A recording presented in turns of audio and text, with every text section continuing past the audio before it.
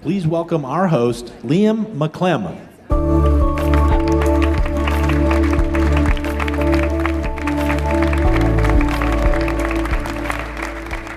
Good afternoon, everybody. Welcome to glorious Sonoma County. Welcome to the inaugural Grounded Summit. Artists, changemakers, politicians, big thinkers, environmentalists, innovators, that's all of you. Thank you so much for being here. Put your hands together one more time for yourselves, for showing up.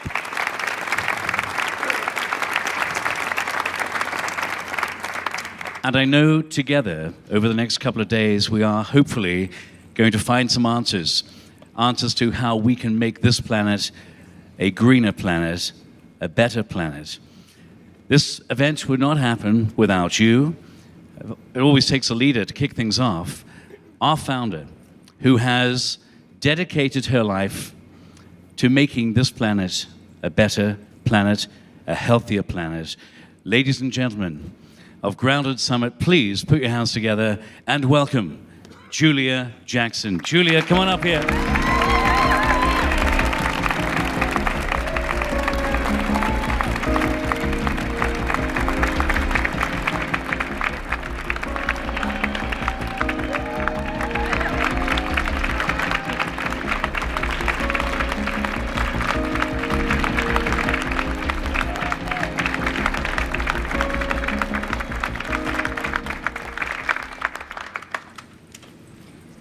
Hello, everyone. Welcome to the inaugural Grounded Summit. I'm Julia Jackson. I'm founder of Grounded. Thank you for gathering here today from across 15 countries. I'm honored by your presence and participation. Visionary inventor and champion of the geodesic dome, Buckminster Fuller said, "I look for what needs to be done. After all, that's how the universe designs itself." Since the genesis of Grounded 10 months ago, we've looked for what needs to be done to address the systemic root of a rapidly changing climate. Our research has led us to the speakers here today. Over the next 2 days, we'll hear from some of the brightest minds who are using their areas of expertise to answer the call of this critical mission. Our highest priority, our home. It's our intention that Grounded will accelerate synergistic solutions. If we're going to be presenting a problem, we must be equally presenting the solutions. You will notice that the Grounded dome is constructed of interconnected lines, making it able to withstand a very heavy load. Climate change is indeed a heavy load. But with courage, creativity, community, we can have a combined effect greater than the sum of our separate parts. Therein lies our power, the power of community. I'd like to thank our sponsors, Bank of America, Jackson Family Wines, Rothy's, RF Bender, Allegro Coffee with the amazing Allegro Coffee bus stationed right outside if anyone needs caffeine, as well as our affiliated partners, the Leonardo DiCaprio Foundation and the Years Project. Thank you so much. The summit would not have been possible without the help of all of you. And you will see many other amazing organizations throughout the event, including the amazing Raina Creek that did all of these wonderful installations. It is now my distinct honor to introduce a man who quite literally needs no introduction. A man who reflects our ethos, who has said, "No more talk, now is the time for action." Please join me in welcoming California's 34th and 39th Governor, Jerry Brown.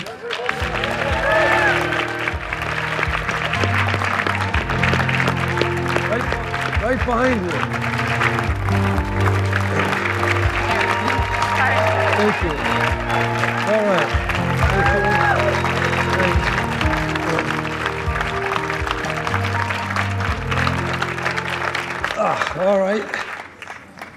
Thank you for that very warm welcome.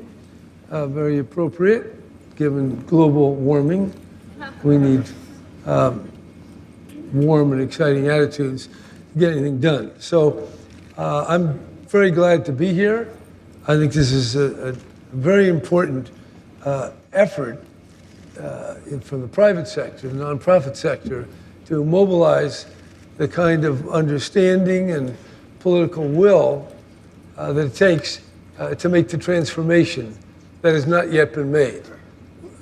We've got a long way to go here. And I'm going to talk to you basically about what I know. And what I know is what I've been doing for many years. Even way back when in 1975, when I first became governor, one of the first things to do was to appoint an Air Resources Board chairperson. And that person worked in my campaign, a friend of mine, Tom Quinn. And then after a couple of years, he appointed Mary Nichols. And Mary Nichols is still the chair of the California Air Resources Board, with some intermission in between. I only say that because there's a lot of understanding that comes from people who've been working at this problem. And our first year there, the Air Resources Board decided to reduce the sulfur emissions significantly that come from automobiles. And Henry Ford II, Jr., whatever it was, he came out here. He was a big player at that time. He was CEO of Ford. He said, "You can't do that. We're not going to be able to sell Fords. This is too expensive. This is terrible." We did it anyway. So I mention that because way back when, in 1975, there was still this conflict between an idea, namely that there was technology that could reduce sulfur emissions that were damaging to health and to plants, to the environment, and we could adopt it by a rule of the California Air Resources Board, and a rule that would have the coercive impact of a law that even the Ford Motor Company, at its peak of power, couldn't stop. So that's kind of a model of where we got to go. And fast forward, we did a lot of things over the years. And this kind of effort, and I'm going to talk about what I learned through the instrumentality of government. There's a lot of other things going on. There's businesses, there's universities, there's nonprofit, there's activist groups. There's, the whole world is faced with this global challenge. And so there are many elements. But one critical element has to be the collective effort embodied in government initiative. And government initiative works by a law, which is backed up by force. Ultimately, that's the way it works. By a regulation, backed up by force, by taxing, taking money away from people based on certain activities, or spending money, investing in research, subsidizing, encouraging, like we do in tax credits for solar installations, for purchasing electric vehicles, and what have you. So maybe this sounds kind of elementary, but I like to come kind of out of the sky of things. Now, I was known as Governor Moonbeam, so I love to be up in the clouds and keep my eyes on the stars, but we're supposed to be grounded. And when you get grounded, you want to know what is the machinery of making emissions, carbon emissions, go down. And so that's what I want to talk a little bit about. And putting this in context, I want to just say from the outset, I don't think, if I just made a general statement, that the world is awake yet about what we're talking about. I was at a meeting, economic forum in Vladivostok, Russia, about 2 years ago. And we had the president of South Korea, Mongolia, and the prime minister of Japan. Mr. Abe, and Mr. Putin. They were all there on the stage, and they were talking about LNG terminals, pipelines, port facilities, a lot of impressive infrastructure investments, and in an entire conversation by four of those great world leaders, not a word about climate change, even though everything they were talking about generates significant carbon emissions. So I'm sure things are a little bit better now, or I hope they would be, but we've got a long way to go. And in the corridors of power, global warming is not one of the basic, it's not what grabs people, most people. The issues, maybe if you're a Republican, the thing you hate most is the tax. So if someone wants to talk taxes, your blood starts boiling. So we got no tax. Okay, that's that issue. Other people are interested in schools and education, and some people are interested in roads. A lot of people are interested in crime and being safe. So there's all these issues. But when you take this global warming, that is so all-encompassing that I would venture to say everybody in this room is very concerned, and you're here. But if you walk a little ways or go a little way toward city halls, boards of supervisors, state capitol, I can tell you, I'm not giving you an opinion. I am reporting empirical facts because I've been in the caucus of the Democratic caucus in the state assembly, state senate, same in the Republican caucus. And yeah, one or two people will say something, but it isn't at the level of the threat. It isn't at the level of the task. Now, having said that's where I think California, we're in the forefront. There is no state doing more to deal with climate change than California. We are way ahead of every other state and all the other countries in the Western Hemisphere, and not all, but most of the countries of the world. But having said that, we are at the beginning of a trek up a Mount Everest of difficulty and challenge. We have such a long way to go. It truly requires a transformation. And the transformation is not just a technical fix, although it is definitely totally very dependent on technology and innovation and research and development. Yes, and analysis, careful, analytical efforts and cost benefits of this and that. But on top of all that, there has to be an attitudinal shift. A few decades ago, there was a term, paradigm shift. There's a lot of talk about paradigm shift.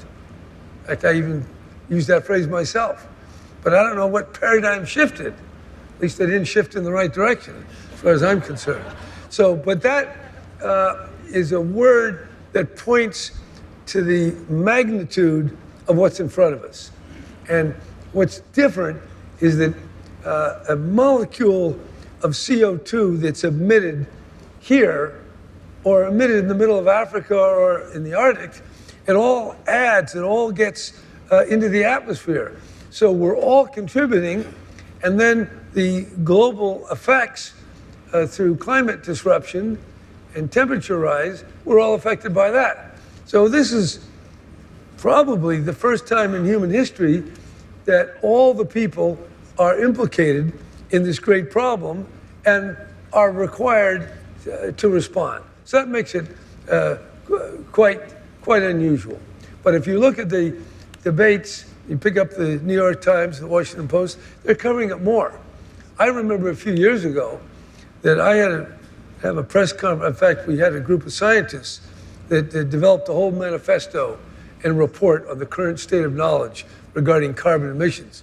And we had a report down at the Ames Center there down the peninsula where NASA has an office. So we had this bunch of scientists standing around me. I thought I needed a lot of credibility. So these are serious scientists. We had a few reporters.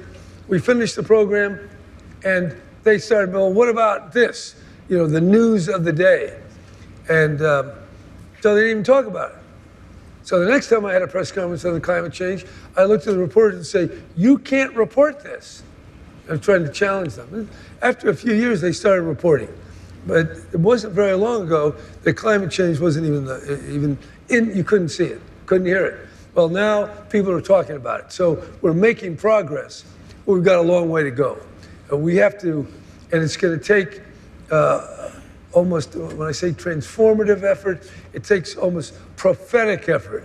And when I think of prophetic effort, I think of different tradition, Zen practice, which I did in Japan for 6 months. And 3 elements they talked about if you were going to move down the path of some enlightenment. One is great doubt. You have to have great doubt. And you need great faith. And you need great commitment. And as I think about what we need to do in respect to climate change, you need doubt so you're looking skeptically and with fresh eyes on what's going on. I mean, is it really the way we think it is? Doubt creates tension. And then in the face of insufficient evidence, you still have to have the courage and the faith to proceed, to take action. Because by the time we know everything, it'll be too late. So we have to act on what we know today, and it isn't all the evidence that some people require. And the third, of course, is commitment. There has to actually be an embodied effort and action. Now, I want to just run by quickly what California has done, because I think it's illustrative of what has to be done everywhere. And what it is what has to be, we have to do even more of it. First, our vehicles. We have over 30 million vehicles a year traveling, I think it's 450, yeah, it's, a few hundred million here, 450 billion miles a year. It's huge. And we're using 18 billion gallons of gasoline and diesel, 18 billion total fossil fuel. So we got to cut that down. And it's not going down, by the way, it's going up. We have 450,000 electric cars, more than any place else, getting more electric buses. And the technology is there. We can see it. And the price of batteries coming down. But you need government policies. You got to subsidize. You got to have chargers. You have to put preferential parking, HOV lanes. A lot of things to do. California is down that road more than anybody, but we got to crank up. We need at least 5 million electric cars by 2030. That's our goal. And, we're taking some steps, and we need research, technology, but we also need a lot of government policies to make it happen. Second thing, we need efficiency. California led the way in building efficiency standards and also appliance standards. We did that during my first term as governor to require appliances, refrigerators, stoves, washing machines to reach a certain efficiency standard. Then, Ronald Reagan, when he was president, he issued a federal preemptive standard that displaced the California standard. And you know what the standard was? It was no standard. So the federal government imposed a no standard and displaced ours. Ultimately, over time, we were allowed to have our standard. But tight appliance standards and building standards, efficiency. May sound mundane, but it's tremendously complicated. It's expensive, and the laws on buildings, the rules were simple, pretty small, very thin, the building code. Now you look at the building code, it's gigantic, many volumes, and that's part of the complexity. This is not just talk, rhetoric, simple. You really got to know, and to know you have to have rules, you have to do research, you have to have expert knowledge, and that's what we're doing. So those are the two things. Then on top of that, that's two things. Third thing, California has a low carbon fuel standard. That standard says that by 2030, you have to have 10% of your fossil fuel, not fossil fuel. It has to be zero, and that's what we call a low carbon fuel standard. Nobody else in the country has, well, Oregon has a minor version of it. Washington tried to do it, the oil companies killed it. They want to kill it in California. The reason why they want to kill it, the low carbon fuel standard, which I won't explain to you, but everybody knows it's a clearly technically defined idea, that costs about $110 a ton for carbon emissions. So when you emit a certain amount of carbon, you got to pay $100 a ton. That's big, and that's why the oil companies don't like it. And by the way, you pay it not to the government, but you have to buy credits from your competitors. People who make electric cars, people who make biodiesel, or whatever. So it's a transfer of money from the fossil fuel industry to the emerging biofuel, low or no carbon industry. Really important, powerful.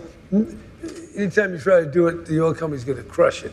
So we need not just government, we need popular support that will enable the government to do the right thing. We also have a cap and trade system. That's again controversial, both on the left and the right, but that imposes a cost of about $13 a ton, and that money goes into the state government.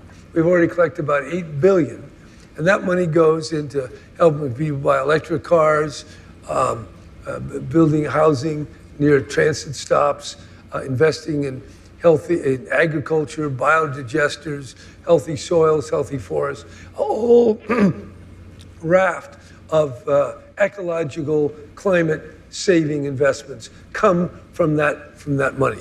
And so that's the cap and trade. And that was recently renewed, and some people don't like it, but it's about 20% of the California strategy to get to zero carbon. We want to get to, our goal is to get there by 2045. And not easy to get there, by the way. One way we can help is if we reduce the pollutants like methane, chlorofluorocarbons, and soot, or black carbon. Those super pollutants, they generate 50, 100 times more CO2, more greenhouse gases than the normal than CO2 does. They're greenhouse gas equivalents. So you bring them down, and you get a few more years to get to zero carbon. By the way, when you think of zero carbon, if you read the oil company reports, British Petroleum, Exxon, they're predicting well over 100 billion. They're predicting now it's somewhere at 94 million barrels of oil consumed a day. It's about what we're doing today. So from the oil company perspective, and also the IEA, the International Energy Administration, it's about the same thing. No matter what we do, they're predicting that in 2040, we'll be selling about the same amount of oil and gas that we're doing today. So we got to make that not happen. Then we have the portfolio standard for electricity. In California, we're now about 33% electric. We'll get to that 100%. We'll get there, and we'll get to 60% by 2030. That's a big leap. And back just a few years ago, utility executives, PG&E, Southern California Edison, said, we cannot get to 20% renewable by 2020. Well, they're way beyond that now. So technology often can help us out. And then finally, we have something called the Under 2 Coalition, keeping the climate under 2.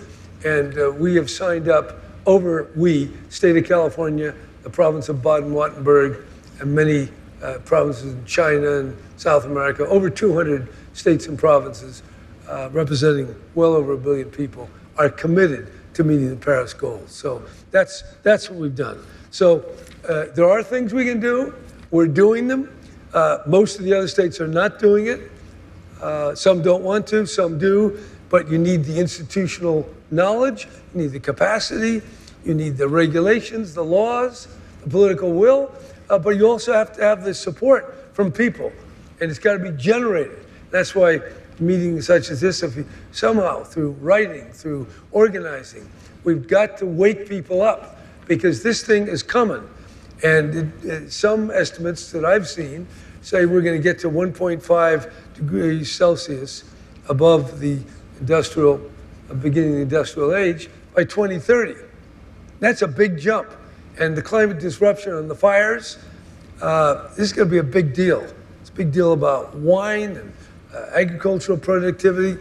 That's just the fires. And then the smoke and what all that does.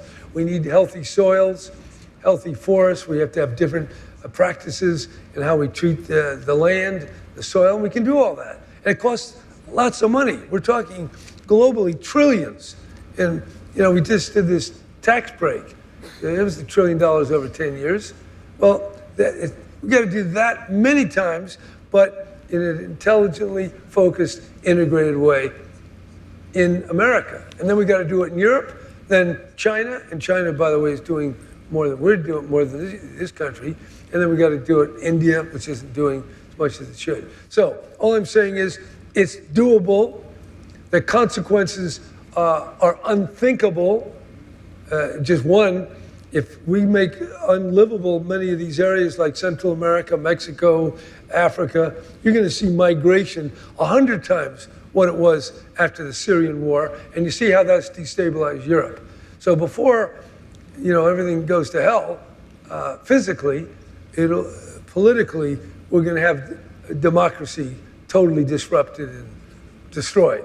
So we should be motivated, and we know we have the capacity, the technology, the innovation. We got to put the money. We got to create the political will, and that's up to you. No one person can do this. No one state, no one country. It's all the people in all of the world doing what we have to do for the first time in human history, that humanity has a unifying challenge and a unifying theme. Thank you.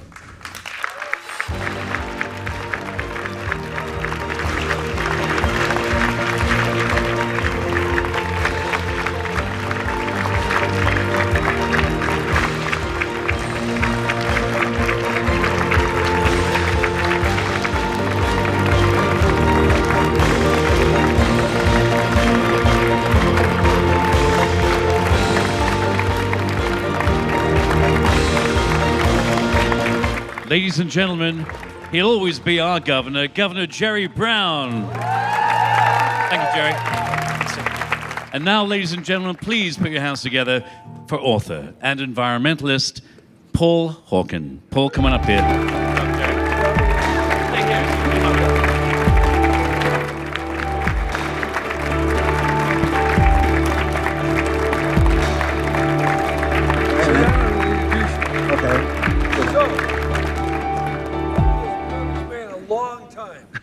Before you even heard of him.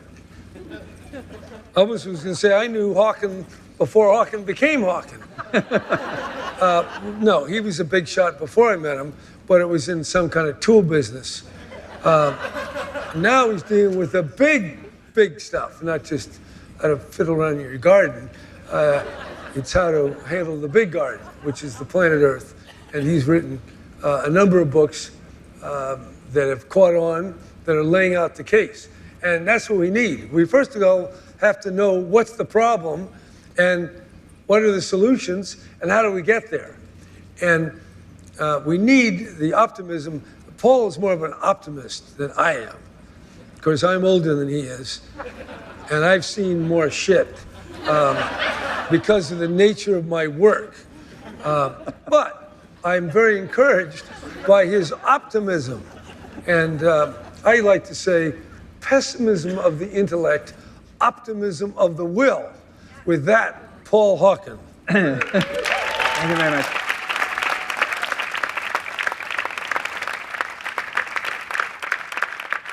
I wish I had had a Jesuit education that this gentleman had, because that has made him just an extraordinary leader and governor and politician. And in 1977, he created with Sim Vanderven and Peter Calthorpe the Bateson Building in Sacramento. It was the design then, it was the first commercial building in the world that was designed to reduce emissions by 75%. And it was used passive cooling and so forth. So this is what this guy was doing in 1977. So he's been on the case for a long time. I just want to acknowledge that. I'm going to give a 45-minute speech in 20 minutes. So hang on.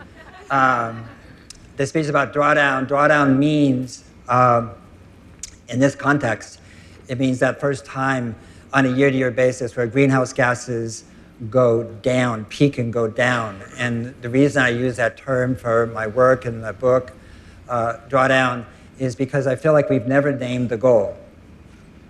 The goal is not stabilization. The goal is not reducing the amount of carbon. The goal is not mitigation. Those are really wimpy goals. The only goal that makes sense is to bring it back home, bring the carbon back home and stop putting it up there in the first place. Otherwise, we have climatic, catastrophic life ahead of us, as the governor said. So Drawdown, here's the good news right here. It's the bad news. This is a very succinct explanation of what's going on. This is CO2 levels for the past several 100,000 years. And that dotted line is 300 ppm. It never exceeded that until 1950. And then it went up over that. And it is said that it's 412 ppm right now. There's 412 ppm as opposed to 280 in the pre-industrial level age. And so, but this is the actual ppm level today because it includes the other greenhouse gases, methane, CO2, CFCs, nitrous oxide. So we're at 494, the highest it's been in 20 million years. So we're on Terra Nova. In other words, we don't know. This is a mysterious planet we're living on now that nobody has really inhabited it before because it's never been this way. Luckily, there's a lag time, but it's for real. That is how long it takes the rise in greenhouse gases to have effect. And how does it work? Global warming is very simple. We get warmer. Second, what happens? The circulation models change. There's circulation of air, west to east, on both below and above the equator, and they change. And it's sort of like the difference between, say, having a jump rope, empty ropes of mist, and you're there doing the jump rope, and then taking a rope like this and whipsawing it. And that's what's happening now, and that's why you see the Midwest cyclone, which you saw in Mozambique the last few days, the fires in California, et cetera. And that is not going to be linear. That is to say, the increase in greenhouse gases in the atmosphere, the weather does not follow it in a linear pattern. It's a very different system, a climatic system. So this is basically 26 seconds of talking about global warming is here.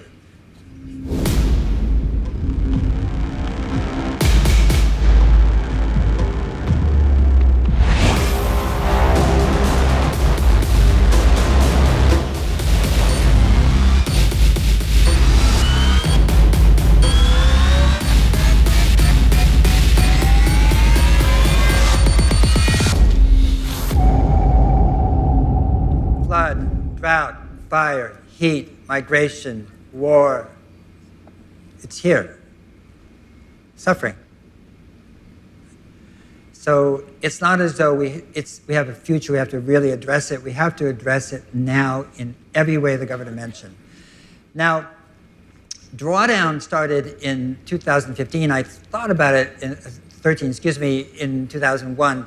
And basically what I looked at is what the governor referred to is that the communication about climate doesn't take. That is, most people in the world are completely disengaged about this subject, whether they're prime ministers or whether they're a peasant or anything in between. Why is that? Why is the gravest crisis civilization has ever faced, why is it sort of like this for most people? 99% of the people in the world are clueless and don't care about it. How do we do that? And one of the ways we did it is, with all due respect, is talking about 2C and 1.5C and future existential threat. And I'm telling you, go to San Francisco, any place where you live, go to the person on the street and say, what do you think about 2C in 2050? And see how long it takes to find somebody who says, I'm concerned about it. No one's concerned about a future existential threat because our brains aren't wired that way. That's not what human beings do. They are concerned about current existential threat.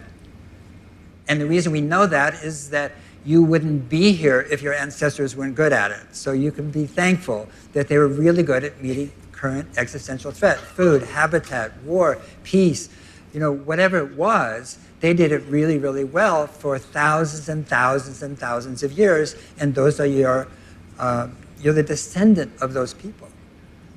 But nobody went around then or now to say, oh, well, in 2050, this is going to happen. The science is impeccable, but the communication is disastrous. So you have to respect the science. So what we did at Project Drawdown is we accumulated scientists from around the world, really scholars from 60 universities, 21 countries, 6 continents, and we wanted to map, measure, and model the 100 most impactful solutions to reversing global warming. And why do we want to do that? Because it has never been done before. This has been in the public sphere for 45 years. I mean, and no one ever measured the top solutions. Not top 20, top 30, 50, you name it. Go find it. It's not there. It's so anthropologically, it's so fascinating that we never did it. And we didn't have any money, so we did it the old-fashioned way, which is like Tom's story. We got volunteers from all over the world. Half PhDs, almost half women, almost every major religion, some other ones as well. And we came together and we did exactly that. And we published it in a book called Drawdown, the most comprehensive plan ever proposed to reverse global warming. And what you're going to see right now quickly is some of the solutions, because what you normally hear, and it's right in terms of emissions, is clean energy, wind, solar, EVs, transport, that we have to reduce our carbon emissions from the combustion of fossil fuels. No question about that. It comprises 64 to 75% of the emissions on a daily basis. So they're crucial solutions. But the thing is, the way you start something isn't necessarily the way you go out. The solutions you would think would be solar, wind, EVs, etc. And we did this modeling in a way that prohibited bias and peer-reviewed science only. You'll see the economic impact as well. That's from the IEA, that's from the IPCC, the World Bank, Bloomberg Energy. And then we had outside expert scientific reviewers reviewing the model and the data. So what you're seeing here is not what our NGO did and what we know. What you're seeing now is what we are doing, because we only modeled solutions that are well in hand, that are scaling. We know how to do it. It's W.W. Granger. It isn't rocket science. It isn't technology in the future. It's what we are doing right now. So what Drawdown is, and what you'll see, is us holding a mirror up to the world and saying, this is what you know, and this is what you're doing. And if it scales, continues in a rigorous way, we can reverse global warming before or by 2050. And it's not the news we get. What the news we get is despair and hopelessness and, threat and fear and doom and gloom. And when we did the book, we used none of that, because what we feel is that we respect the science. Let's talk about the solutions. So we want to know where we stood. So these are just solutions. I'm just going to go through them quickly. We don't have a lot of time. Indigenous people's land management. Wind is the number 2 solution. Look at the savings by 2050, $7.4 trillion. It has doubled since then because of the learning rate on wind turbines. It's over $15 trillion now that we would save if we went to wind energy as opposed to coal or gas. Right now in Colorado, you can take an operating coal-fired power plant, tear it down, demolish it, replace it with wind turbines, and that company will save money. We've reached an amazing point in terms of the learning rate and the cost of renewable energy. This is afforestation, putting trees where they haven't been before. This is Japan all over. This is high-speed rail. This is modified rice. In other words, there's 2 ways to change your rice cultivation to reduce methane emissions. This is wind turbines offshore. We had to model them differently. The economics are very, very different. Here's another area where the price is crashing. This is women smallholders. Why is this here? Again, we didn't say, well, we want to have it to look this way. We just mapped, measured, and modeled, and this is what came out. And the fact is, women, smallholders produce 75 to 80% of the world's food. It isn't big ag, I gotta tell you. That's what they have you believe. But big ag doesn't feed the world. It produces big pharma, which is heart attack, disease, stroke, sugar, etc., and CAFOs, etc. Smallholders feed the world, and 40% of them are women. And if they get the same tools, techniques, and support that men get, they outperform men by a mile. They produce much more food. And if we give that support to women, then it's 200 million acres of forest that will be intact because they're not going to be taken down to feed the world. So, walkable cities. This is Buenos Aires, the hometown of my wife. This is rooftop solar. Again, we're trying to change the way we look at these solutions, not like a garage in Atlanta, with a 10 kilowatt array of solar panels, with a 3-car garage, but solar. This is an older woman in Lake Titicaca, and she's smiling not because of the impact on the atmosphere, but because she no longer uses kerosene in her straw hut on her straw island, so her girls can study at night. Really, we have to understand that these technologies, these things, really impact us in a very different way than we just think about. This is bike infrastructure. You change infrastructure, people go on bikes. You don't change it, bikes are dangerous.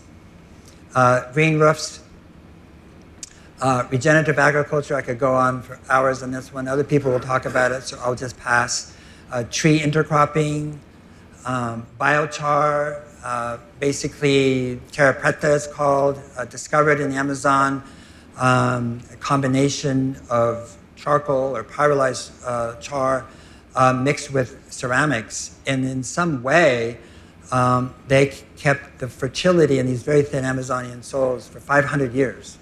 And now it's being used. It's an amazing additive to soil. Tropical tree, staple crops.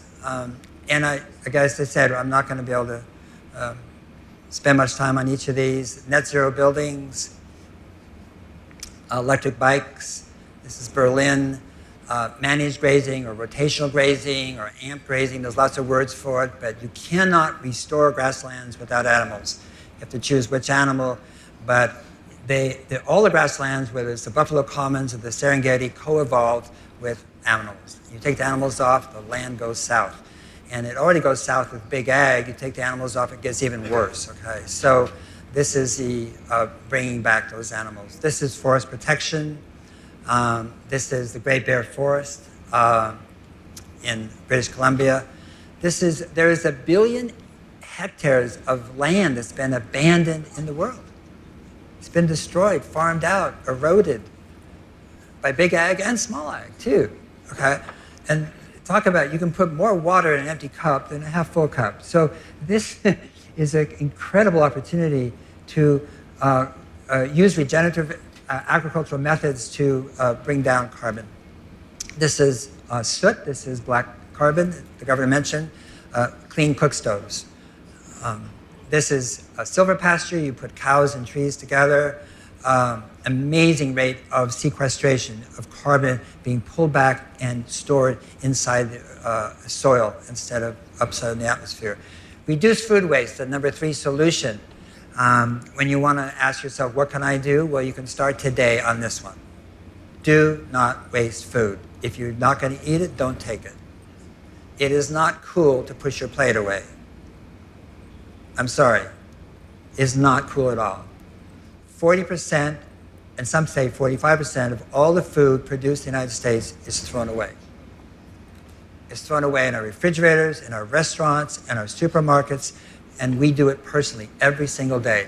And you're going to eat today, so you can watch each other. And seriously. And what's so great about this solution is that if you do it at every meal, it's an awareness you have every day. You're like, okay, I'm aware of my relationship to the earth, to the environment, really, when you think about food, there's a farmer growing seeds, right? He's plowing this, he's doing that, whatever he's growing. Okay, and he's got tractors, diesel tractors, and then he's combining, harvesting the seeds. He's taking them to, someplace they're cleaned. Those seeds are bagged. Those are sold to go back to some farmer somewhere. He or she then is doing the same thing, putting in fertilizer. They're using diesel tractors. They're, cultivating. So they're putting glyphosate on their soil and going to get sued soon for doing that, but nevertheless putting glyphosate in the soil, and then they're harvesting it, and then trucks come, and they put it in the trucks, and they take it to mills, and then they're cleaned, and then that stuff is sent to a processor. That processor grinds it, does something with it, makes a food-like substance, sends it to basically a food company, makes it, puts it in a plastic bag, and then they truck it to a distributor. That distributor goes to the supermarket. You go there, you drive there, you buy it, you go home, and you throw it away. That's what's happening.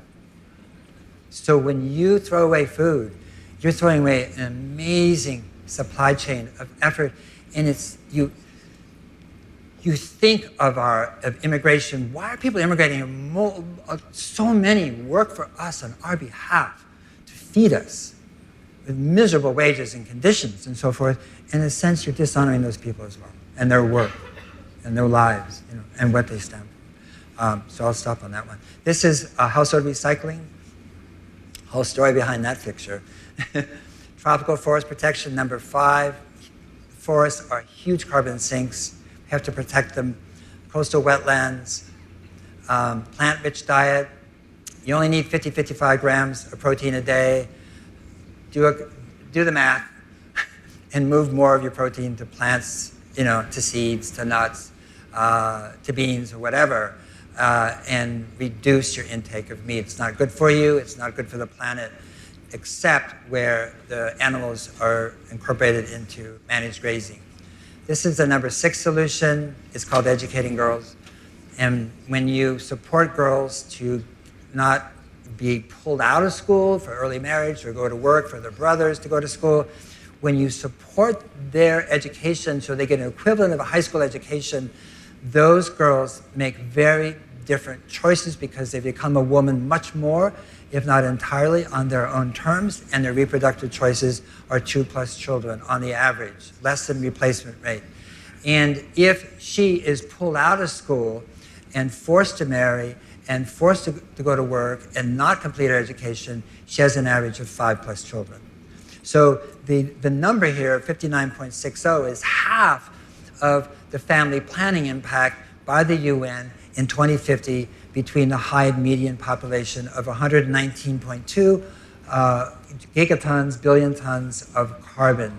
And so this is a pathway to family planning, and family planning is the other half of this, 59.6 billion tons. We just split it in the middle. How can you separate? But again, who knew? Solar, wind, and Elon Musk? Yeah, well, wait a minute. What about women? What about girls? What about education? And it's very interesting because demographers have just came out, I'm running out of time, just with the report that said, the UN has got the population stuff wrong because women are not just girls like at that point when they're 12 or 13 and pre-adolescent. It's not just then. Women all over the world are going back to school, are educating themselves, and they're seeing the numbers, and the UN doesn't take this into consideration.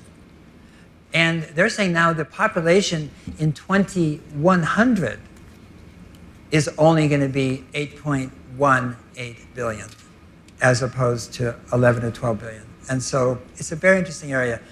Future solutions, these are coming attractions. This company is a fusion company. You may think it will never happen. They've actually done hot enough, long enough, just 2 months ago. They're building the first reactor. They, in the process, created capacitors, capacitor technology or battery technology that will improve the efficiency of every EV, solar inverter, storage system in the world by 25%. Tri-Alpha Energy, they're in Irvine, they're here in California. They're a great, great company. Building with wood, there's 80 and 90-story buildings being permitted now. They're to go up, built entirely of wood, no steel, no concrete. Concrete and steel together are 11% of global emissions of CO2. Wood sequesters it. You grow it, afforestation, sequesters carbon, you cut it, You laminate it, CLTs, and you make buildings that can go up 90 stories, 100 stories. And that's coming too. This is cities like Forest. This is Stefano Boeri and the work that's going on mostly in China. And basically, you look at a plot of land and you put a building there where the ecosystem services from that building are 5, 6, 7 times greater than what was happening on the land before you built the building in terms of water, in terms of oxygen production, sequestration, pollinators, etc. This is happening. They're measuring it. They're using tools. They're doing it, and doing it in China and Singapore. And this last one was a discovery by accident, which is of a algae that when fed to cows reduces enteric emissions by 70%. It reduces methane emissions by 70%. It's called Asparagopsis taxiformis. Only in a 1 to 2% amount it does that. These are the top 20 solutions. 8 are food-based. Again, who knew? We didn't, certainly at Drawdown, by the way. I'm not going to say that. I'm not saying that like we did, you didn't know. We certainly didn't know. We were surprised. And you can see it in a tree map. Why is transport so low on the right? Exactly because of what the governor said. In other words, it's the International Energy Agency, and their projections in 2050 is there's 2 billion cars instead of 1 billion. So everything we did was based on external business as usual scenarios, and so that's why it's there. This is what it looks like in a pie chart. There is no, it's not like there's, people say, well, what's the most important solutions? They're all important. What's the most important part of your body? It's all important.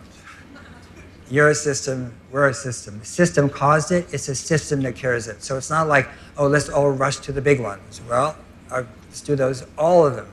But like I say, it isn't, we have to stop thinking like there's a lever somewhere that we can push, you know. There's the book.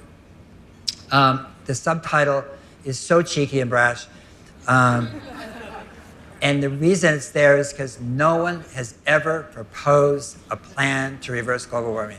So I could have said the most literate, the most fascinatingly written plan, the most... It would have been true, and it shouldn't be. It shouldn't be true. There should have been a lot more plans before now. This is the last slide. The book is taught from 4th grade to MIT graduate school. It's in 12 languages. It's used by heads of state, not ours, but others.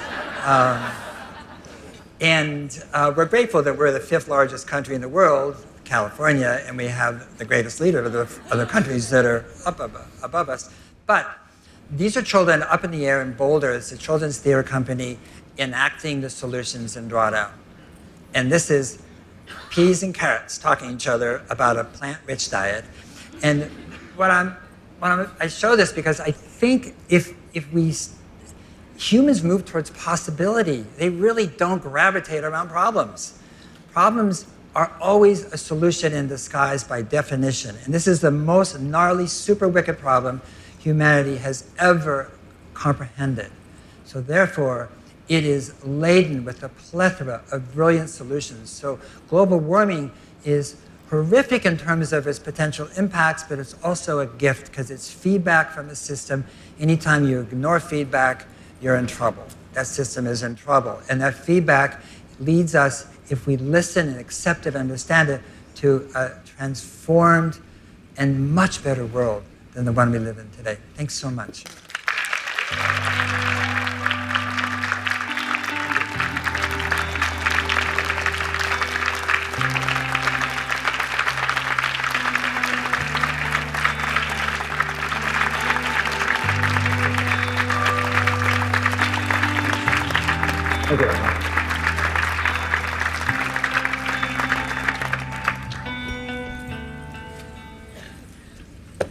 So I'm going to ask you both a series of questions, and it's an honor to be up here with both of you.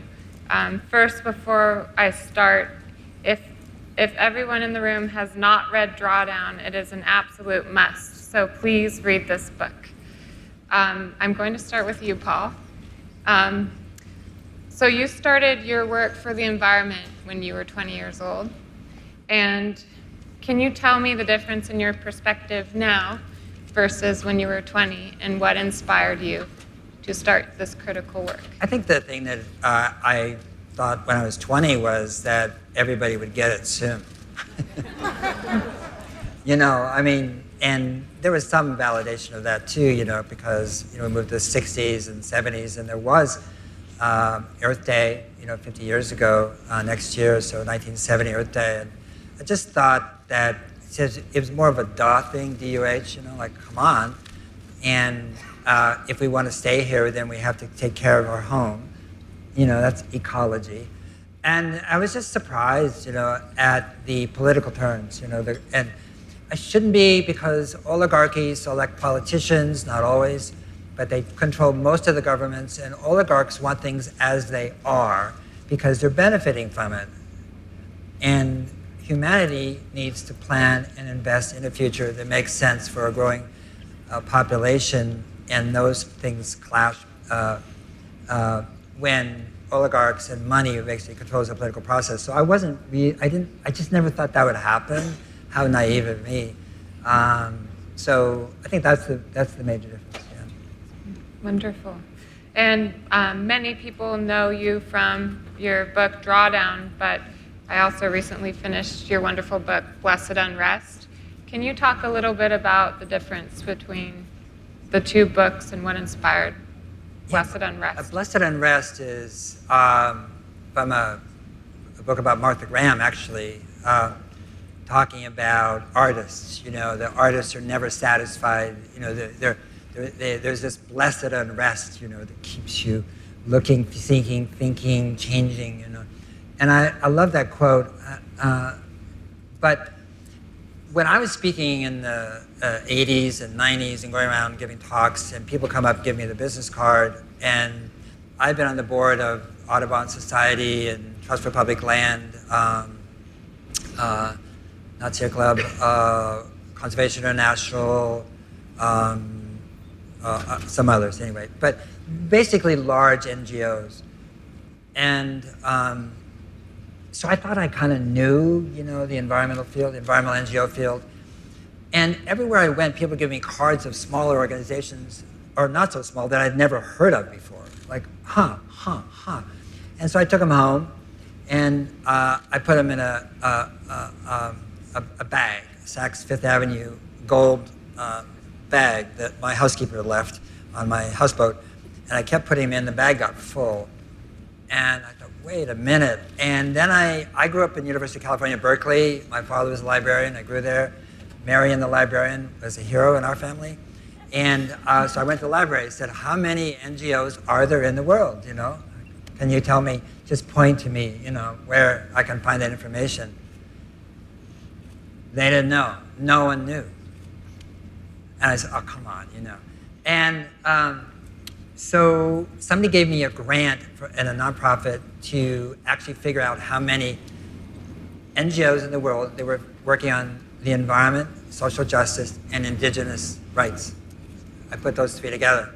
That's who was talking to me. And we got to 1 million and stopped counting.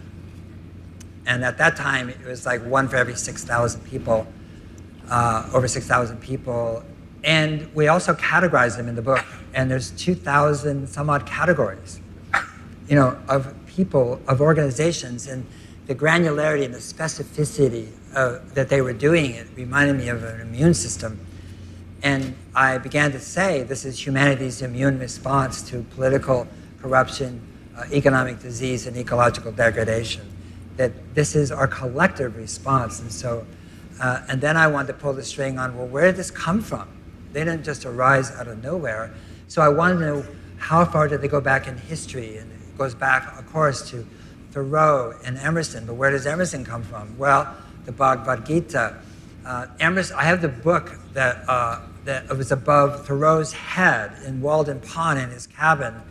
It was called the Manual on Buddhism, the first English language book on Buddhism with his margin notes in it. And I almost did a whole chapter on that, but I decided not to. But the point being is that you go back further and further, and you find that there is this lineage, intellectual, spiritual lineage in humanity about our relationship to each other and the earth that seems to have been arising and is arising. Wonderful. One of the solutions that I would love for you to elaborate on is the combination of educating girls and family planning, which proposes a 120 gigaton reduction by 2050 if implemented. Can you explain how empowering women is a critical solution and how you stumbled upon it?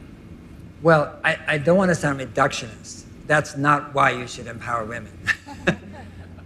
There's 1,000 reasons to empower women, and what we're saying is, by the way, it has an enormous impact in terms of the atmosphere and climate. So I think it's important to sequence it that way.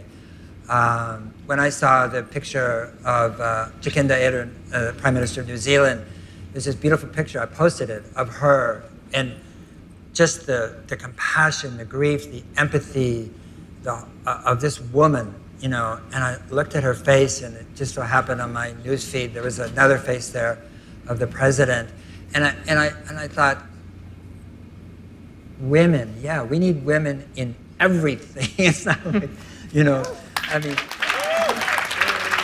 yeah, I mean,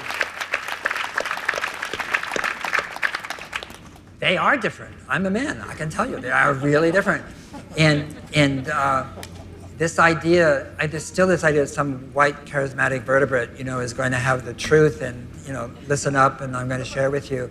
And that's why it was really important to do Drawdown as a collaborative, you know, so it wasn't a person saying, I know you don't, let me share, you know.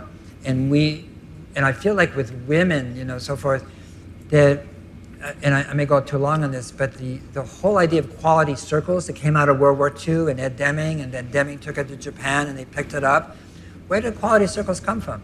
It came from munitions factory in World War II. And Deming was observing the munitions factories. Well, men had gone to war, so the factories needed other workers. They brought in women. They kept them segregated. The men were making munitions. The women were making munitions. And the women had a much, much lower defect rate than the men. I said, well, why? They are newbies. They didn't know how to do it. The men are pros, and yet they were doing much better. And the reason was very simple. Every day, twice a day, they would get together at coffee break and say, hey, Mabel, I noticed this. They would meet as a community. No hierarchy. It wasn't top down, top bottom. They'd meet together as a group and talk about what they were learning, what they did, and so forth. That's where quality circles came from. And so to me, what we need is a complete, universal, global quality circle of women.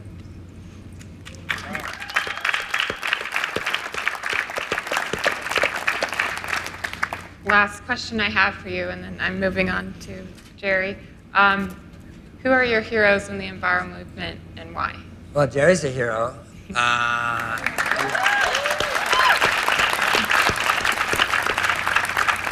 He really is. I mean, you know, I've watched him. I've been in Sacramento during his first 2 terms. Watched him govern.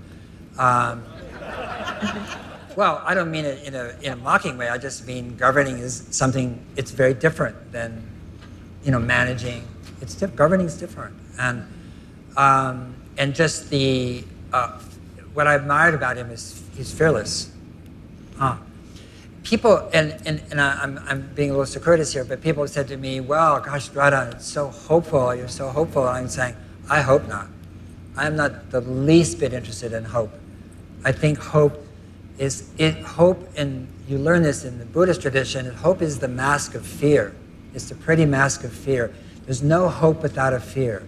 And what we need to be right now is fearless, absolutely fearless. Like, you know, hope, forget about it. Let's just get it done, as he said. Let's get shit done. We know what to do. We know how to do it. And we have to figure out how to do more of it. So that's when my new heroine is Greta Thunberg. Come on. I mean, why did it take a 14, 15, now 16-year-old girl in Sweden, you know, to just tell the truth? Boom, truth. Sure. Why aren't you in school? Because I don't want to study about a world that's not going to be here. Next question. I mean, so, oh my God, this woman is brilliant channeling, you know, whatever. It's just like truth, truth, truth, truth. And so, I really admire Wendell Berry a lot, you know, and What Are People For, one of his books, and another one is about reinhabitation, you know, and so forth, which I'm going to turn to you on that one. Mm. Wonderful. Yeah. Thank you, Paul.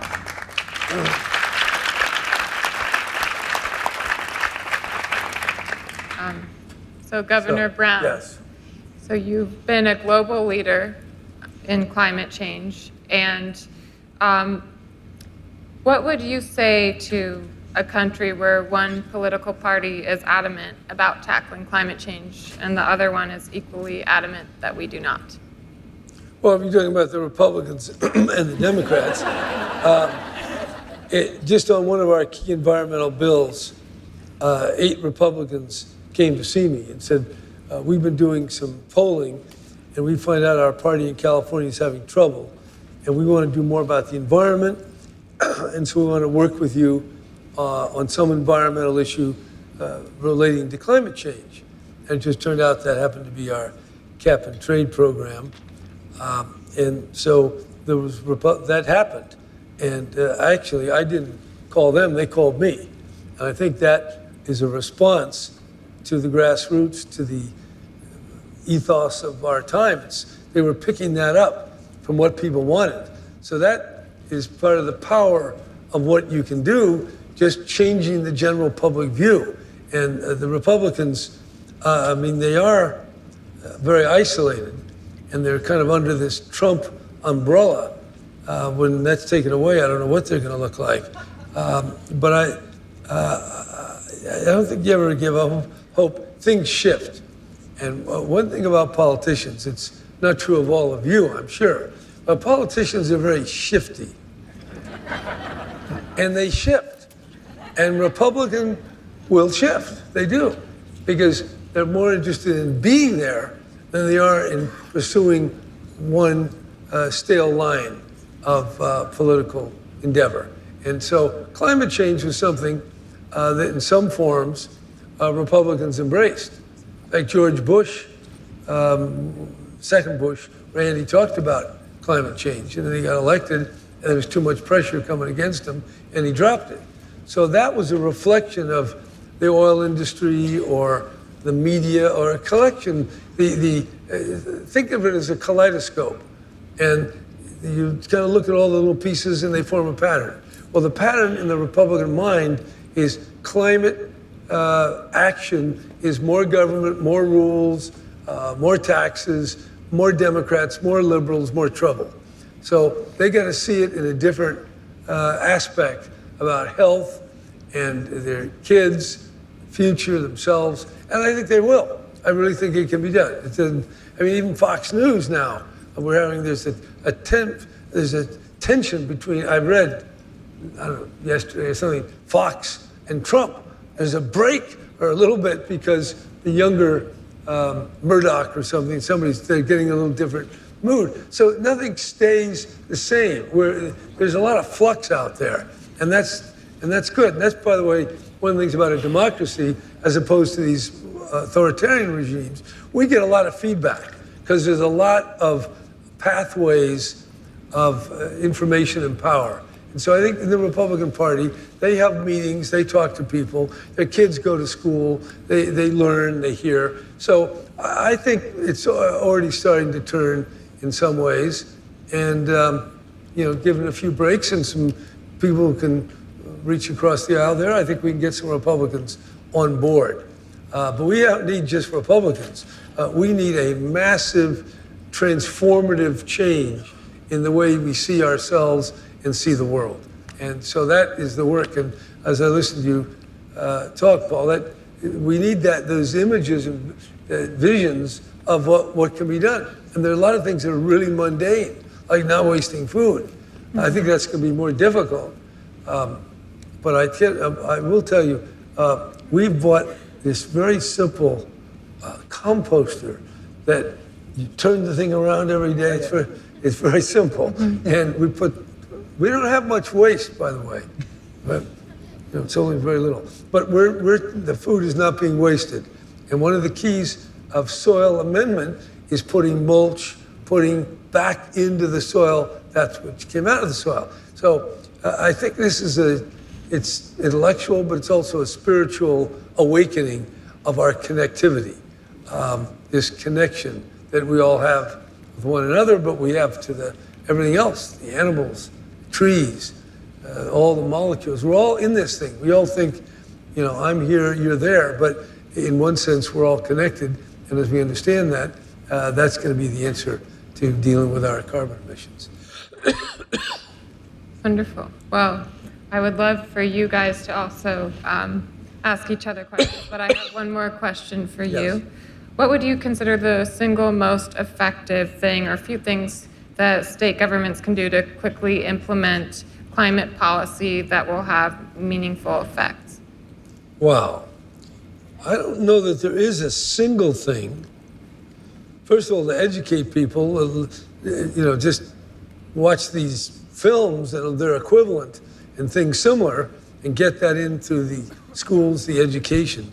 But I mean, we do have a hard reality that we're living in a carbon-based world, and we got to reduce that. And we have to also protect our soils and absorb and sequester and store and do all that through the plants and the soils and the forests, all the rest. So I'm not quite sure what it is I can tell. I know, Paul, you're saying that cars and all that it's not the only thing. But in California, at least 40% of our emissions comes from cars. And now that I've moved out onto my ranch where my grandmother was born, up there in the middle of nowhere, I won't even tell you where because you don't know where it is. And I don't want you to know where it is. But in any event, when I come down to the city and I get on I-5 and then I go on I-80 and you just see all these cars, where the hell are they going? And back and forth on both sides, they're all running around. And that's very much connected to our gross domestic product. The economy depends on people driving around and buying, what I always like to say, buying what they don't need with money they don't have. But so I think the state, they're doing that, by the way, when they make these bike lanes, which are a pain in the neck if you're in a car, but they're forcing us to get to reacquaint ourselves with our feet. Because the trouble with transportation is it fosters the disuse of feet. And we have to recapture our capacity. And there used to be, people just used to walk a lot. People went on pilgrimage for, 1,000 years. So it might have been nice if we'd all walked here. No. But in 5 years, maybe we'll do that. We could bike here, or something like that. So the state can do a lot of things. I'm not going to say there's one thing. We're doing a lot of things. And I don't think there's one thing about anything. There's no one thing, because life is everything. We don't have one thing. We have 2 hands, we have 2 eyes, 2 ears, got a lot of organs and cells. So we got to have it all, but we do need a vision. And the vision is a humanity that is all together dealing with the big problem to humanity. Great. So we're going to extend this for another 5 minutes. All right. Thank you for your service to California. And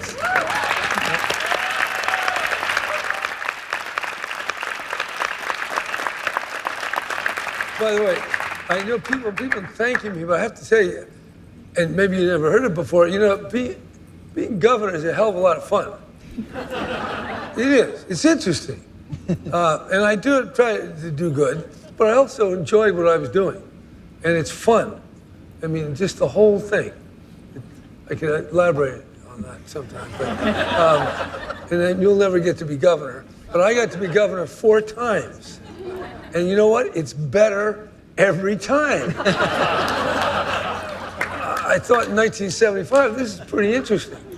But by 2018, well, now we're really cruising. But enough is enough already. But anyway, I'm glad to be part of it, and I'm standing on the shoulders of a lot of other people. I like to point this out. We are a climate leader, but Schwarzenegger passed the first climate bill, and he did. I know if you're a Democrat, you have a lot of problems with Arnold, but Arnold had some big thoughts. But he did that. And if you go backwards in time, they cleaned the Air Resources Board, which is this powerful institution, has more climate engineers and scientists than the Environmental Protection Agency in Washington. It's a remarkable agency. And that thing got started. And I think when you said the solution is already, or the problem is also the solution or something in disguise, the problem of smog in LA led to the creation of this Air Resources Board, and it was done when Ronald Reagan was governor and Nixon was president, and they created this Clean Air Act. And they said, you, California, you get to have your own special rules about how you want to make the air clean, and because of that unique rule that only California had, we could have different vehicle emission standards, which allowed California to have very much more aggressive vehicle emission standards, zero emission requirements, and we did that under Democrat and Republican, and because of that, we drove the national standard that Obama finally embraced, and now Trump is trying to unwind. But I just make that history. You don't get it done with one person. You don't get it done in 1 year. We do stand on the shoulders of all the people that come after us, and here we are. And thank you for being here, and thank you for thanking me for my service.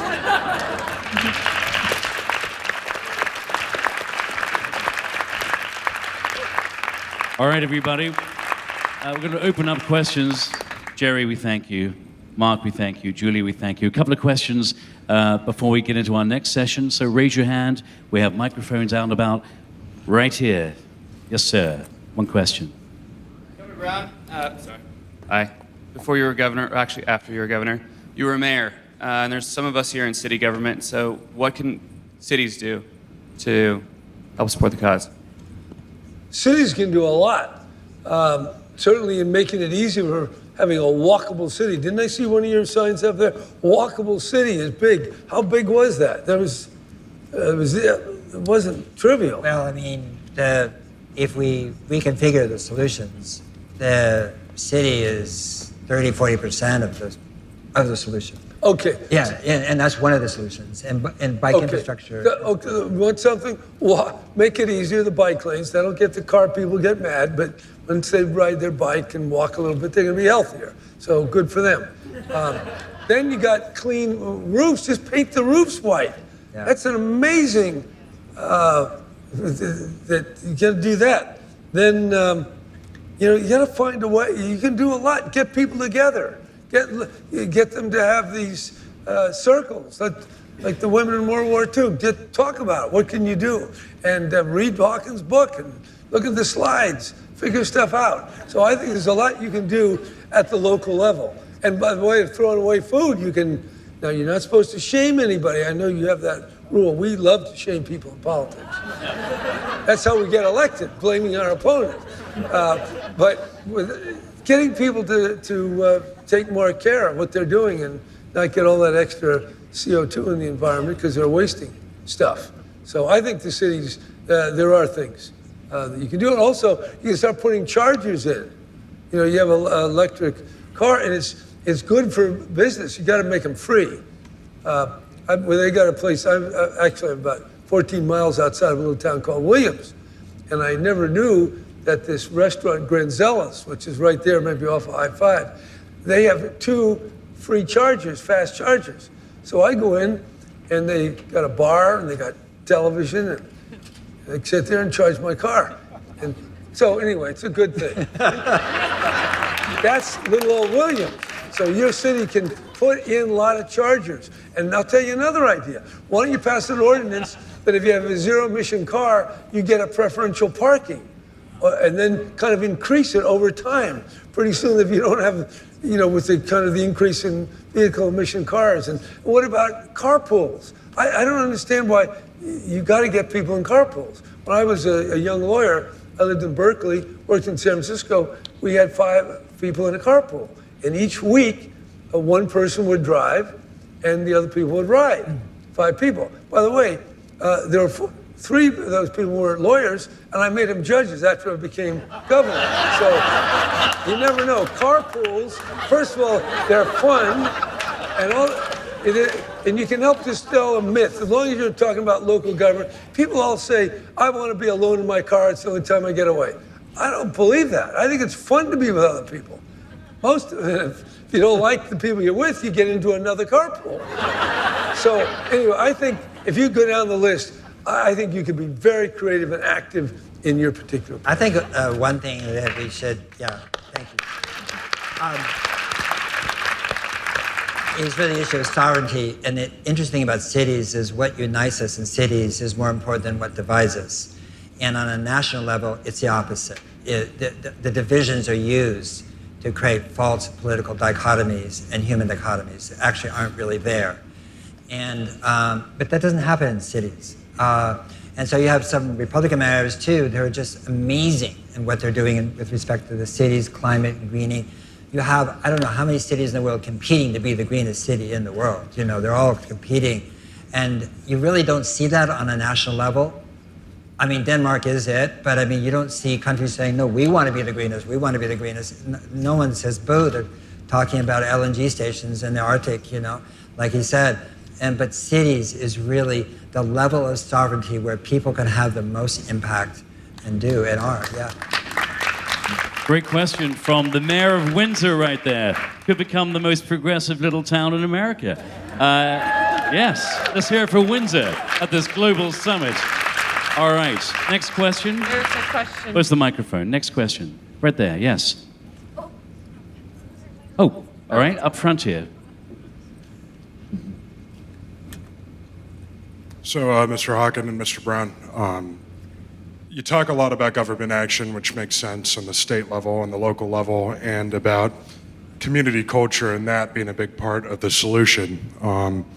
As a capitalist, as somebody with industry, in this case, a wine industry behind what we do, what role does industry play in the narrative, and how can we, in a commercial environment, in a capitalistic society, have an authentic conversation about climate change in a way where we can make a difference as well? Well, first of all, what you're seeing is that corporations are realizing that they need a social license. And with the generational change, you know, people do change, people die, which is a really great thing. And you know, that's how paradigms change, by the way. They don't shift, they die, and then a new one is there. And so what you're seeing is a really rapid change on a corporate level in terms of their awareness and their activity. I'm writing a speech for one of the 3 largest companies in the world, and they're committing to drawdown. That's their commitment. A $20 billion real estate company just said, can we rename our sustainability efforts drawdown, because that's what we want to do. I gave a speech there and so forth. You're seeing the RE100, you're seeing corporations increase their impact to 100% renewable energy, RE100. So on the corporate level, the only area where they really stumble and fall is consumption, which is they're still trying to make us consume more. And whether they think they are or not, they are.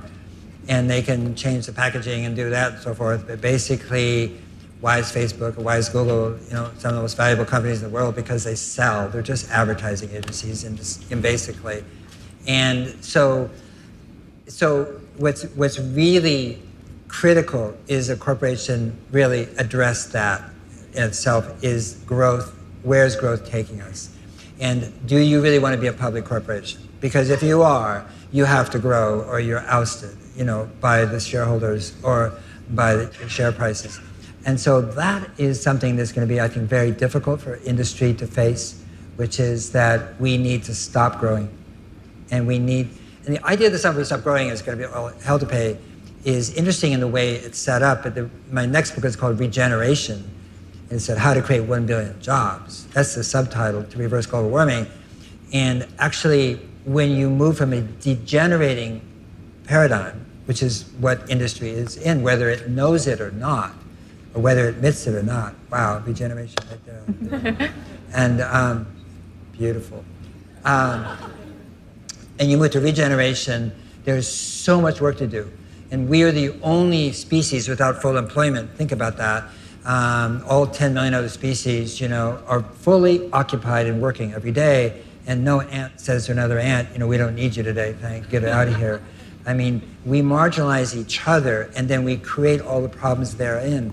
And that also is coming from a growing consumptive economy and so forth. So when we reverse it and we go to regeneration, we can actually create a more prosperous world where everybody's employed and there's more jobs than people instead of more people than jobs. And at the same time, we can actually ratchet down our material consumption of energy, of material, of all the things that actually produce the products that we can't afford and don't need. Yeah.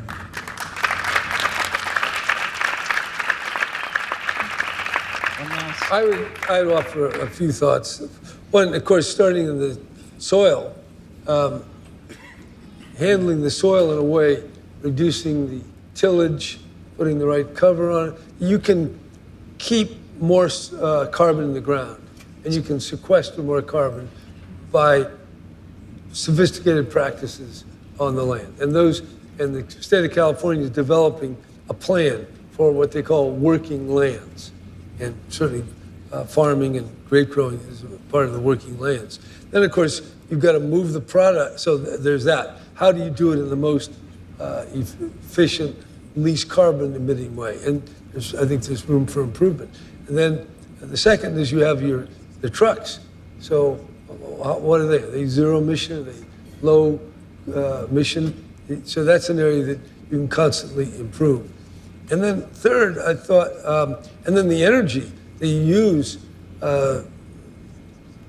whatever the energy, electricity, steam needs, whatever that is, that's another source of transformation that you can do over time and have a plan. And another one is, one of these things, when you get these cans of soda or sparkling water, you pay a 5-cent deposit. But the wine industry has exempted itself. So the wine bottles you never want to save. And I'm old enough to remember when we'd buy a Coke, it was 2 cents for the little Coke bottle, 5 cents for the big, and you had to bring it back. And they washed them and they used them again. Now, somehow that didn't work. It might work again. It might even come back. Maybe you could even imagine the idea of a usable wine bottle, so you don't just to go into the waste, into the landfill or something. I think that whole, not just of this Kendall Jackson, but what about in the wine industry, what moves could be made? So study it, talk about it, and I think there's some efficiency that you could make there. So I think there's a lot of ways. And then there's what you can do, and then there's what your peers can do. And I think there's a whole process there that I think there's a lot of room for making a lot of creative changes. I think from what I read, you're already doing a lot of that. So you're already in the forefront. So just take it up to the next level and keep going. So I think that there is a lot. And you can look at our part of our cap and trade. Maybe there's some money you can get out of the state.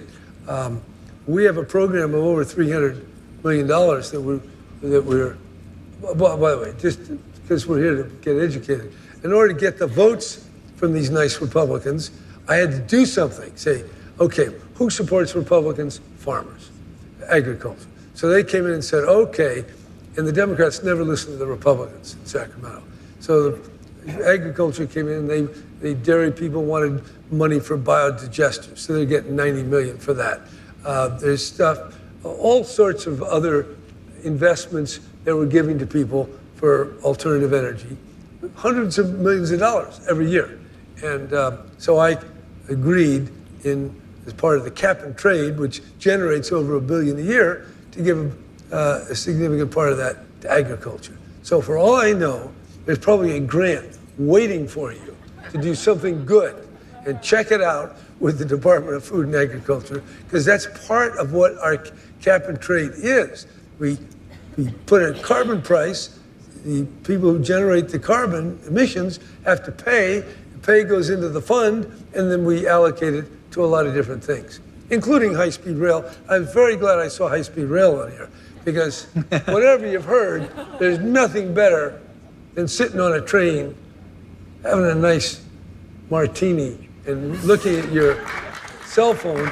And I can tell you this, one of the biggest problems of wine. I don't even like martinis. I'm just saying. I haven't had a martini in 40 years. But anyway, it is a problem. You know, you should get this population ages. They're all going to want to keep driving. No, you got to get them out of that and get them onto the car and a nice zero-emission bus or train and a high-speed rail. It's not, you know. Anyway, I don't want to go too much on that. It does cost a lot of money, 70, 80 billion, I don't know what, but not a lot compared to the trillion we just spent giving corporations to buy their stock back under the Trump plan. So anyway, there's a lot of things you can do, and you're already doing much of it, and I hope there's money for you in Sacramento. Ladies and gentlemen, as we wrap up our first session, your wine-loving two-time Governor Jerry Brown, environmentalist and author Paul Hawken, and our host, Julia Jackson.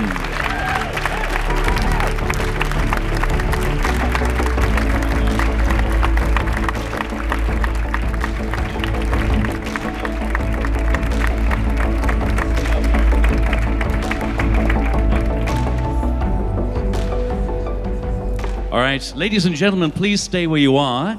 We're going to roll into our next session. We will have a break in about an hour from now.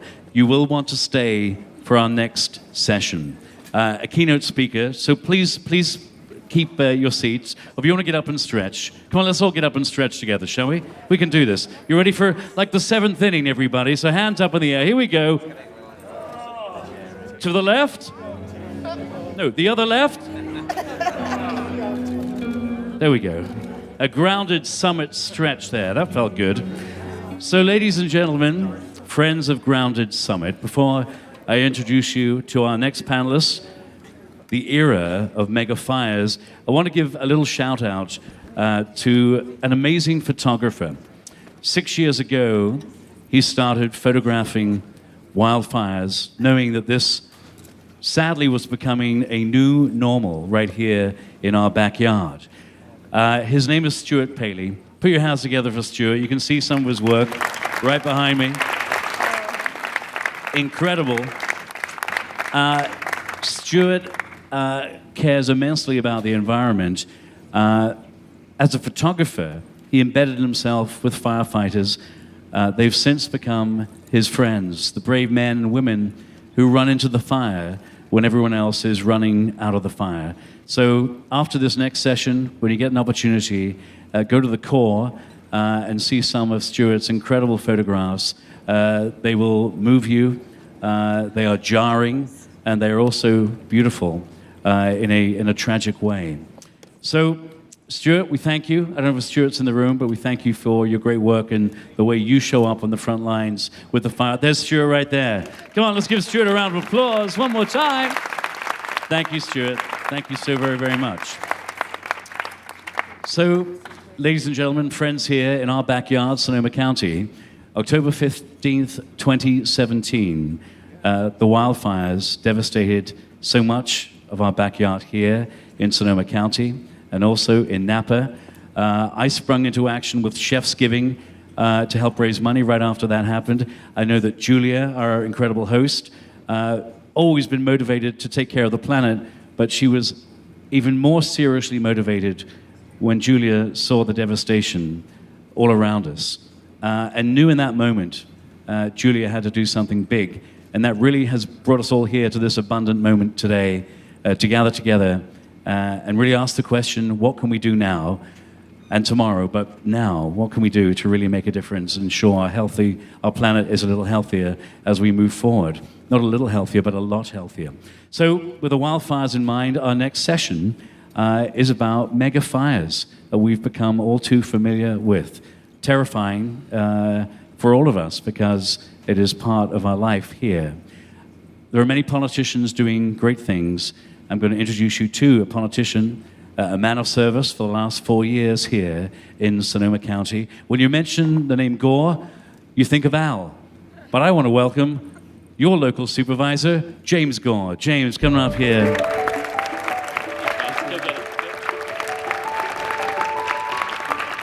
Who's that guy? Hi, everybody. Hello. Welcome to Sonoma County. Crazy to think about that. Because good Lord, 2 years ago, when I used to say welcome to Sonoma County, oftentimes the first thing that we went into was welcome to our coastline, welcome to our vineyards, welcome to our beautiful river system, welcome to an abundance of a beautiful place in this countryside that you still see out of these doors right behind you. But there's another story going on here. A completely different paradigm has shaken us to our core. And we don't just welcome everybody into our abundance, our authenticity, our everybody doing everything cacophony here in this beautiful place. These days, we welcome people into a world of disaster response, recovery, rebuilding, and yes, the movement towards resilience, which is the most important thing that we can be a part of going forward. In a few minutes, I'm going to introduce you to the era of mega fires with Dr. Paul Hesburgh. Dr. Hesburgh's gone all throughout the Western United States for the last 3 years, showcasing not just what's happening, but why it's happening and what we can do. My job in the next 2 or 3 minutes is to give you a flavor of what it's like, not writ large, but in this world of going through mega fires. As usual, this isn't going to surprise anybody. I had something planned, but I'm going to change it up. Because I have to look at the people in front of me, and if I want you to touch what it's like to go through an era of mega fires, I have to look at Carissa Cruz in front of me. Head of the Sonoma County Wine Growers. I have to look at Suzanne Smith. I have to look at Deb Fudge, 18-time Mayor of Windsor, is that about right? 6-time. I have to look at Susie. I have to look at Chris, who left because I can't look at him, but he was there, who was leading the Watershed Marines and trying to save us from landslides afterwards. I have to look at Carissa, who lost her home, lost 2 of your homes, one of them. Good Lord. Suzanne Smith, whose mother lost their home. I have to look at Ridgely Evers, my friend over here, who had just another fire in Dry Creek right near his house, start right on his property, and we were battling it like beasts. Ridge was out there. Crazy, man, crazy days. You got to know these people because this is the story of what a wildfire and a mega fire truly is. And to be able to understand what you go through when basically one night you go to bed and there's a little bit more of a wind than you've seen normally. It's a little bit drier, it's a little bit warmer. It's coming from a direction it usually doesn't come from. There's been red flag warnings announced by the National Weather Service, but you haven't really paid too much attention to it because people don't pay attention to much to that around here.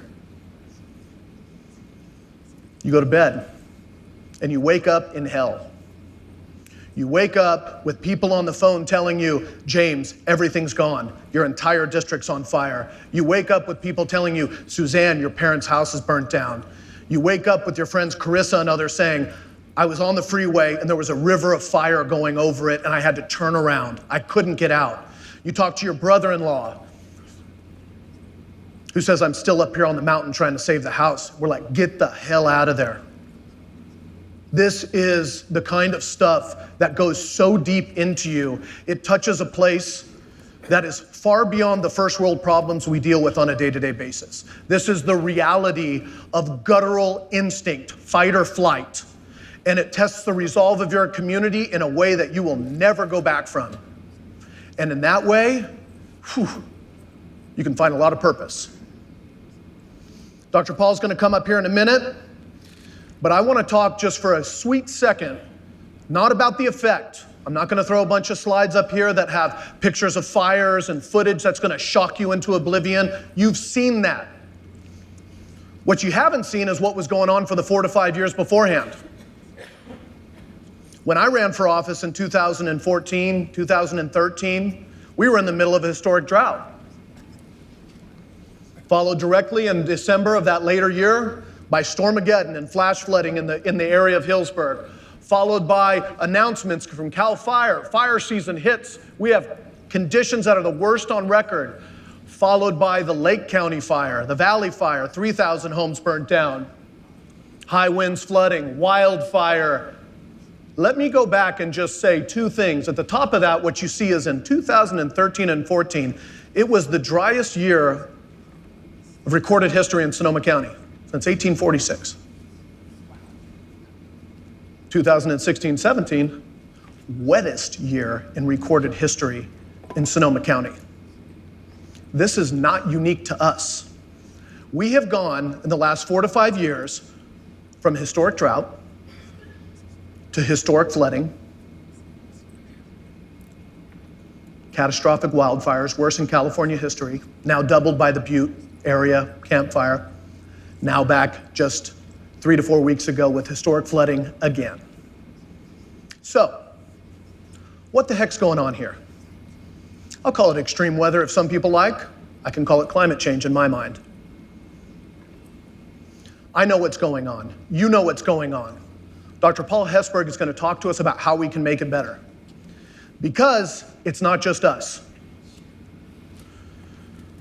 2017, 25% of the counties in the entire nation were under federal disaster designation. $16 billion plus disasters. 2018, $14 billion plus disasters. As you can see, the past 3 years have been historic, unprecedented, to the point where you get tired of people using the word unprecedented. You're like, this is precedent. So, what do we do? Well, I'll tell you what we're doing here locally, and what we're doing here regionally, and what we're doing here statewide, and what we're doing nationally from the local level is we're embracing a Resilient Counties initiative. We have the emergency management divisions in our own areas. We're going after our ordinances. We're going after every different change we can possibly make. Emergency management, alert and warning, vegetation management, everything we can possibly do to prepare ourselves, not just for mega fires, but for the big one that will come, for the floods that come every 2 or 3 years, for the active shooters, the cybersecurity, and whatever it is. The reason we are turning the page is because this energy that comes into your community and burns you, you cannot stop it. It's not like taking a punch. The only thing you can do, as one good friend, a fire survivor, looked at me, he's like, the only thing I can do is think about judo, man. I'm like, what? Judo? And he says, I'm either gonna cry or I'm gonna laugh. When that energy comes to me, I gotta take it and I gotta put it somewhere. So I either embrace resilience and embrace my family moving back, or this truly does beat me. This truly does beat me. Think global, act local, okay? But as Julia Jackson and others have reminded us, don't just think global and act local. Think global, act local, and act global too. Dr. Paul Hesburgh, I'd like to introduce the era of mega fires.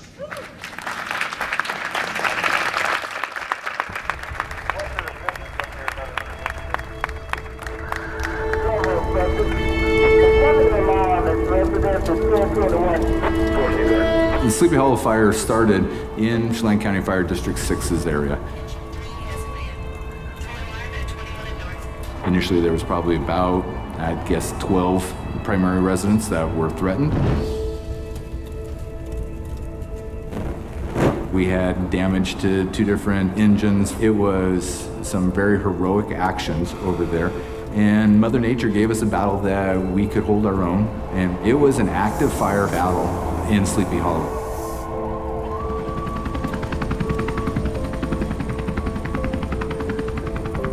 The conditions of what happened over in Broadview were not the same.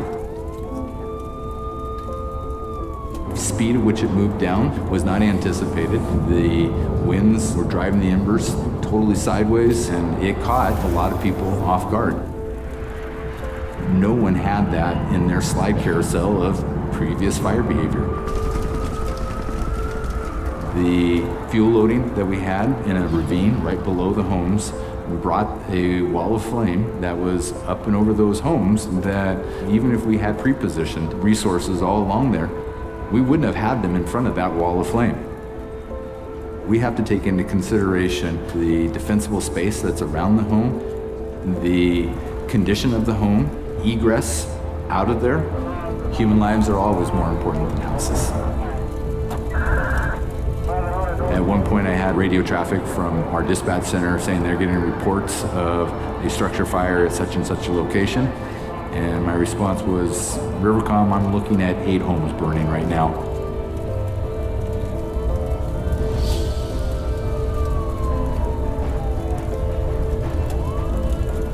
These houses that are on fire have a tremendous amount of fuel load on them.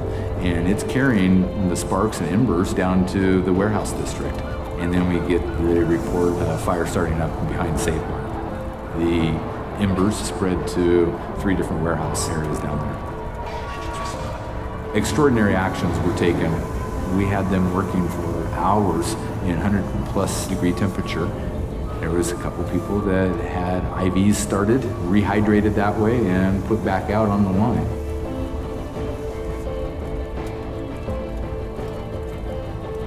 There was reports of embers the size of $50 and landing over a mile away. I've said to several people, but by the grace of God, we didn't have another fire start up in South Wenatchee or over in East Wenatchee.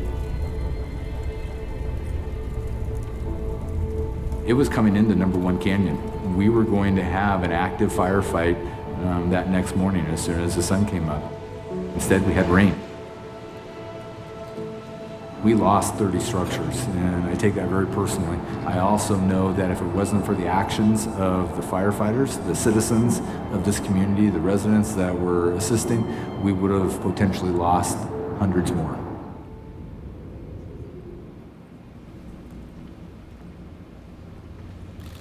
Thanks for being here. I really appreciate the invitation to share some ideas with you. I'm Paul Hesburgh, and this was actually my hometown of Wenatchee, Washington on June 29th, 2015. That was the day after the Sleepy Hollow fire. And as Chief Burnett said, we actually dodged the bullet in north central Washington. We weren't good, we were lucky. Rain put our fire out. Any questions? Rain put our fire out the morning of the second day. Over the next hour, I'm going to explain how we got into this era of megafires, and I'm going to talk about some concrete things that we can do about these big fires. If you leave with one idea, the idea I want you to leave with is that we have to learn to live with wildfire in a whole new way. Sleepy Hollow was a fairly small fire. You can see it west of Wenatchee there. It ended up burning just 3,000 acres because of that rain event. But in 2014 and 2015, our neighbors to the north, they experienced much larger and much more destructive fires. In gray there, you can see the 2014 fires. Several of these got bigger than 100,000 acres, and that's what we call a megafire. 2015 fires, you can see next to them in orange, and some of these were megafires as well. And for us in Washington State, 2014 and 2015 were back-to-back record-setting wildfire years in Washington. But it isn't just Eastern Washington, is it? Other areas of the West are experiencing this similar increased frequency in really large and really destructive fires. This, in fact, is a map of fires that are recorded just in the inland Northwest, and this is just the last 30 years. There's a lot of megafires on that map. In this next graph, I'm going to show you what it looks like for how much area is being burned each year, so the annual area burned. The blue line shows you what it would look like if there wasn't any year-to-year increase. Well, the upward trend of actual acres that are being burned year-to-year is pretty darn sobering, isn't it? It's actually increasing exponentially across the United States. The data on the structures that are being lost to wildfires is really sobering too. This next map just shows houses, warehouses, structures that are destroyed by fire from 1999 to 2016. So what you're looking at is the larger and the darker the dot gets, the more structures that are being lost in one fire. Some areas are losing upwards of 3,000 structures in an individual fire. These are people's homes, businesses, their garages, their cabins, their warehouses. Some people say, you know, I'm really not affected by this issue. It's not that big of a deal. But I'd like to argue that as taxpayers, it should concern every one of us. In 2016, 57% of the entire national budget for the U.S. Forest Service went towards just fighting fires.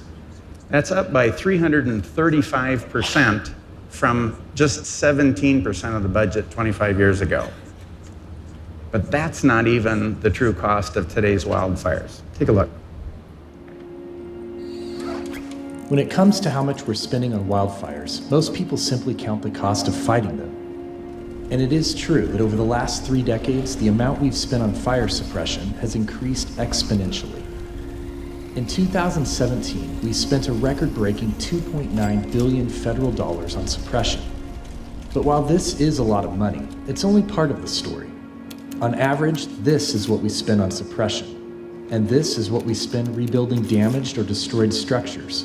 Add to that the cost of restoring vital infrastructure, factor in the resulting loss of business revenue and lowering property values, and the true economic impact of a wildfire can exceed 100 times the amount spent on suppression. So what is the real total cost of wildfires in record-breaking 2017?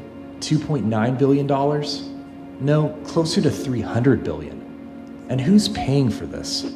Around half of the bill is covered by federal dollars, and the other half is covered directly by homeowners, businesses, and nonprofits. In other words, you are paying for it.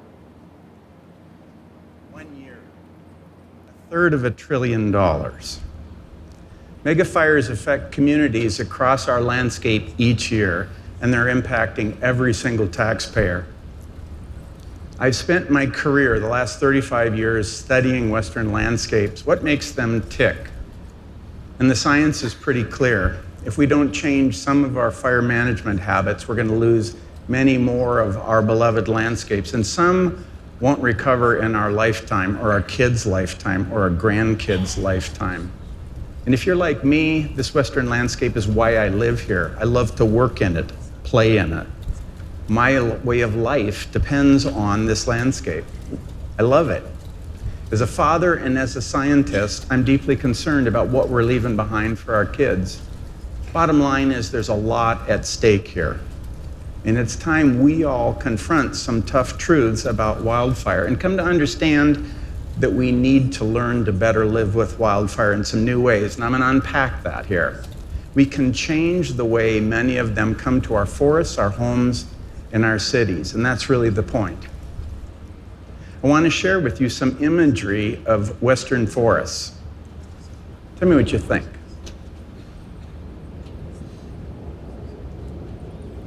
They're pristine, right? They're beautiful. They're evocative of what we think a healthy forest should look like. In fact, I think this is what we all learned a healthy landscape looked like. But in fact, many of these forests are actually a ticking time bomb. They're ready to burn big and hot, and bigger and hotter than they used to. And what's more, these forests don't look anything like the forests we inherited 150 years ago. There's literally no comparison.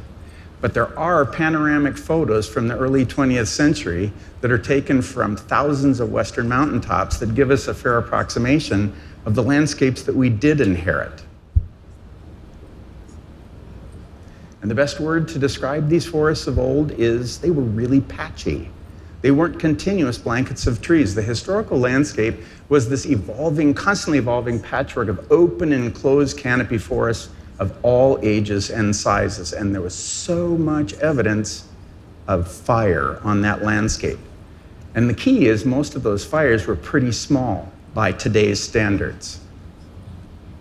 It's important to understand that across this landscape, a really good portion of it was open in meadows and in open canopied forests. And it was the meadows and the grassy understories of these open forests that actually spread many of the historical fires.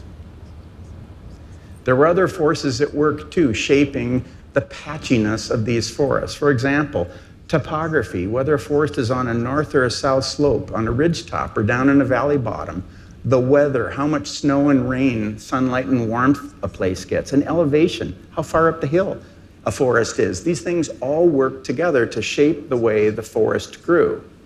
And the way the forest grew shaped the way fire behaved on the landscape. There was a crosstalk between the patterns of the forest and processes like fire.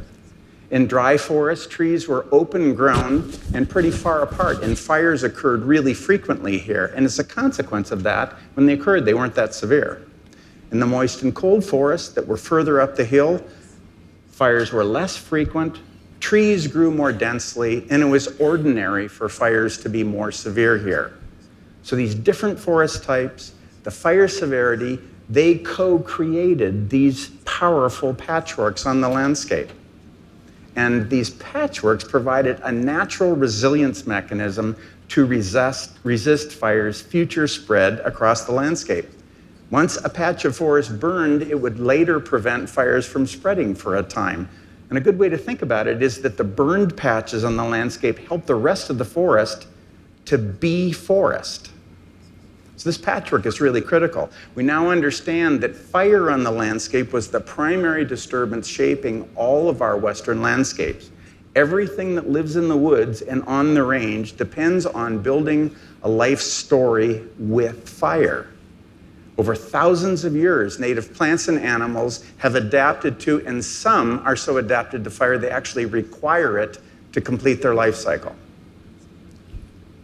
For example, ponderosa pine has this amazing thick bark. Jeffrey pine too, in your part of the world. And that thick bark protects trees from the lapping flames of frequent fires all of the time, and it protects them for hundreds of years.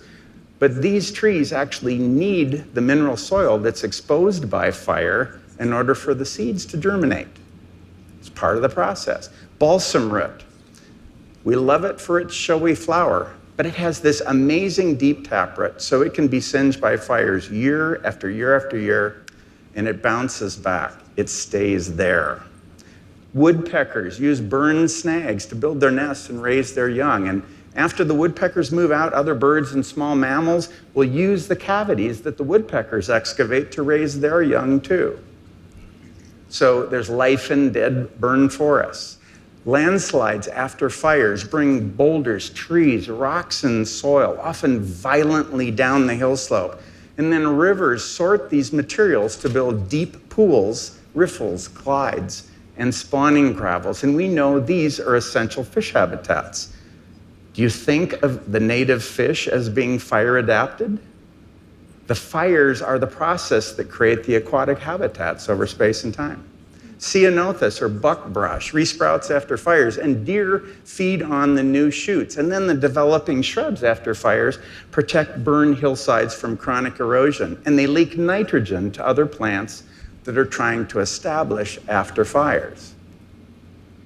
Lodgepole pine cones, they open after fires. A tiny resin droplet seals each and every cone scale until a fire's heat melts that resin, the cones can open, the seeds can drop to the ground, and then seedlings birth forth. Fire makes that possible. For millennia, it was wildfires that maintained native plants and animals on a diverse and a really patchy landscape. Now let's add us humans to the mix. For 10,000 years, Native Americans lived on this landscape, and they intentionally burned it, and they were master burners.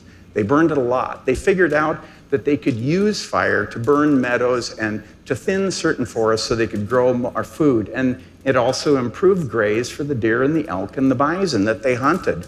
It kept those ungulates close rather than far away. They had literally hundreds of uses for fire. And sadly, as you know, in the 1850s, they were marshaled onto reservations, and much of that wisdom and that experience was temporarily lost. But there's huge efforts here in the US and in Canada to revitalize and recapture much of that experience and that wisdom. So how do we go from this diverse and patchy forest to one that's really dense and layered in just 150 years? Well, it starts with European settlement. And that began in earnest in the early to mid 1800s. This is us. This was my clan too. By the 1880s, livestock grazing, if you remember your history, was in full swing. The cattle and sheep, they're eating the grasses, which I just told you had been the conveyor belt for spreading many of the historical fires. So it was livestock grazing and the loss of Indian burning, which was the first dousing of fires in our region. And this prevented frequent fires from thinning out understory trees and burning up dead wood on the ground.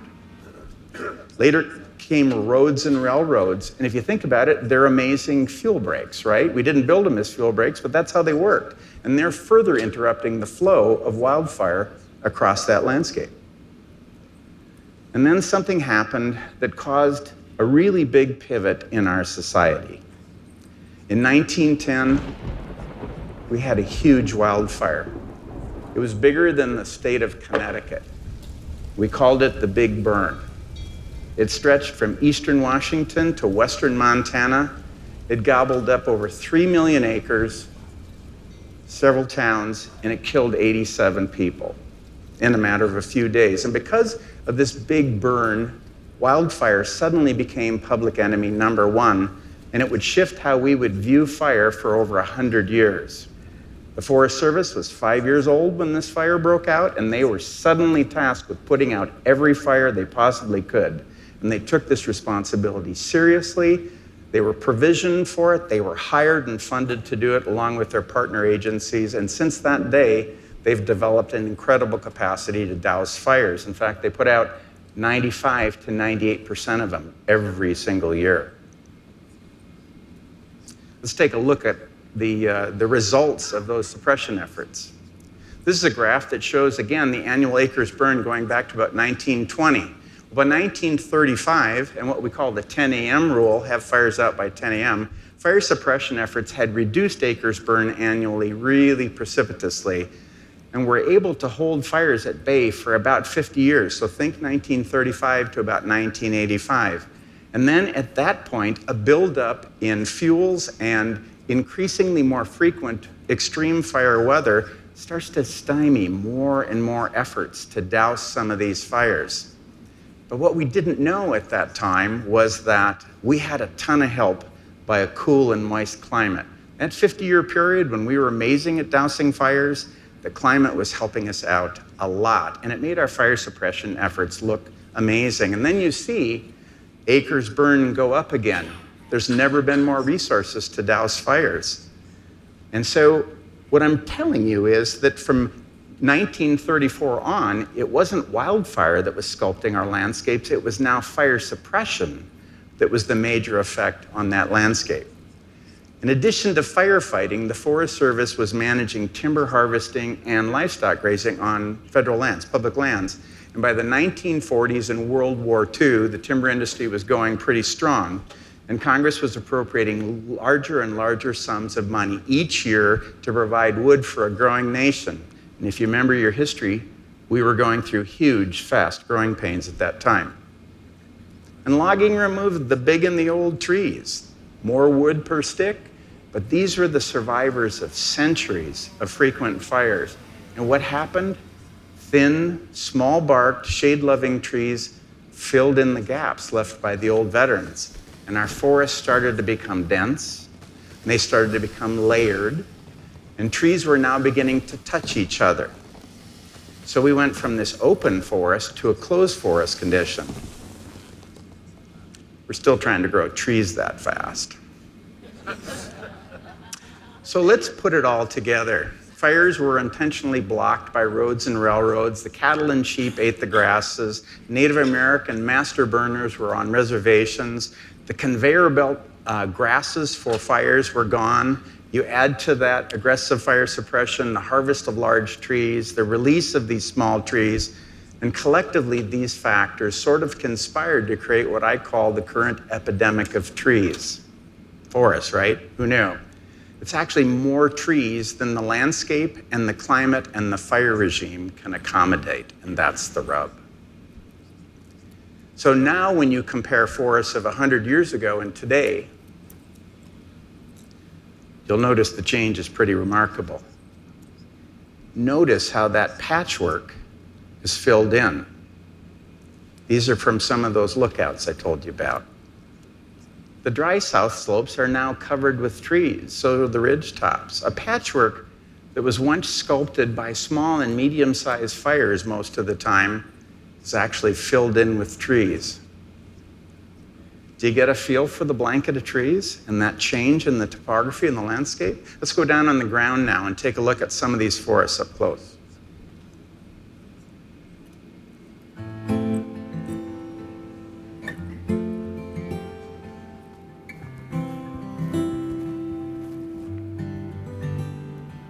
We're standing in a dry mixed conifer forest. This particular area has received fire fairly frequently, and I want to show you, this is what a healthy dry mixed conifer forest looks like. If a fire comes through here, it's going to stay on the ground, burning through grasses, dried grasses, and twigs and branches and that sort of thing, and it's going to have difficulty getting up into the crowns.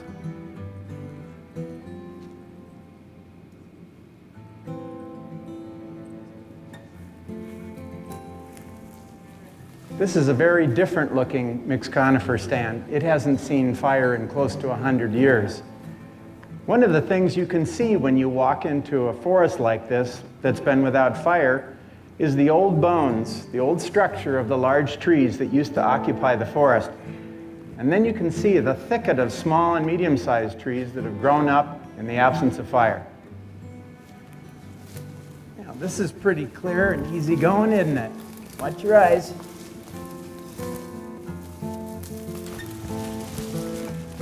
This will go up hot when it goes. This is an example of the epidemic of trees that has occurred throughout the western United States, especially in mixed conifer forests.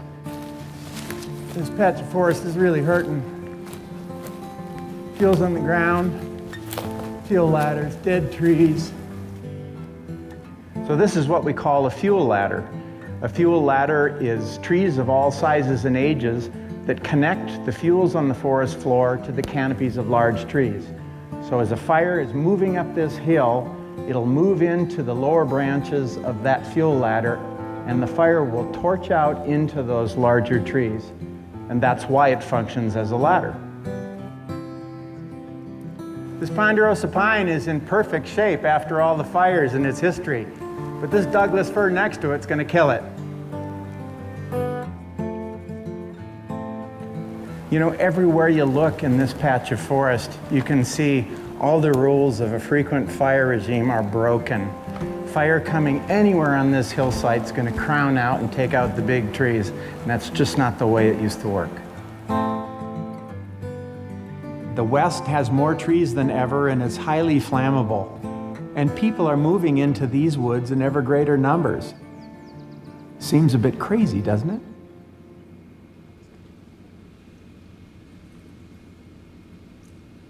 So folks are moving into these forests, and they're creating what we call an expanding wildland-urban interface, or sometimes we call it WUI for short.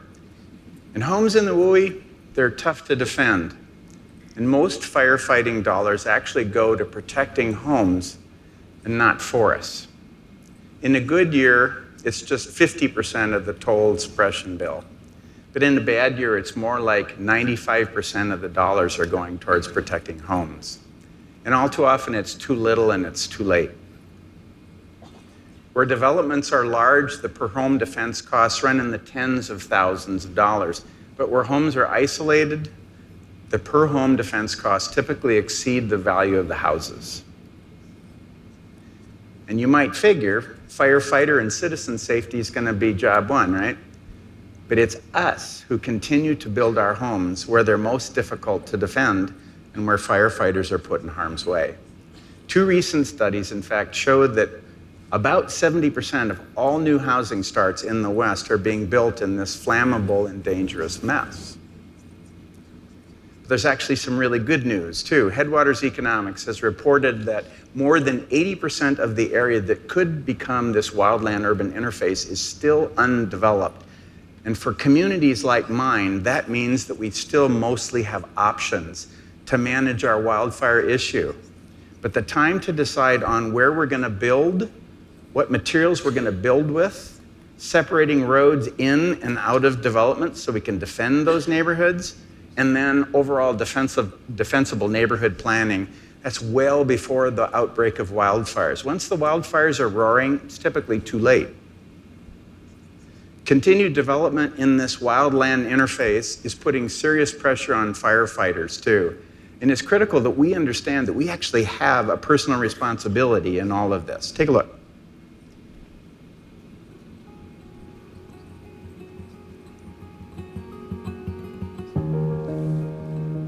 Our county as a whole is a pretty big ag county. So the only place to go for development is on the hillside. And when you move further out in the wildland, there comes a point where that growth comes with a lot of risk.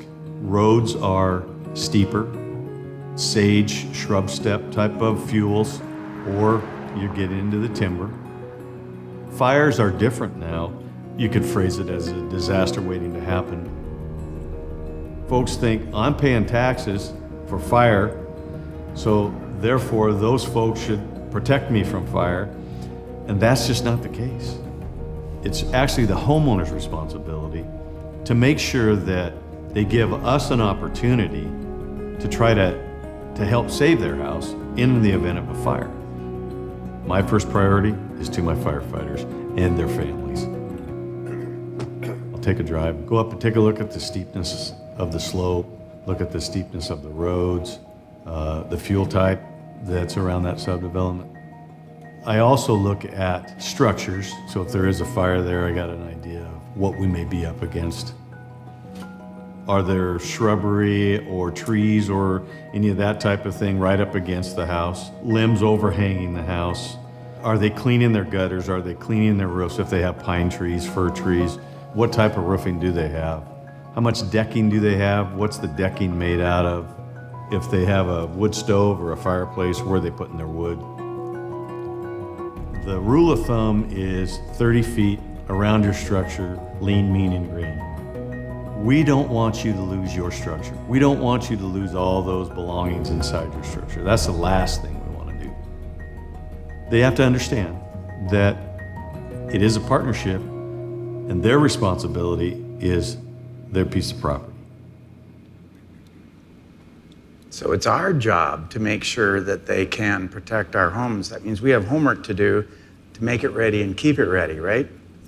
It's clear we've got a lot of work to do in the interface around Wenatchee, right? But we're not alone. An awful lot of places in the West look just like we do, don't they? I want to shift gears now, and I want to introduce a compounding issue of some real importance. There's been a lot of recent press about the importance of an increasingly hotter, drier climate. Warmer winters, hotter, drier summers, more wind. Well, this more severe weather is having a huge effect on current megafires. And it's critical that we understand that these effects won't just continue, but they're actually going to continue to worsen.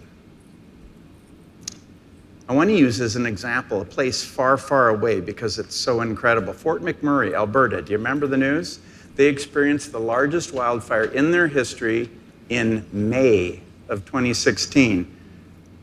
Geographically, that's 1,000 miles north of north central Washington, Wenatchee, where I'm from, in boreal forests that are already halfway to the Arctic Circle in May.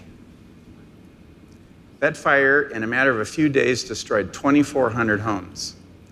It displaced 100,000 people. Many of them are not back in homes again. And it burned 1.5 million acres of boreal forest. Well, at the time, major news networks attributed this fire to warmer winter temperatures, earlier spring, hotter, drier summer, and they were dead right. To get a better understanding of how changes in our climate are mixing with wildfires and playing a critical role, we visited a colleague of mine. He's a climatologist at the University of Washington, Dave Peterson. Let's see what he has to say.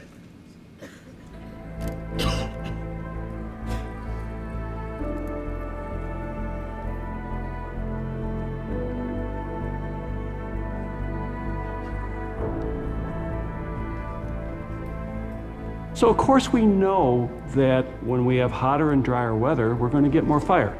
So that's not rocket science. But what we're seeing is a potentially permanent change in our weather patterns to drier summers, longer fire seasons, and just having fire become a more prominent player across the landscape. When I sit down at my desk and I actually look at the data, it kind of hits me in the face. There are some things changing very quickly. We have about 100 years of fire history data in the western United States. And it's very easy to develop a statistical relationship between climate and fire occurrence. When we project those relationships into the future, by about mid-century, we end up getting 2 to 3 times more fire per year in eastern Washington and in other areas around the Intermountain West where dry forests exist. That's a tremendous change ecologically, and it's going to be a tremendous change also in terms of the impacts on human communities. So we're going to have a long adjustment as we go through this period of increased fire.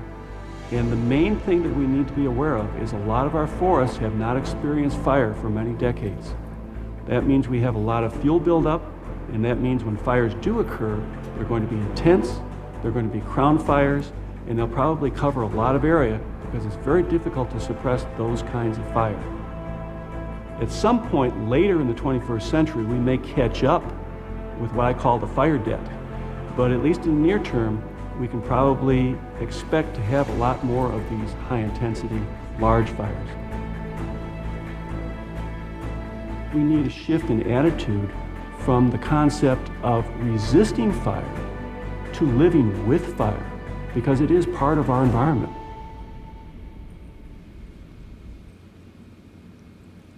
So the contribution of a hotter, drier, and now often windier climate is real.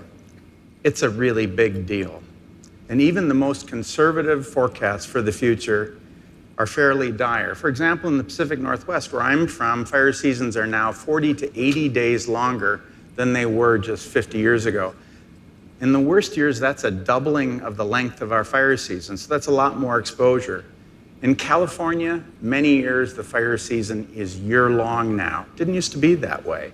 So these warmer temperatures and larger fires are a reality for the foreseeable future. We now know that area burned is driven by the climate. But even though these fires are going to be larger in the coming years, we don't need to live with the existing fuel conditions. That's a variable we have power over. And we have options and we have tools that we can apply. Fire severity, in fact, the energy coming out of a fire is driven by the fuels on the ground, interacting with winds, the steepness of the slope, and the density and the layering of trees. If we deal with these fuels in a manner that's consistent with a more natural fire regime, we can actually influence the severity of many of these fires. Bottom line, we can actually restore the former power of that patchwork. Let's put it all together. After just 150 years, the patchwork we once had is gone. We now have a dense carpet of forest. Because trees are growing closer together now, tree species, sizes, and ages are really similar over a fairly large area. Fires not only pass easily from tree to tree and acre to acre, but so too now do insect and disease outbreaks. And they're killing and reducing the vitality of pretty large areas of forest. And they're adding future dead wood to the forest floor. Fuel.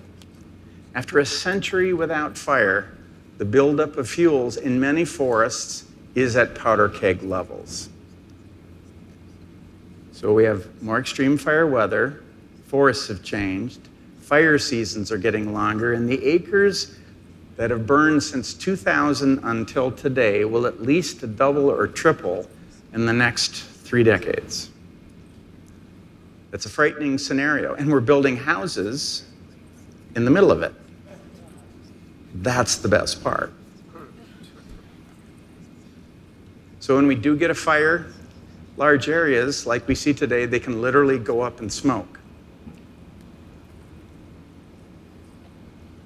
Forest burning at these large scales can be a real problem for forests too. Some of these areas get stuck in a rut.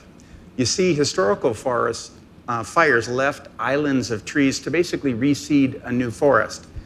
And current fires are either killing these islands of trees because they're severe, or firefighters are taught to burn them out to avoid fire spotting. So these large areas can become perpetual meadows or shrub fields that will carry fire again and again and again, and this can delay the return of new forests for decades to centuries at a time. So now I want to take another look at the forests I showed you in the beginning.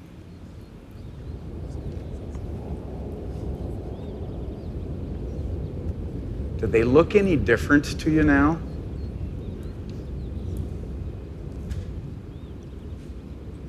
These conditions scare the daylights out of me, and that's one of the reasons why I'm traveling and actually giving this talk. I think there's a lot to be done. It's not just scary. There's a message of hope, and it's very, very large. We have the tools to restore the power of that patchwork, the natural resilience mechanism of those landscapes. And we have some know-how to do it. In fact, there are a lot of people who are working on this problem, and they've come up with a solid strategy. It's that crazy long name right there. This strategy has been worked through by all the government, federal agencies, the tribes, state governments, and so forth. And it has three critical legs to it. One of them is that we need to create resilient landscapes around our communities. We need to change the way fire can come to our communities. We need to create and maintain fire-adapted communities. That means we get our houses and our businesses ready for fire before it comes, because it's coming and we know it. And then we continue to maintain this safe and effective wildfire response. I want to take a moment, break these three legs down so we can get a better understanding that we actually all have individual roles and responsibilities in this. Someone's not going to do it to us. The first leg of the stool is to create wildfire resilient landscapes. So we're working to change the way wildfires arrive at our homes, our businesses, and our communities. We can recreate landscapes that can tolerate fires much better, that are more typical for those forest types and those rangeland conditions, where the patchwork is restored and the landscape can much better able self-regulate fire growth, fire rate of spread, and fire severity. And to get there, we're going to need a lot of tools in the belt. Let's look at a handful of them.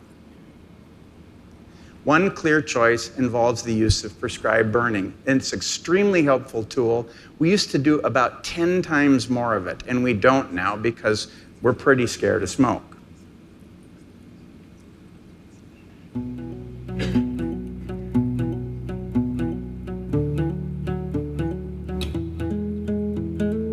Prescribed fire is an extremely important tool for managing fire-dependent ecosystems. So after a couple years, I discovered the Prescribed Fire Councils in the southeastern United States, where they've been very, very successful in implementing prescribed burning. And we imported that idea here to North Central Washington, established the North Central Washington Prescribed Fire Council. In regions where the communities have embraced prescribed fire, we have seen reduced fire behavior, more healthy fire-dependent wildlife habitat, and more easily controlled wildfires when wildfires do occur. What we do when we prescribe burn is we do a fuels analysis and write a burn plan, put in fire lines or hose, sprinklers. We have to get a permit to burn and also get smoke approval on the day of the burn. The prescribed fire is burning up a lot of the fine fuels and fuels that have accumulated on the forest floor over the last 100 years or so when the last fire occurred. We conducted a prescribed burn in the spring of 2014, and we've done some thinning in there too. And in the August of 2015, fire came into the area that we had prescribed burn. I knew that it would definitely have an effect on fire behavior, but I was quite taken aback by how the wildfire stopped right on the fire line that was used during the controlled burn. The fire in other areas crossed into the area that had been previously prescribed burn, but the fire behavior was very subdued. We do need to bring prescribed fire back into the toolbox. In order to do that, we're going to need public support from people that understand that fire is an integral part of habitat management. No fire is not an option, but if we have more prescribed fire, we're going to have less severe and more controllable wildfire.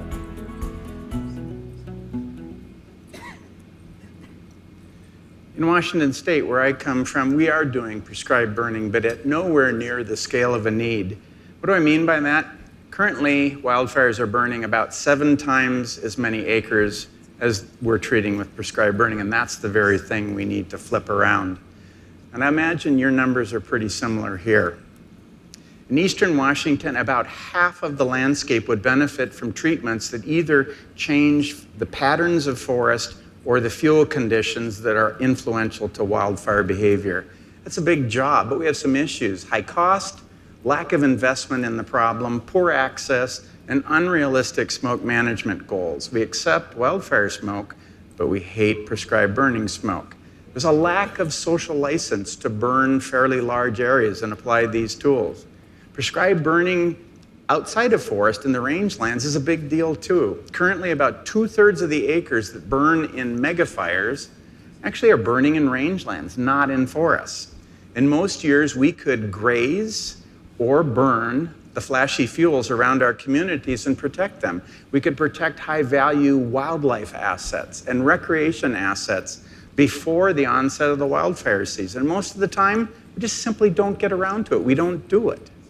But we have that opportunity. Imagine if we had a burning and a grazing plan that strategically distributed these grazed and burn areas before the heat of the fire season.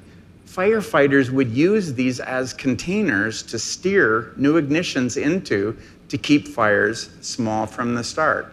And this is the kind of thing that we need to give firefighters to up the octane in our fire suppression. Places to anchor and control ignitions when we get them before the onset of fire. These treated areas before the fire are incredibly important to the job. The greatest barrier to prescribed burning is the smoke it produces. We don't like it. We don't want it. But the smoke from prescribed burning each year and each decade is much less than that from wildfires. It's 50 to 90% less smoke, and the smoke you save is the smoke that hurts people, the small little particulates. That comes out of the smoldering combustion of a wildfire. It's a minuscule fraction of prescribed burning smoke. This is a John Marshall repeat photo. On the top, you can see smoke from a prescribed burn. That lasted for a day and a half. It's 1/10 of the smoke in the bottom. This is in the Wenatchee, my home valley. In the bottom, you can see smoke from a wildfire. That was the 2012 Wenatchee complex. That fire burned for over 30 days. The smoke was 10 times more, and we lived in masks for a month. The problem is that wildfire smoke gets a pass. It's not regulated. It's act of God stuff. It's considered unavoidable. But that's nonsense. To a large degree, it can be reduced. We co-created these conditions. Prescribed burning smoke, on the other hand, is regulated. It's regulated because it's treated as an avoidable nuisance because the smoke from it is considered nuisance smoke. And it's because we strike the match. But if you think about it, smoke is smoke, right? And you'd think the best human health alternative and the best forest management alternative would be the one that gives you the best fire behavior and the least smoke to hurt people. Well, that's not the way it is right now. Most days, managers here in this area who are ready to do the prescribed burning, they're not able to do it under current smoke management conditions. They're set to go, and on average, they get to burn 20% to 25% of the acres that they actually have prepared to burn. This is the kind of thing we have to work together to get changed.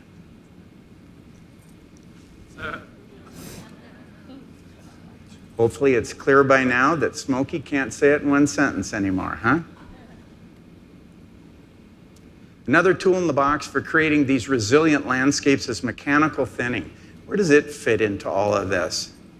Well, let's face it, 20th century logging soured many of us and made us gun shy of any kind of timber harvesting whatsoever. But I'd like to argue that we've thrown the baby out with the bathwater. We changed those methods really significantly because they needed to be changed. We were running out of forest, we were running out of old growth. But harvest methods as a consequence of those changes have really changed. Meal utilization is great. We can use really small material now, and the problem is in the little trees. And if fires aren't thinning those forests and burning up dead wood, fuels and trees continue to increase, and that's the current predicament.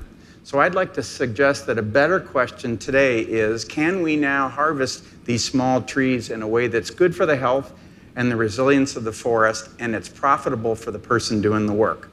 We think we can. Let's take a look.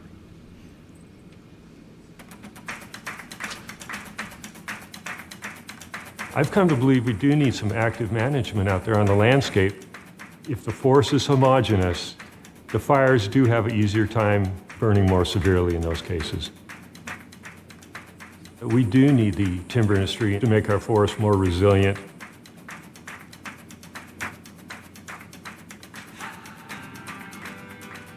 If there are lots of trees on the landscape, we can go in and thin those trees to an appropriate spacing where the forest can handle regular intervals of fire and can handle insect and disease coming through, and it can be resilient to all those things. So when fire does come through, it behaves like it did here. It behaved in a way that was safe for the firefighters. They could manage this fire, and it's actually beneficial for the landscape. When we leave here, the forest that's left is higher value than when we found it. And then we can take those byproducts to the marketplace, and we're able to carve out a nice business in a rural community.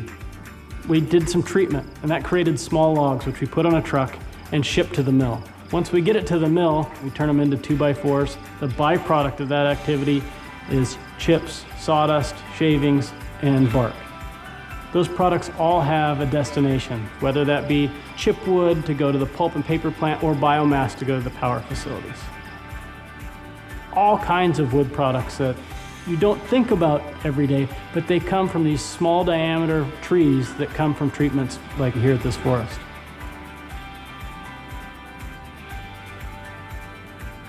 I think some of our biggest allies now are environmentalists. We used to protest against old growth logging. I've come around to believing that we do need the timber industry and the infrastructure. And there's evidence that thinning followed by prescribed fire, which can be controlled, definitely results in less severe fires. When I talk to people who are very concerned about any tree cutting in the national forest, they've seen the big clear cuts of the past, they've been convinced that logging is bad, and I emphasize we're not thinning every acre of the forest. We're going to focus on the areas that might burn the hottest. We're going to focus on the areas closer to communities. The right thing to do out in our public forests is to apply science, utilize a timber industry that can take small diameter trees, take strict conservation measures, and get to work on the landscape level of restoring our forests.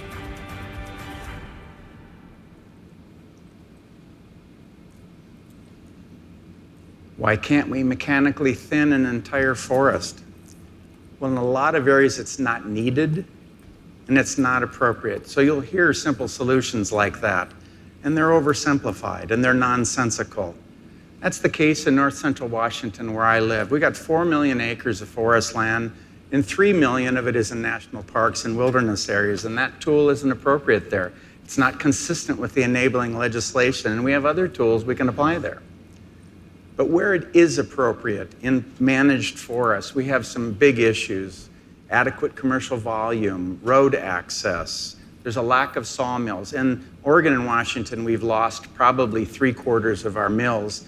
They've closed down since the early 90s, and it's difficult to site a new small wood mill without the promise of a stable supply, even of these smallest logs, which are the problem. I'd like to argue that what is needed is new social license to do the right kind of work, to do it in the right places, apply the right tool to the situation, rebuild some of that needed mill infrastructure so you can actually get the restorative work done. I think it's a key part of the puzzle. Third really great tool is called managed wildfire. It's a great tool and we're afraid of it, but it's an amazing tool. Sometimes fire managers can herd a naturally ignited wildfire across the landscape, and they can use these fires to thin forests and consume fuels when the weather and the fuel conditions permit. But in order to work well, there can't be too much fuel and the forest can't be too dense or layered. Otherwise, you get erratic fire behavior or it's completely unpredictable. As communities, we're afraid to use managed wildfires because we worry that one or two will get away. And one or two will get away. The weather can turn unpredictably, but when you compare that scenario with the current wildfires that we're experiencing and the increases that are forecasted, far fewer acres, far fewer homes will be lost when you apply managed wildfires, even with a few escapes. That's the key comparison, and the choice is clear, and we have to figure out how to move in that direction. Today, wildfires are treating more acres than any other tool on the landscape in every state in the Union. A great example of a managed wildfire was the 2016 Buck Creek wildfire. This is on my home forest, the Okanagan and the Wenatchee. Lightning ignited this fire. Firefighters had a few good days to herd it away from private lands onto public forests. This map shows the progression of the fire. Hot colors severe, cool colors less so. Now, the next time a fire moves into this area, it's going to burn less severely because fuels have been reduced by this managed wildfire. Trees have been thinned out, and it won't support the same kind of fire behavior because on a moderate fire weather day, we let a wildfire do work. We can couple it with prescribed burning beforehand to actually set it up even better, developing anchor points and what we call control points on the landscape. This is what fire suppression teams really want to be able to have so they can bust all sorts of moves that they currently can't bust on that landscape. And that will improve our batting average over what it is currently at the time of a wildfire. The problem with the current landscape is that the scale of the need is really large and the time is short. I'll use Oregon and Washington as an illustration. In Oregon and Washington, 12 million acres in this red area need some sort of intentional treatment to restore forest age conditions that support better fire behavior or to knock the fuels down to support better fire behavior. That's 40 to 50% of that red area. So the need's large. Having a lot of tools will be important, and getting started and getting to scale will be important as well. It's likely that we don't have 20 years' work to get the needed work done. Climate predictions are showing that the burned area since 2000 is going to double or triple by mid-century. That's in the next 3 decades. As I mentioned before, we're currently putting out 95 to 98% of all fire starts. Well, many of these we can actually put back to work. In my lab, we study the fire weather each season, and more than 50% of the burn days are moderate fire weather days where fires could actually be doing work for us.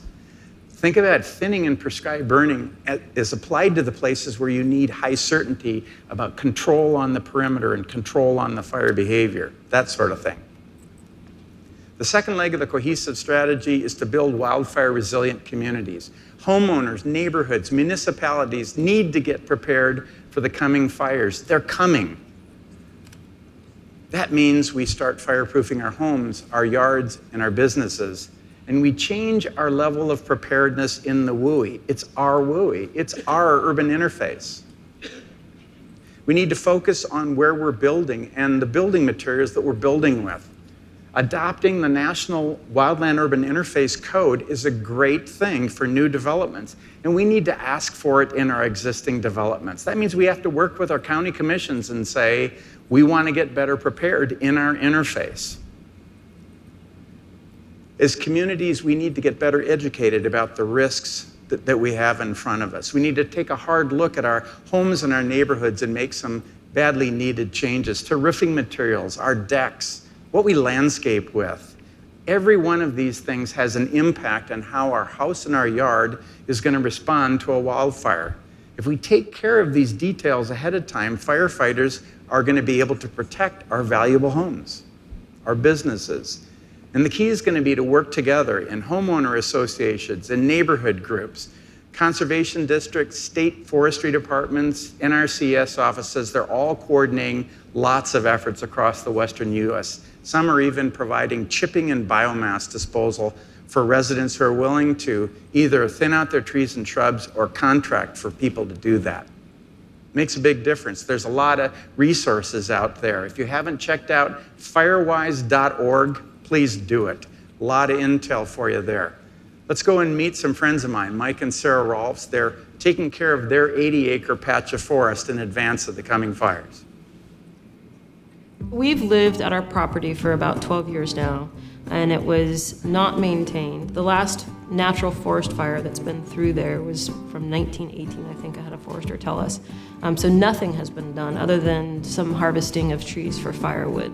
With the density and the disease and the spindliness and the unhealthiness of the forest, it is just ready to create an inferno. One little spark out there and the whole thing would go up and we'd lose everything that we love about being out there. So we really felt at risk. And then it also becomes a matter of responsibility and being a good steward of the land, not just for our own safety and our neighbor's safety, but for the wildlife and the habitat in general. It's really not a matter of if, it's a matter of when a fire is going to come through. So while Mike and I have been chipping away at trying to mitigate the unhealthy forest over the last 12 years, we've decided that we really want to just take care of it. And so we contacted a forester who developed a forest management plan for us. And in the forest management plan, it prescribes any sort of danger areas that need treatment per se, or things that can be areas that can be left alone. And from that, we became aware of some cost share grants via Cascadia Conservation District, the DNR, and NRCS.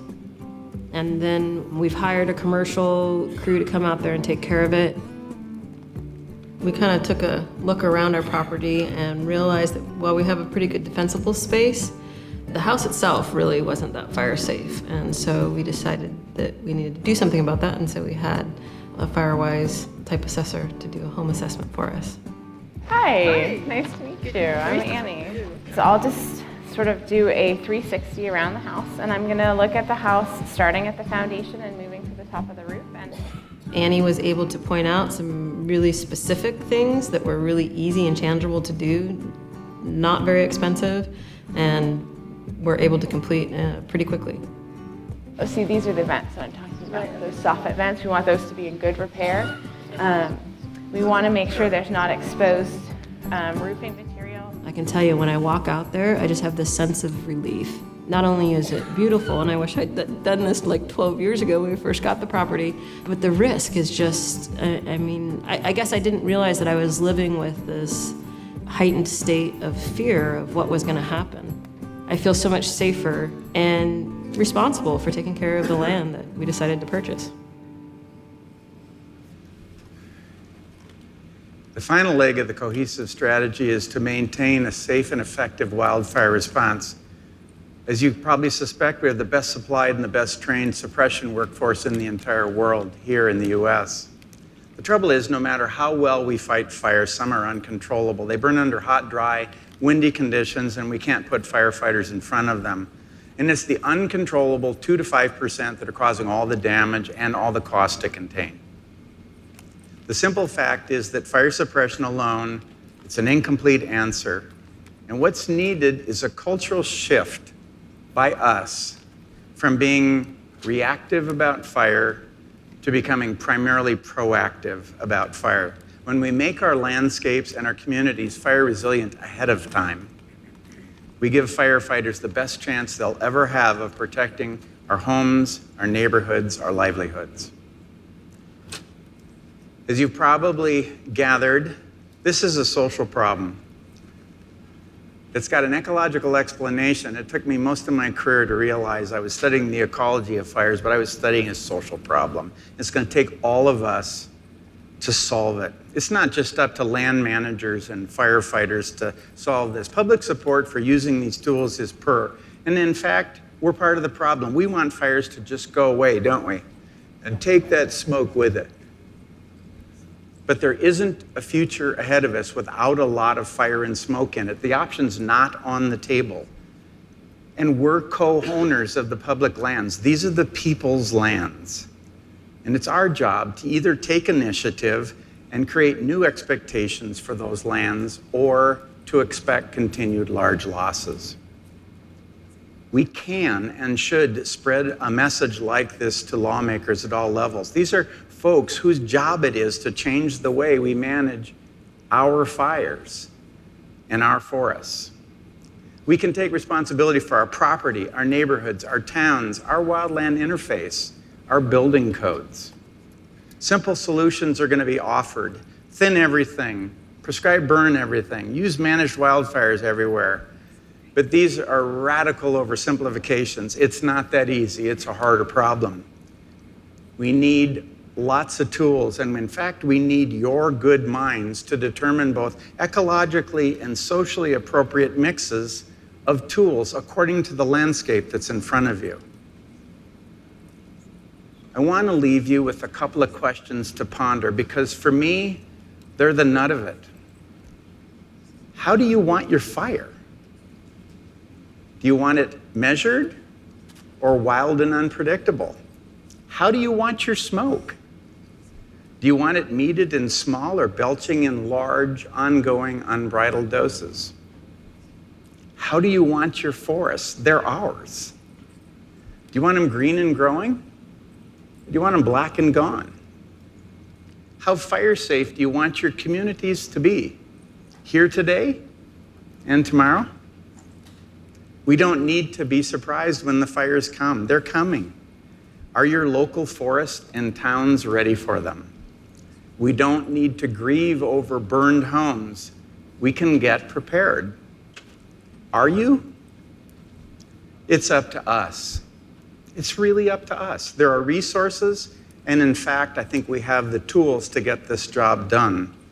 Shall we begin? Thank you very much for your kind attention.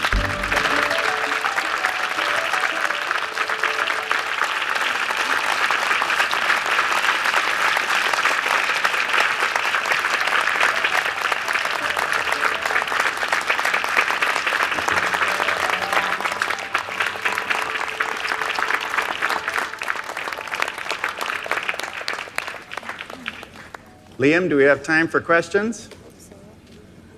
I think we do. I think they allowed for a few minutes for questions for this talk. We have some. Yes. I like the idea of fire-adapted communities, and I've been hearing more and more about that we should... There's a microphone coming your way. Sorry. I've been hearing more and more that we should be moving away from natural gas to electrifying our homes as a way of fire adaptation and making our communities more safe. Do you have any tips or suggestions? I think there's a lot of ways to adapt our communities. I think the nut of it, the key thing that needs to happen is that we have to change whether or not our house in our yard is going to erupt in flames. That's the biggest idea of all. So it starts with making sure your roof can't burn, making sure your vents are screened with metal screening, very small, 1/8 inch.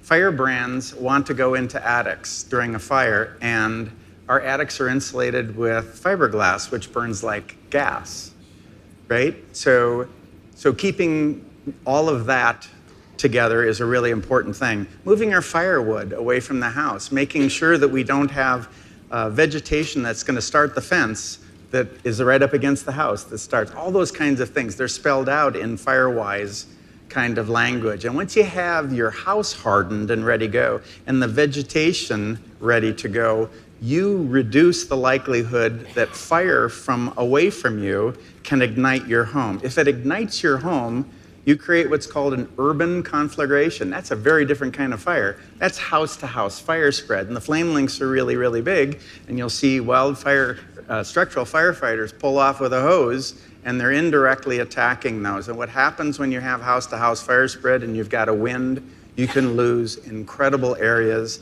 because it's very difficult for people to directly attack the fire. So the key is to make sure the first homes don't burst into flames.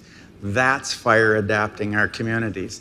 Then if you want to continue to go greener, keep going greener. Another question. I want to thank you. That was an excellent presentation. Oh, A thanks. lot of information. And here in Sonoma County, we're doing a lot of the things that you mentioned. We're looking to start a prescribed burn association. And I'm realizing that it's easy to start that, and you have some willing landowners, but it's going to be more difficult to get the social aspect of it, because the minute we start one fire and the smoke goes up, Right. people are going to go panic. People are going to panic. But what I wanted to throw out is the other thing that we're looking at that you mentioned but didn't include in your tools, so I was going to kind of put that, maybe you'd add it to your tools, is grazing. And this whole idea of using all the tools, mechanical thinning, prescribed fire, and grazing as a tool, because a lot of the forests are removing a lot of the grazing. And so we're kind of removing one of those tools. You and bet. if we use grazing as a tool, it reduces that fire fuel load. And then we can start to do the mechanical thinning. And then we Absolutely. can also do the prescribed burning. So we're doing this in Sonoma County, but you're right on about the social aspect. So You I just bet. wanted to thank you for inspiring me again to go, okay, we're on the right track. Now how do we get this, scale this up? Thank you for your comment. I appreciate that. I did include grazing quite a bit. And grazing is huge for a number of reasons. It's really important on the rangeland and in forests, especially in our dry and our moist forests. So grazing's a really important tool. Keep it in the tool belt, grow it. Another question. Yes. So first, your TED Talk is one of my favorite TED Talks that's Oh, right on. been given. I've shared it a bazillion times since the fires here. I live in a very wooded area. It's called Fitch Mountain in Healdsburg. There's a lot of flammable stuff going on. And I know that we have an ordinance in Sonoma County. I believe it's Sonoma County. I don't know if it's statewide or the deal that you can't, because of birds nesting between February and August, you can't do a lot of fuel reduction. And birds are important and migration's important, but so is mitigating fires, especially when we have so many people that have perished in the Butte County fire and the Santa Rosa fire. So sort of how do you find the balance between maintaining and protecting the species and the environment, but at the same time doing the fuel reduction that's necessary to prevent these mega fires from taking over our houses? I think the best way to do it, so problems like this where you have trade-offs or you're doing a positive thing, but there's a negative cascade into another thing. This is really, really common. And the best way to deal with those is to get the partners together who have to co-manage the problem. And you have a clever conversation about what's needed to get it done, the pacing of it and the scale of it. And you develop essentially a clear trade-off analysis that allows you to understand when the negative cascades are going to happen and when the positive stuff happens, and you try to minimize the downsides the most. But it means not just working in our own little boxes, but working across land ownerships and developing an engagement across all the partners. So essentially you can keep the trade-offs that are bad down.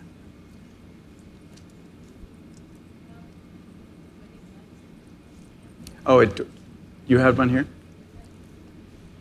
Thanks, Emily. Thank you so much. Fantastic presentation, and Oh, great thanks. to educate people about the different ways we can manage our forest lands and rangelands. My question is, how do we reconcile society's urgent need to measure greenhouse gas emissions and the need for prescribed burning? It's a fantastic question. They seeded you into the audience, didn't they? It is the topic of the meeting. That's right. So a crazy thing is happening in our calculus for greenhouse gases and carbon storage. What we're learning is a new configuration and less forest stores more carbon. And it's the fire problem that is the problem. I don't know if you know this or not, but in the last 2 years in the United States, wildfire smoke emissions surpassed all transportation emissions in the United States. So that's more than a doubling of the effect of transportation emissions. And the reason why is this landscape is trying to recalibrate the area and the density of forest, okay? So one of the things that we can do is we can basically say there's a new due diligence on the street. And I'm doing this with some of the smoke management organizations. You require of forest managers the ability to basically say, if this burns in a wildfire, this treated area, What's the smoke that's going to come out of the wildfire? The type that escape suppression ordinarily. We can now we can model that and count the smoke. Now show me, when you do the prescribed burning, how much smoke you save, total emissions, total black carbon, and PM 2.5, those little tiny guys that whack our lungs, right? We can do that too, and we can difference that, and we can say, this is the trade-off in total emissions and how we're buying down the greenhouse gas scenario with doing prescribed burning.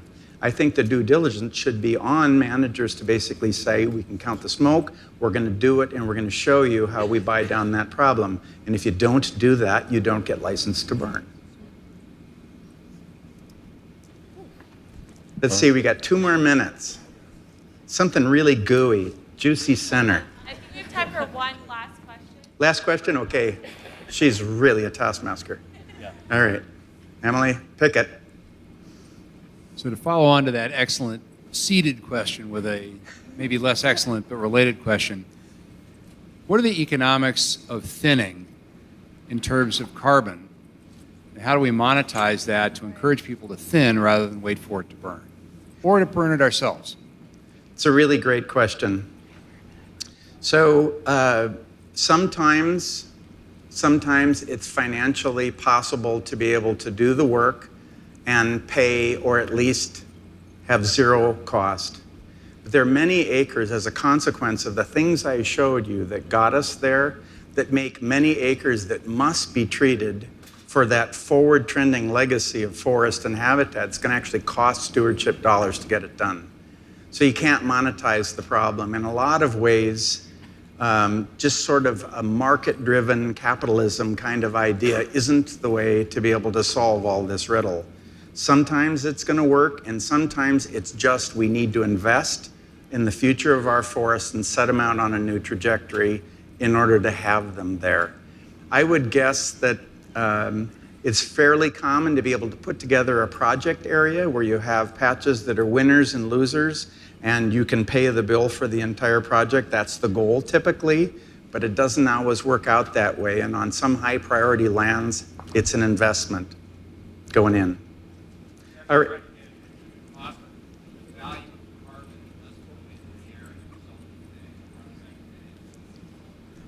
So what is the value of the carbon?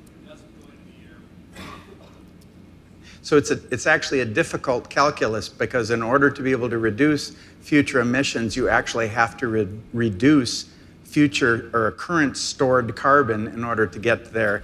And those two calculations, the one where we're promising we can store it in forests, is not being differenced from what it takes to reduce the forest to actually store the biggest number in these fire prone.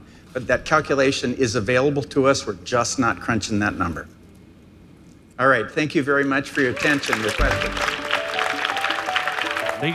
Ladies and gentlemen, hands together for Dr. Paul Hesburgh.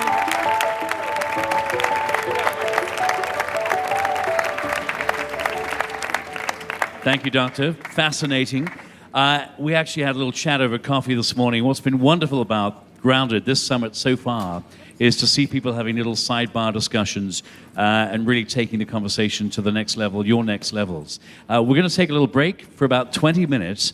We invite you to come back at 5:20, and then we'll have 2 more panels that'll take us through to dinner at 6:30 tonight. A rock star chef from Noma making your dinner at 6:30 tonight. You don't want to miss it. But enjoy, go to the core, meet some of our vendors, get a little snack, learn about the cool things being done in the environmental space at the core, just straight ahead. We'll see you back here in 20 minutes. Thank you. Hello, everybody. Welcome back. The last couple of sessions for this day 1 of the Grounded Summit here in glorious Sonoma County at the Jackson Family Ranch. Please take your seats, everybody. We thank you so very much. I hope you got to stretch your legs, enjoy a beer, maybe a little wine. We have 2 more sessions for you today, everyone, which will take us through to our dinner. A rock star chef from Noma will be making your dinner. So dinner time shortly. Guardians of Nature coming up, our next panel. But first, I want to introduce you to a man who walks the walk when it comes to wine and sustainability. He's got a cool title. He's the VP of Sustainability here at Jackson Family Wines. Ladies and gentlemen, he's got a rock star panel. You're going to love them. You're going to learn a few things. Hopefully it'll inspire some discussion as well. Please put your hands together and give an enormous Grounded Summit welcome to Julien Gavreau. Julien, come on up here.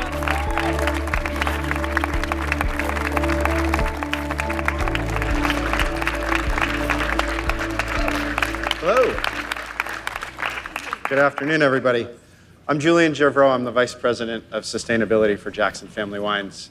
Honored to be here. Thank you all for coming. The term regenerative agriculture, it's one that's come to prominence over the last few years and garnered a lot of attention among climate activists and agricultural practitioners alike. Paul mentioned it earlier, and his slide breezed right through it, but talked about it as one of the top 20, I believe, activities that can help mitigate climate change over the next few years. So hopefully this panel does a lot of Paul's work justice.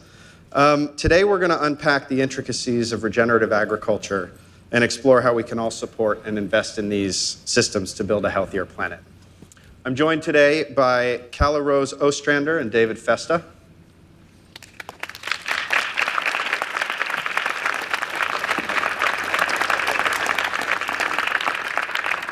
Calla Rose is a strategic advisor to individuals and organizations dedicated to the well-being of people and planet.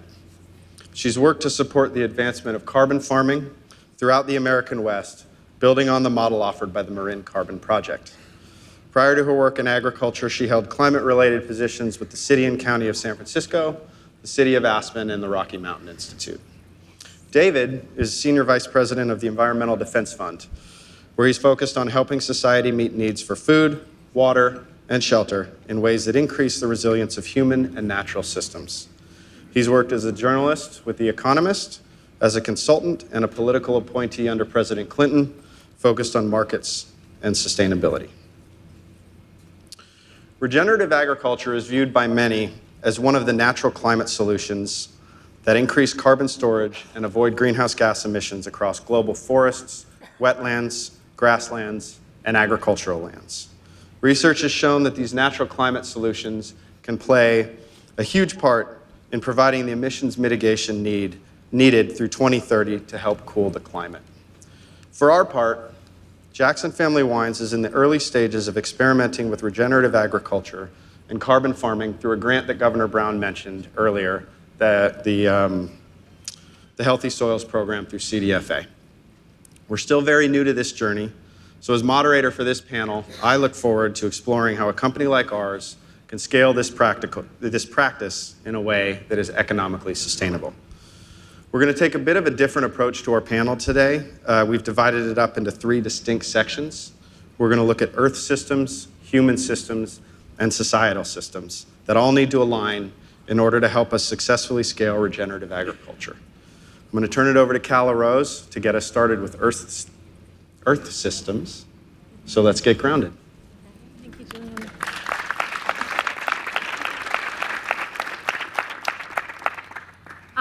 I would like to start out by saying thank you to Julia for bringing us all here and for your grace and leadership. It's beautiful to witness. Thank you.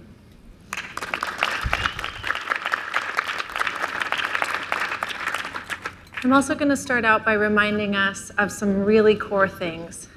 Some folks might call it calling and traditions. We might call it the elements. We might call the directions. That's what I'm going to do for us here today. There is old knowledge about the carbon cycle that will help us go forward. We are a solar-based planet.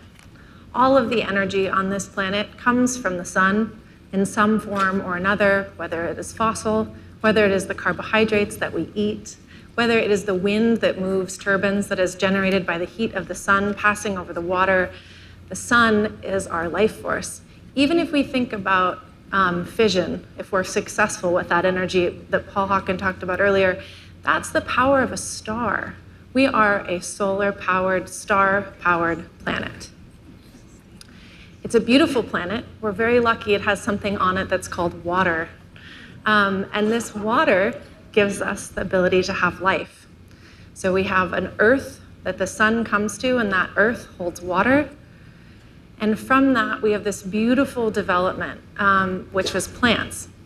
And plants help us regulate that water. They produce oxygen for us to breathe, and they produce sugars. They're autotrophs. They eat the sun.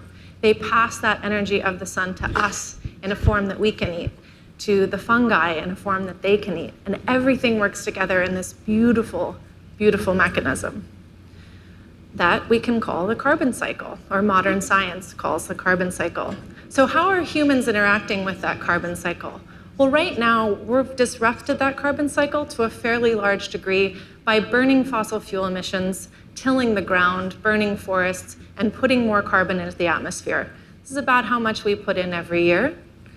And this is how much forests and oceans and grasslands, what we call carbon sinks, absorb every year.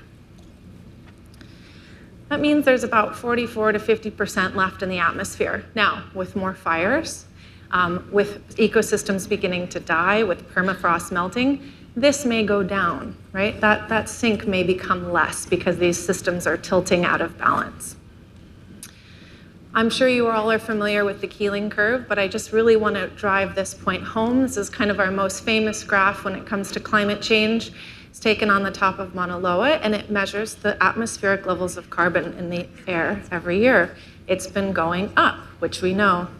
What we're talking about with regenerative agriculture is how we bend that curve. What Paul Hawken talks about in Drawdown is how do we begin to bring that down, which means every year we need to put a little bit less emissions into the atmosphere and draw down and store even more. That is that in-breath. That's the forests, that's the oceans, that's the grasslands, that is agriculture. Culture meaning the way that we interact with the landscape, right? So we have to bring that down. Now, agriculture is the largest human management of photosynthesis on the planet, right? So we can think about agriculture as a way in which we are managing the photosynthetic process. One of my mentors, John Wick, the co-founder of the Marin Carbon Project, likes to say that agriculture is the business of moving carbon between carbon pools, so from the atmosphere to the biosphere to produce food, fuel, fiber, and flora. This is great because carbon is the keystone in our system. We know this, we're all carbon-based life forms. And the beautiful thing about thinking about managing for carbon is that because it is a keystone in our system, the other elements also manage around it. I don't know if you've ever seen, there's a cute science video on YouTube where like a person dressed as a carbon atom walks into a party and everybody like goes to that person and gets really close. So it's the idea that like the carbon molecule is the molecule around which all the other ones gather. So while more carbon in the atmosphere is bad for us, it's causing climate change, more carbon in the soil is actually really good for us. This is a general principle that is overly simplified but true. Water follows carbon. Water is the most prevalent greenhouse gas in the atmosphere. We don't think about it as a greenhouse gas because it wasn't under the Kyoto Protocol, it wasn't a pollutant. But more water vapor in the atmosphere increases warming. Okay, so why do we have more intense storms? Well, partially because we have more heat in the atmosphere, we have more carbon in the atmosphere, we have more heat in the atmosphere, and then that heat holds more water.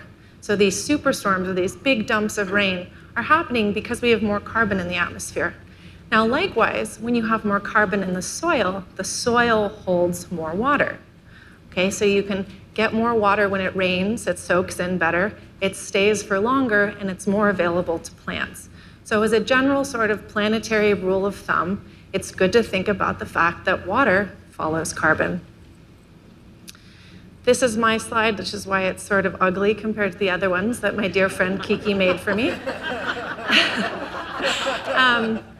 I had to put it in here because the wonderful thing about carbon and then more water is what happens is the electromagnetic capacity in the soil changes. What does that mean? It means that more nutrients stick around. So the cation exchange capacity changes when you get more carbon and more water in the soil, which all of a sudden means if you're adding nutrients, more of them are going to stay. And if there's nutrients to be had in the minerals, they're going to become more available. The point here is that when you're managing for carbon, you're actually also managing for fertility. I'm going to go quickly. So in climate change, we tend to think about the fact that there's these buckets. We have to reduce emissions from transportation. We have to reduce emissions from buildings. What I want us all to think about with this Earth system is the fact that it's cyclical and that many things stack upon each other, and that we begin to understand, when we begin to understand how those things stack and work in a synergistic manner. Paul said earlier, it's not a linear system, it's a synergistic system, which also means it's an entropic system. So when it fails big and fast and chaotic. But when it organizes in beautiful, wonderful, synergistic ways that have many positive benefits.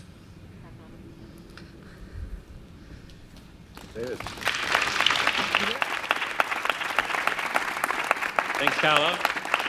Thanks, Julian. And Julia, and in fact, thanks to the entire wonderful Grounded crew. This is an amazing, amazing gathering. I'm going to start by saying I'm not a big fan of labels in general. They have their purpose, but all too often they foreclose innovation and create divisions.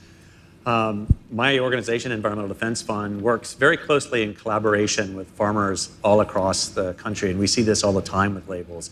In fact, I was just talking with one of our farmers from Idaho who told me he had his head handed to him by his next door neighbor when they were talking about sustainability. And I said, well, why? And he said, well, he'd heard that in order to be sustainable, you need to be doing no-till. Well, his neighbor's a potato farmer, and you can't harvest potatoes without tilling. So he took this whole thing to be a complete attack on his ability, his social license to operate. Now, we in this room, under the protective dome here, can say, wow, that's a little bit of an overreaction. But it really points to the fact that we really have to think carefully about this whole system thing, what Calla Rose was saying. And as I've looked a lot at what's been written about regenerative agriculture, I was attracted to the idea that it's not really a label that's attached to a prescribed set of practices. It really defines a way of thinking. And that way of thinking is about bringing together to achieve a place-based balance of practices, cropping choices, and other variables so that we can meet our needs for food and fiber in ways that actually leave the planet a little better off. This is different from saying that what we're trying to do is reduce the harm from agriculture.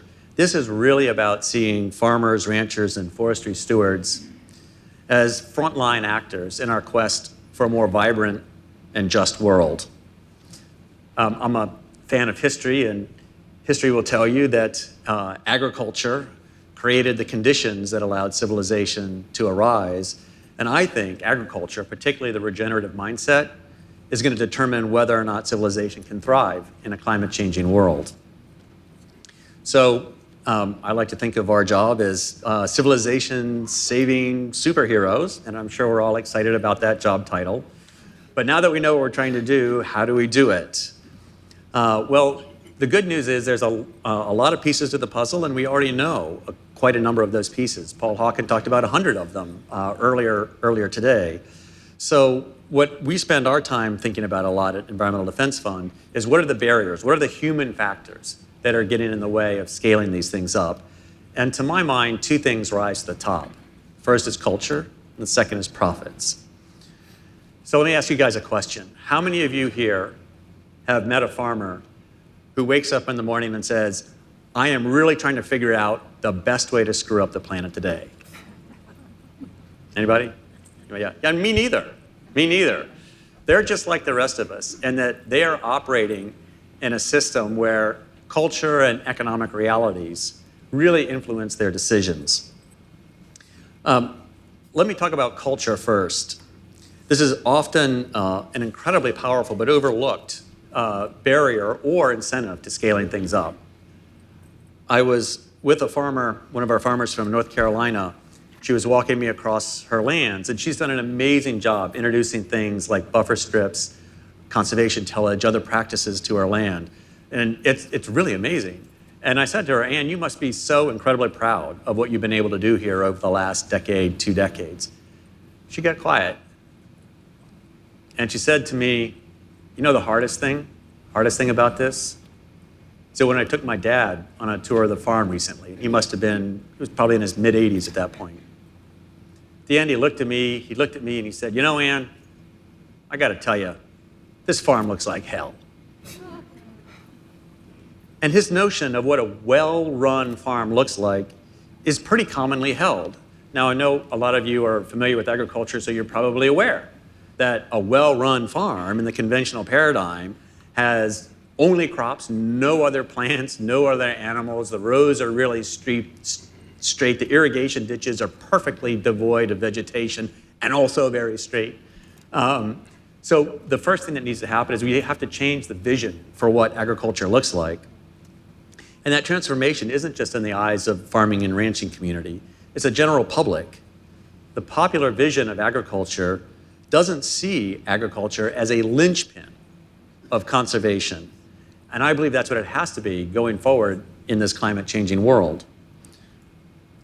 When I mention to my friends that I work on biodiversity, one of the common responses is, that's great, I love tropical rainforests. Okay, so do I, but I don't work there. I work here with our farms and ranches in this country. And they say, well, why? And I said, well, that's where the habitat is. 2/3 of the continental United States is a farm, a ranch, or a forest. The numbers globally are similar. So if you care about biodiversity, or really any conservation value for that matter, it's odd that we as a society have come to see the 5% of the land that we are putting in nature preserves as sexier and cooler than the 2/3 of the land that is home to a community of people intimately connected with the natural world. If we get the public to see regenerative agriculture as the foundation not just of a healthy food system, but also of biodiversity, climate protection, forest and fire management, as we were hearing about earlier, and more, our political system is going to be that much more able to move quickly to divert and redirect resources to support this. So I feel very passionately about that, but I'm going to leave that topic for now, the cultural topic, to talk about the other, which is profits. Now, this is the point where I'm often expected to rail against the stock market or whatever. But the bottom line is, well, the bottom line. If regenerative agriculture doesn't turn a profit, we can no more expect farmers and ranchers to engage in it than we can ask them to give us our food for free. So the question now is, how do we begin to divert or change or redirect those revenues? Carbon's a big part of regenerative agriculture, and so it's logical to look at carbon markets as a way of paying for it. EDF is known for our embrace of cap and trade. Thank you, Governor, for all the work you've done on that. And I myself am a big fan of market-based approaches, but yet I'm coming to the conclusion, and I hope I'll have a chance to talk with a number of you over the next 2 days about this, but I'm coming to the conclusion that carbon markets are not a universally effective mechanism for delivering revenue to ag. The work that we've done at EDF over nearly a decade has surfaced a number of really stubborn challenges. And here are three. The first is that the price of carbon doesn't cover the transaction costs, or even more importantly, the learning curve for ag. In effect, what we're asking is farming families to shoulder the financial risks of learning these new practices and participating in these new markets for our benefit. The second is that trading protocols seek to scale up solutions by standardizing them, where scale in the agricultural world is really about learning how to adapt practices to local conditions and cultural norms. And finally, carbon markets seek precision in compensating farmers just for the carbon that's associated with a particular practice, completely ignoring the full suite of farm-level benefits that are part and parcel of that very same practice. Imagine, if you will, a manager of an omelet factory sending out one salesman and saying, I want you to get the best price possible on egg whites. And then sending out another salesman and saying, I want you to come back with the best possible price on egg yolks. Well, they both wind up at the chicken farm, and the farmer scratches their head and says, well, I have an egg. Can I just sell that to you guys? You know what? It comes with the yolk and the white all together, all in one package. The fact is that in this analogy, it's a farm, and farms are systems producing a suite of ecosystem benefits. And the more our economic systems can reward those whole system benefits, the faster we're going to scale up. One person who really understands this is Karen Ross, who is the Secretary of California's Department of Food and Ag. And she's helped design a climate-smart farming program that recycles cap and trade revenue to fund a holistic approach that includes grants, like the one Julian was talking about, but also weaves in technical assistance, partnerships with local community colleges, and more to help farmers like Julian take the economic and cultural risk out of trying these new practices. There's some cool private sector initiatives as well. For instance, my team has been looking at real estate appraisal for farms. Now, you may know that yield is an important factor in a farm's value. Well, the farmers that we work with constantly talk about how they're working very hard to build carbon in their soil, but they'll look at their neighbors who are actually mining carbon in their soil to maintain yield. So they are driving down the long-term economic viability of their land, but that's not reflected in their real estate value. So why is that important? Well, the more value you have reflected in your real estate, the more important, or that flows through to other financial factors that help make your operation profitable, like the loan rate you're going to get for equipment or annual operating costs. So we're looking at how do we fold in carbon values into the norms of how real estate appraisal is done on farming. And again, I'm sure there's some folks out here who are in that space or know more about that than I do, and I would love to talk with you as we're done here.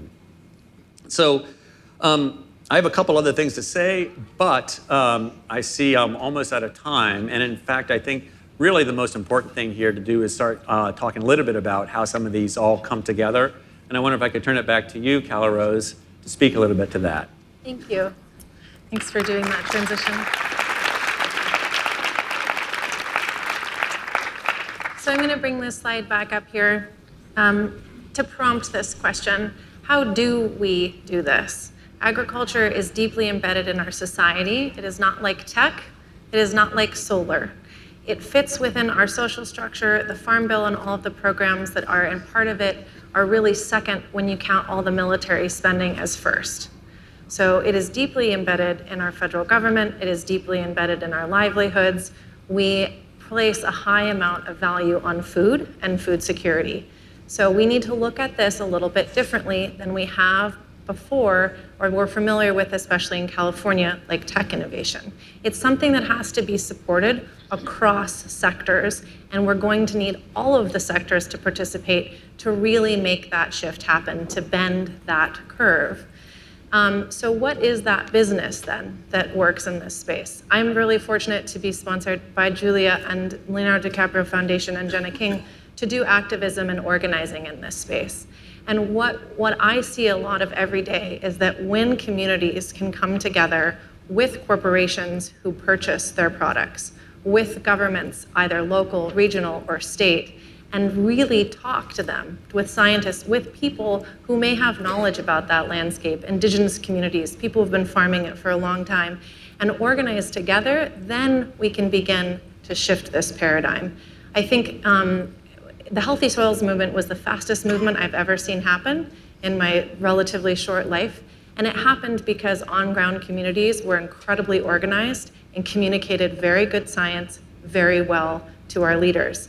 It happened also because we have leaders who listen, but it happened because we created political voice. So I'm not talking about this is a government job or this is corporations. Corporations have political voice. Individuals have political voice. You are not going to support this transition. No one person, no one group is going to support it. When we talk about farming and carbon farm planning in California, the model we have here sets up a program that stacks a state healthy soils program on top of a federal USDA NRCS program, so it brings in money there. We are also trying to work successfully with corporations to create a value add on that product for people and farmers who are delivering that service. They can give a different type of money. They can help capitalize maybe a large on-farm composting project. They might be able to buy that wool at a slightly higher price point. So that's a second leg that comes in. And then the third one is any sort of local government or your individual choices about seeking out farmers who are doing this work and finding ways to support them within your community. So it's really these three legs that have to come together, and when they do, it's spectacular how quickly change happens. I mean, we scaled this from Marin to the Bay Area counties to the entire state of California in under 5 years. And California now leads the world, really, in beginning to look at this. We have got Australia leading, we have France leading. I think that in this next administration, we could scale this to the level of investment that we haven't seen since the last New Deal, really since Roosevelt. I know the Green New Deal got dragged through the mud. People don't really like to talk about it now. It's not super comfortable. But what we're talking about is investing in ag. Like if we're gonna get this climate change solution where we bend that curve down, we have to get 40% at least of the landscapes absorbing carbon that are managed. And if we're gonna see those big fires and we expect to lose all of that carbon in the atmosphere, we're gonna need to get 50 to 60%. So I'm not talking about a new label. I'm not talking about a new organic. Organic land is about 2% of the land in the US, okay? This has to be agriculture. This has to be how we do agriculture. And so we have to look to the ways in which we all support agriculture through our food choices, through our purchasing supply chains, and through our governments so that we can begin to do this. The good news is that the soil responds very quickly. And there's many synergistic benefits. One of them that I didn't go over in that slide earlier when I talked about fertility, about anywhere between 40 to 70% of the nitrogen applied in agriculture ends up in the water in California. So when you hear about communities that can't drink their water, they can't drink their water because they have a nutrient contamination problem from over-application of fertilizer and also of raw manures. It's predominantly synthetic fertilizer. So what happens when you take food waste that was going to the landfill or dairy manure that's causing a problem, you take wood chips, you combine it, you make compost, you use that compost on the soil, it helps create a carbon sink, and it begins to offset the need for so much synthetic fertilizer. You begin to reduce your nitrous oxide emissions. You begin to hold more water in your soil, which again reduces the need on electricity demand on that farm. So what we need to do is understand that agriculture is a synergistic, systemic function, and it's important to pay attention to these small touch points like compost, which is my favorite subject in the whole world. Hearing Jerry Brown talk about his compost pile made me feel like I could go home. My job is over, but it's not because I need all of you to compost too. But begin to think about these things and how they intersect. So if water follows carbon, if when you have water and carbon, you have more nutrients, if you can take a waste and make compost and apply it on the landscape, if you can begin to have actions that are responsive to that landscape, as the previous presenter talked about, this is not a one-size-fits-all solution. This isn't about no-till or only compost or just do silvopasture. This is about responding to the landscape and the people and the economies on those landscapes. Thank you.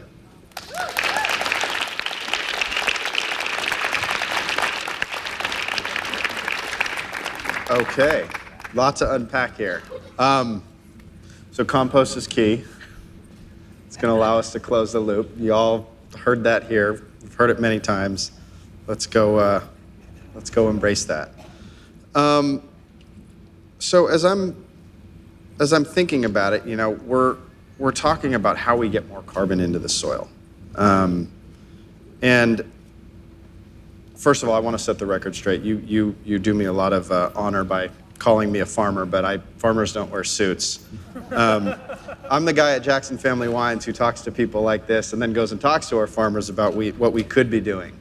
And I think, you know, the opportunity, as I see it, is how do we stimulate conversations between, how do you get me out of the middle so that folks like you are talking more directly to people who are really, you know, boots on the ground and making decisions in agricultural systems to really start embracing more of this type of methodology? Well, we have this problem all the time. My organization is called the Environmental Defense Fund, so you can imagine the reception I get when I walk into. I'm sure the farmers are just knocking on your door, right? I'm very familiar with the sound of a shotgun being chambered. I mean, so I think the key, though, there's just no substitute for building a relationship. And one of the things I like to say is, agriculture is really about relationships. Yeah, farmers, ranchers engage in transactions, but when you say, well, why are you buying your fertilizer from Joe? It's like, well, because Dad bought it from, Joe Senior, and Grandpa bought it from, these are relationships. So there's really no substitute for investing in relationships, and then, being able to go to the farm bureaus and other places that you wouldn't expect to be allies, and listening to what their challenges are and beginning to help them meet their challenges instead of saying, well, here's my challenge, I need you to go do X or Y or Z. A lot of times we have mutual challenges, and when you start with one thing, even if it may seem small and you begin to work through it, you can get to a great result. And I'll give you just a quick example of Smithfield Foods, one of the world's largest hog producers. They're vertically integrated. They own a lot of their own farmland to feed their pigs. I grew up in Southern Virginia, which is where Smithfield is located, headquartered. And I remember the president of the company saying things like, I would rather spend $1 million on lawyers than $1 on compliance. I mean, just an incredible combative attitude. And in fact, my organization, EDF, wound up in court suing Smithfield any number of times. But then they came to us and said, we have a problem that we'd like to work with you on. It's a very small, almost insignificant problem that a lot of our friends said, you're crazy to work with them. But it was being open to that. And fast forward, they are now doing some of the most innovative things on climate, on animal welfare. They're really thinking about communities, the impact of the hog lagoons on community health. Are they perfect? Absolutely not. Do we still have some issues? Absolutely. But you asked, how do you do this? I just don't think there's any substitute for accepting people where they are and then working through trusted organizations. Yeah.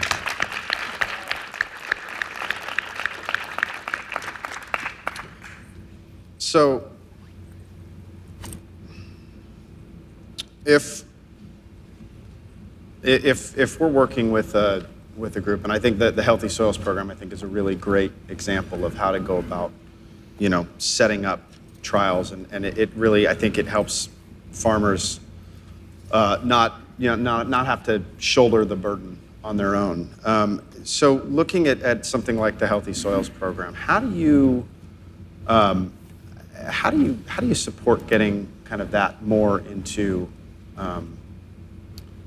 into the collective consciousness, and what are some of the other things beyond just carbon that are the ancillary benefits associated with programs like this?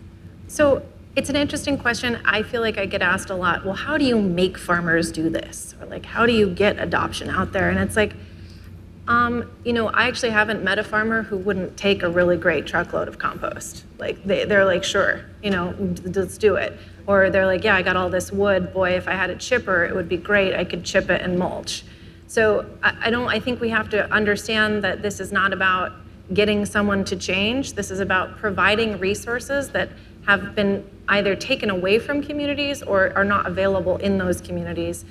We have a vertically integrated seed and chemical and also machine agricultural industry that provides soup to nuts. So those chemical and seed salesmen go out multiple times a year. They have relationships. In fact, this is a quick anecdote. In India, the use of a certain pesticide increased 300% in 2 years. Do you know what happened? Yeah, so that chemical company started sending people out to talk to farmers instead of once a year, every month. So technical assistance or door-to-door relationship building from that salesperson or your technical assistance provider is the single largest indicator of market access in agriculture. So provision of technical assistance, which is essentially a formal way of saying paying someone to have a relationship with a farmer and help them with their problems and overcome them in a long period of time. So I think the Healthy Soils program hopefully will recognize, and the state has begun to recognize more, the need to support our existing technical assistance providers like the resource conservation districts. Core funding for them, they exist in every county. That would be huge because they're trusted by the farmers. The NRCS has regional offices, they're federal. We also have an ag extension program. We have land grant universities. These are all institutions, and the Farm Bureau as well, can be supported because they already have these relationships on the ground. So the more we invest in those relationships, the more we will actually drive demand for the marketable commodities that will go along with regenerative agriculture. And Julian, I think you mentioned ancillary benefits.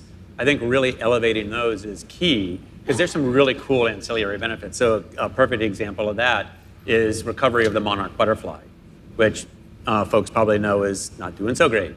But these soil health practices, if you just add in to the kinds of things that people are doing, a little bit of milkweed seed, a little bit of pollinator seed, it's not a huge expense on top of what they're already doing, and you can go in and you can add this on to Farm Bureau programs, Resource Conservation District programs. We're going to start to see the monarch butterfly come back, and that makes farmers and ranchers heroes. Right. Then they're like, this is awesome. Who doesn't want to be that superhero? And this gives them the chance to do it at really incredibly low cost because it's just piggybacking on to something else. But that ancillary benefit then really creates that cultural driver that we need for ag and the public to say, let's do more of that. Mm-hmm. Are there any technical advances in regenerative farming? I mean, it's a very intensive type of agriculture. Are there any technical advances that could make this practice easier to adopt? Oh boy, I'm going to say something unpopular. It's called humans. And investing in human education and investing in labor is actually probably the largest technical advance that we could accomplish in ag. We talk about unemployment a lot. We talk about low wages. We need to find ways in which we can reward people being on the landscape that also then makes sense for the companies that need to hire them. So whether that's restructuring corporate tax code or offering some other benefits for investment into labor and to humans, I think is going to be our biggest thing. I think that you can do lots of new composting equipment. There's lots of new chippers that can come into play. I do think that there are technologies that will help scale this, but the best technology that we have at our disposal is the human being. And given what we've just said about relationships, it's also probably the most important in order to expand access to those markets. I have full faith in the market that if we create demand by creating education with that technical assistance, that the market will supply those advances in technology. So if there are folks out here who are in the tech sector, I would love to talk with you because I think there's some big data kinds of enabling things that we could put out there. And again, an example of that is where I was talking with a guy who was analyzing data from the tractors that come in, and with the GPS we can get very precise, and he was looking to see what part of the field is least productive. In other words, what part do you have to spend the most money putting inputs and running the plow over multiple times? And he found a really interesting correlation on the farms that he was working on, which is the least profitable, the most expensive parts to farm also had the highest environmental values. So they were high ridges or areas along creeks. And his point was, wow, if we could just, with the GPS on the tractors, we can drive around anything. And when people are looking for great habitat for all kinds of species, we could take this land out of production, often reduce costs for a farmer, and then have an additional revenue stream from those benefits. So that's a way where big data might be an enabling technology. It doesn't matter if you don't have the relationships. This is no silver bullet. But again, if there's folks out there who are, this is what you do, I would love to talk with you about that. Excellent. I think we have a few minutes to open it up to audience Q&A. So I'd like to field a few questions for anybody who's interested. Governor. So the question was, what about genetic engineering and where does that fit in? Well, let me answer it really simply. Genetic engineering is science. Without science, we're not going to make it. But science isn't, again, no silver bullets.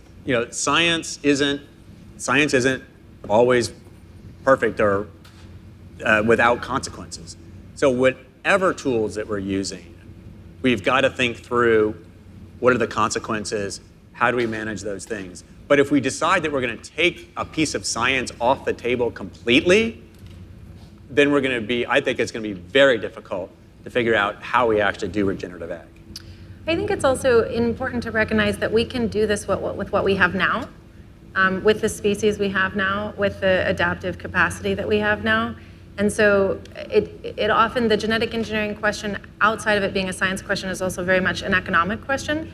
And I think what's interesting is to ask, well, why is there an economy driving the creation of a genetically modified organism, and there isn't an economy driving the creation of compost on a farm? So that may sound naive, but I think it's important as we look at regulation to understand what may be driving it. So if it is science and we don't want to take that tool off the table, we're not going to hamper ourselves, but is that why we're asking the question?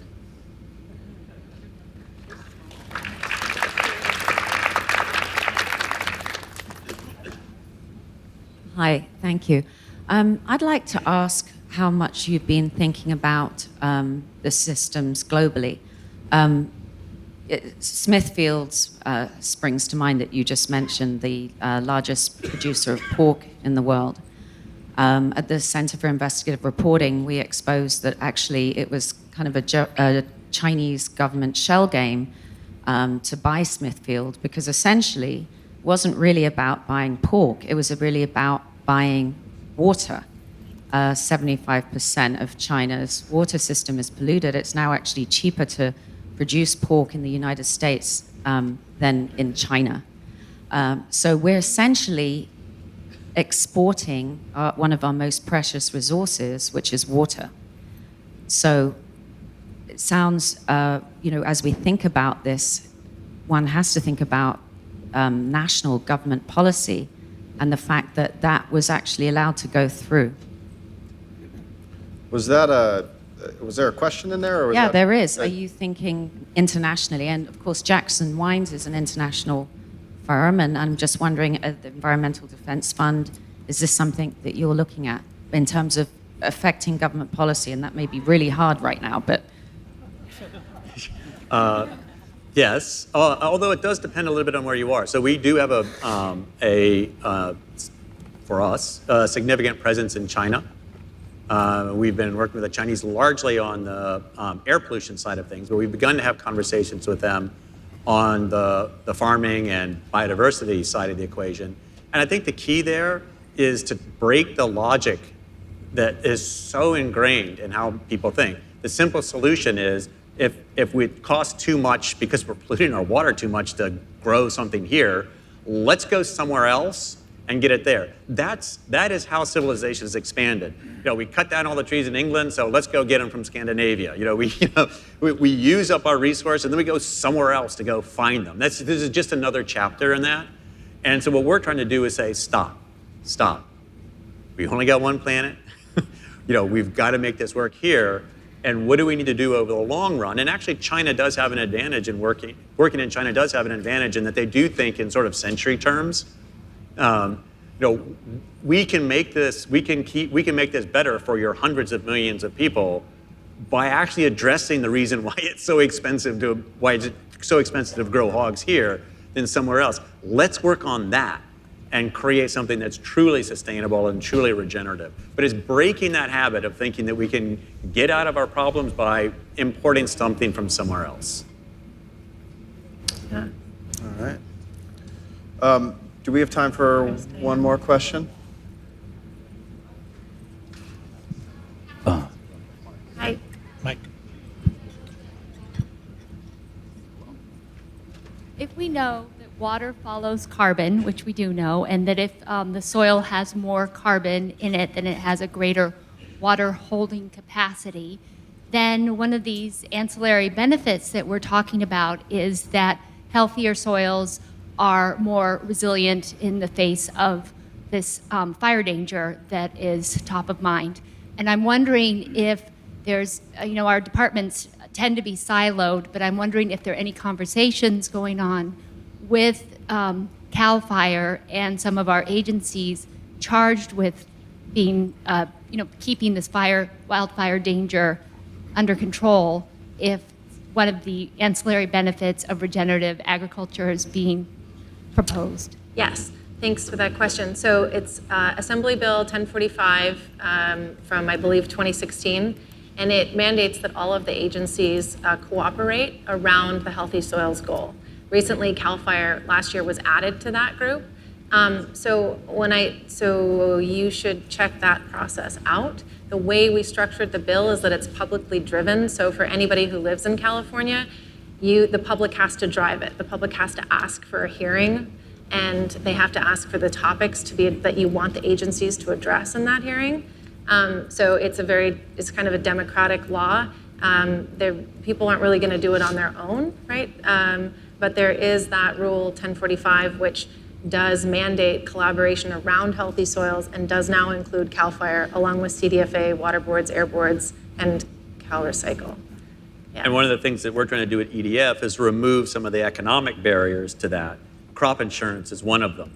So crop insurance is supposed to protect farmers from the economic impacts of variability of yield, but improving the water holding capacity of soils also stabilizes yield in a time when we're getting wilder variations, too much rain, not enough rain. But crop insurance is designed in a way that actually penalizes farmers for trying these practices.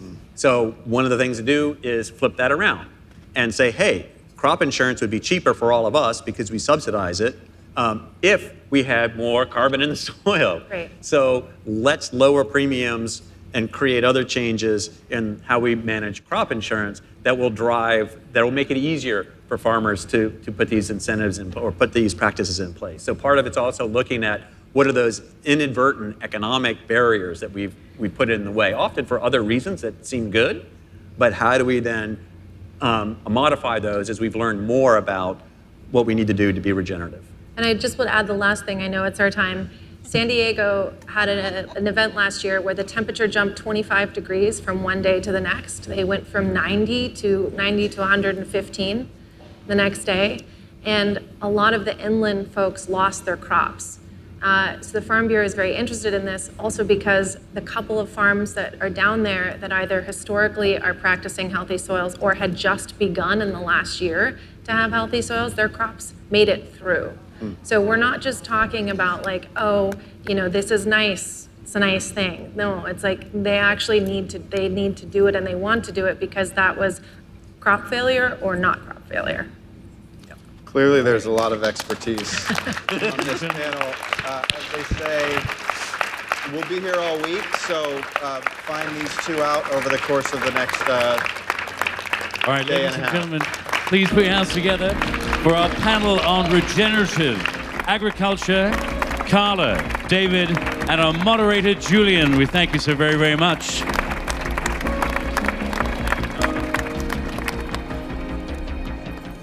Fascinating. Many more questions to ask. Here's the good news.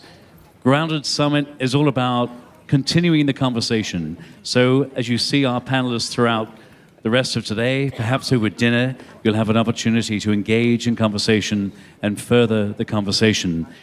I have to tell you, we are about 40 minutes away from dinner, an amazing dinner, a dinner that's been prepared by a rock star chef from Norway, from Noma.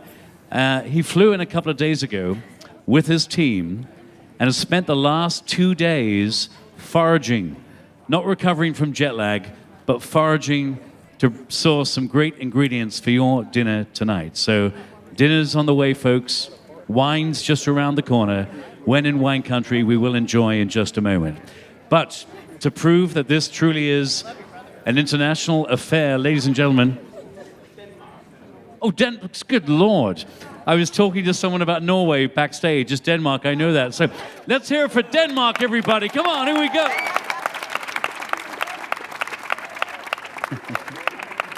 Noma, Denmark. I was talking to a chef from Norway this afternoon, so forgive me. Denmark, next door neighbors.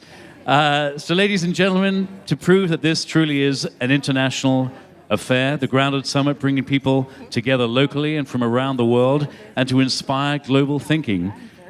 Please welcome, ladies and gentlemen, first, our moderator, a friend, an environmentalist.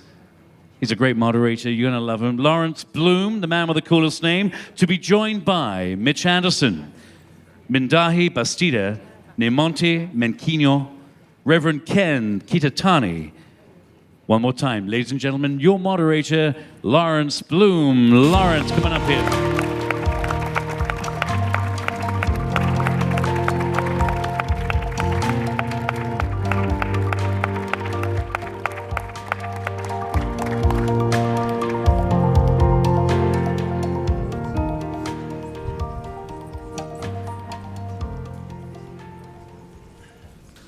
So good afternoon, almost good evening, everybody. And I'm aware we're the last panel between you and supper. It's not the most enviable panel to moderate, but we have some brilliant people on the panel, and it's a really interesting subject, how to live more harmoniously on the planet. And what do we need to learn from indigenous peoples?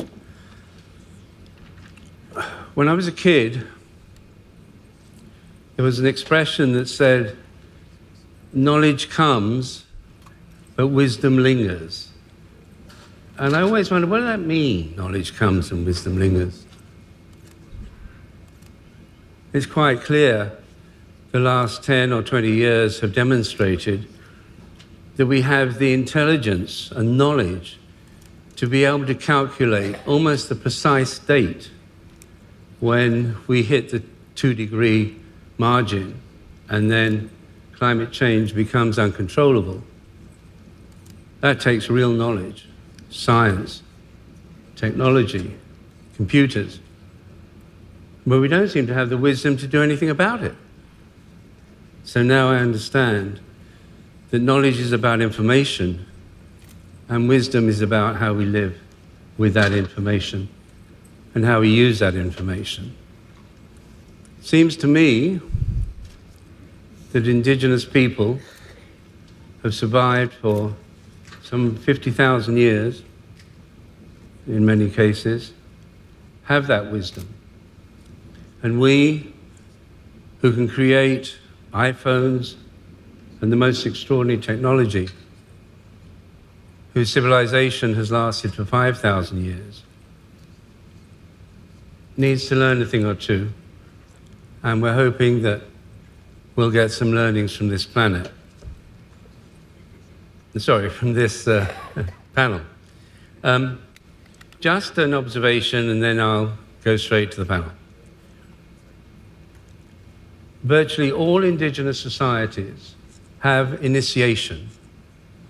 Initiation is when the growing teenager, woman or man, has discovered what skills they have, either as a healer, or a hunter, or a leader. And the initiation process makes sure that they contribute those skills to the benefit of the community. It's that community piece, it's that contribution piece that is so important. We, in our wisdom, have let go of those initiatory procedures, and we're behaving as if the skills that we have are to benefit us. It's a personal thing about me. And I often hear people saying we need to move from me to we, but actually, maybe what we need to do is to understand that me and my unique gifts are here to serve we.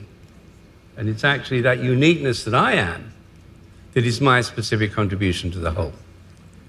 And so just an observation around the initiatory procedures that indigenous peoples have that maybe we could adopt or adapt in some way. So I'm really delighted to introduce the first panelist, Nemonte. She is a Waorani leader who is very bravely leading her people in a fight against a group of major international oil companies. Can you begin to imagine the courage that takes? She's going to start with a small song in dedication to her ancestors. And then Mitch will translate what she says. Me merina ni ke gai mai, me merina ni ke gai mai, me merina ni ke gai mai, me merina ni ke gai mai.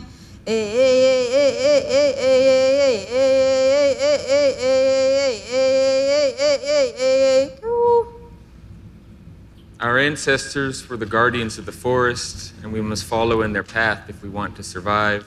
Our ancestors were the guardians of the forest, and we will follow in our path, and we will survive. Boto ne monte nenkimo, ne muiri bako, boto girinani waurani omeren kemenani. I am Nemonte Nenkimo. My name means many stars. My people are the Warani, and our forest is our home. Boto kiemo inte ponemo, aye manamo imo. Tomemo venga mea guareke neenga amutamini aye ante nyingampa. I am a Warani woman and a mother, and I have a 3-year-old daughter, and I am teaching her to sing our songs. Koe ma ante kimingimpa, amutamini ebanon kimingi ante warete ananipa, oinga ongi ante ananipa, amutamini venonte aye tokimamo ante. Songs that our ancestors sang for thousands of years, songs about living, about growing food and hunting, medicine songs, war songs, joking songs. Betenta monipa amutamini omere, monito me meiri angai, toma moni wana moni inte koe ma ponente mimone. Our songs, just like our forest, we inherited from our ancestors, and as a mother, I feel the responsibility inside of me to pass down our songs and our forest to my daughter. Minito poni mini, enyeninke veninke vengai ante enyenani. Do all of you here today understand what I'm talking about? Have you felt that inside of you, the need to pass down knowledge about how to live on this earth to your children? Or have you felt that knowledge being threatened? Boto miniti mine eremo nyena ma imopa. As I speak to you, I know that I don't know you. I don't know your histories, and you don't know me. And so maybe I should begin with a little about myself. Boto que villomo impa. Carretera de Añomo, compañía de Añomo, petrolera de Añomo, minero de Añomo, moni kene guaymo epe neyomo, manega yomo, moni bimoni goyomo, iyomo que monipa. Where I live in the Amazon rainforest, there are no roads, there are no oil wells, there are no mining camps, just forests and rivers and clean air. And from a young age, I learned how to grow food, hunt and fish, foster wild animals, and heal with plant medicines. Arboin koworin terero inta monipa, mengungi ponenani apenerani ate, itota ingante ponenani barani tapa, tomamoni barani tapa. But I also learned about the ways of the Kowuri, the outsider, the white people. I learned first from the American missionaries that came and they told us about Jesus Christ. They told us that we will go to hell where it burns if we don't go to church. And many of our people believed them and still do. Arboin tamonipa, compañía inte, monito que mi yomo, weo, girinani tapa, monito que me mamo, menonte va barani tapa. And I learned too about the oil companies, how they poison the rivers and cut down the forest, how they turn proud men, hunters and warriors, into beggars and wage workers, how the wild animals disappear and the fish runs become smaller each year, and how our bodies and spirit become sick with oil and alcohol. Boto wanamo o kiemo imo, inte gompoki ante que bopa. As a young woman and as a mother, I know that we cannot let this happen. Manin bea ongomopa boto toniaka, nyomo Julia, nyomo mea ngonga, tomenga aye kimingimamo, aye bima kikimamo ante keka. And that is why I'm here today, and my friend Julia has invited me to speak to you, and I've come from far away, and I will talk about the struggle between two different ways of living, one that protects life and one that destroys life. Betenta monipa, we ome gompo ketante. Our people know that we must band together to protect our life, our forests, and our cultures, and we know that we cannot fight the global economic system with spears alone. Betenta monipa, waurani, Siona, Sequoia, Cofán. And so we formed an alliance between the Guarani people, the Siona people, the Sequoia people, and the Cofán of the upper Amazon to protect our forests. Epen bikiñomo goro, gomonipa ñao aki, goromonipa aye monito kemiñomo. We are building access to clean water for families living downriver from the oil fields and solar energy so that communities that live without roads can still resist the oil companies and live well.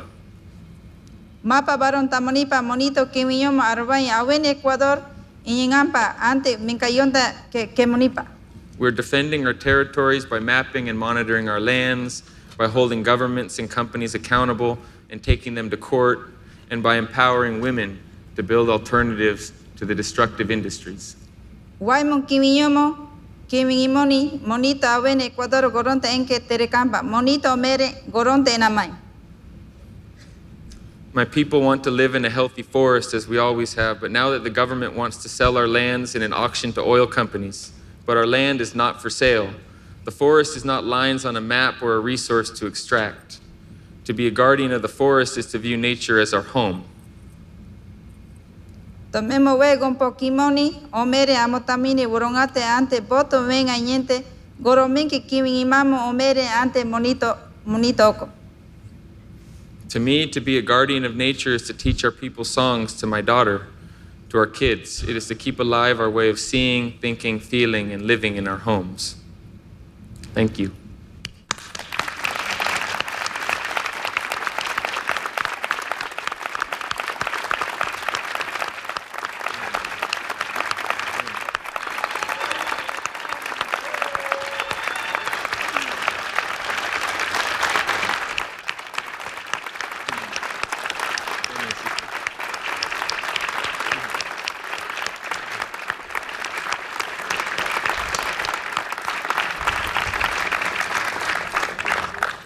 So, Mitch, that was both inspiring and harrowing. Harrowing. Thanks for your translation. You've been working in the Amazon rainforest for the last 10 years. What views do you hold around the indigenous cultural survival and threat? Yeah, thank you, Lawrence. I'd like to just start by reinforcing what Nemonte said there at the very end about the importance of protecting her people's way of seeing and thinking and feeling and living in their home, which is essentially protecting their culture. Because indigenous cultures from the Amazon and across the world have essentially ensured the survival of healthy ecosystems into the 21st century. And we just heard it from Dr. Paul Hesburgh earlier today as well, talking about Native American fire management practices here. And the same goes for the Amazon rainforest. I've been living down there for the last 10 years with the Guarani people, as well as with the Sequoia and the Siona and the Cofán, the upper Amazon. And when I moved down there about 10 years ago, the oil companies had already been there for about 50 years.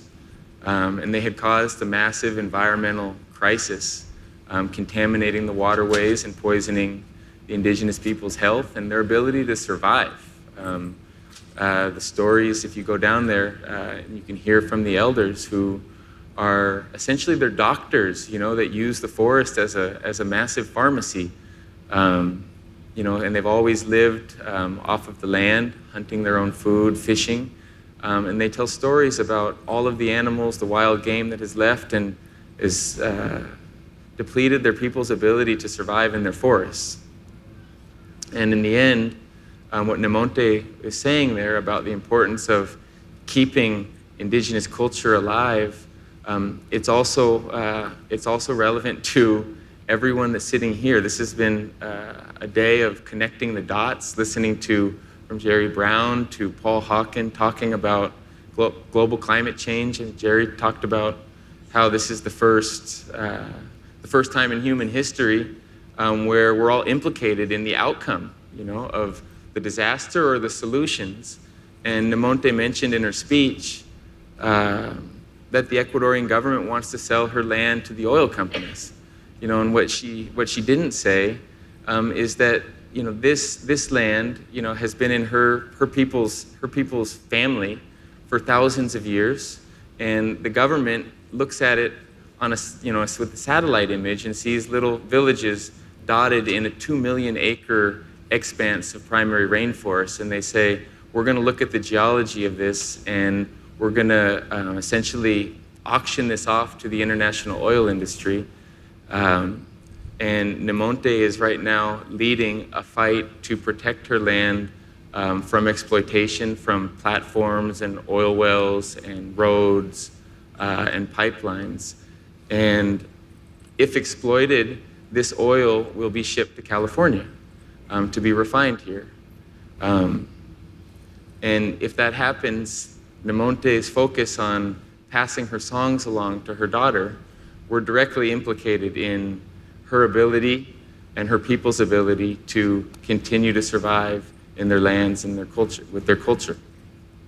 I'm the founder of an organization called Amazon Frontlines, and our vision essentially is to support indigenous peoples in building power to protect their lands and protect their cultures. Indigenous peoples across the Amazon rainforest are the ancestral owners of 1.4 million square miles of territory. That's 10 times the size of California. And they are the only people that have the power to protect this land for centuries to come. They've been doing it for thousands of years. They have an intimate knowledge of the forest, and their very survival depends on it. And the stakes are that high for indigenous communities. And we listened to Paul Hawken today talk about tropical rainforest conservation as essentially the sixth solution to climate change and indigenous land management as well.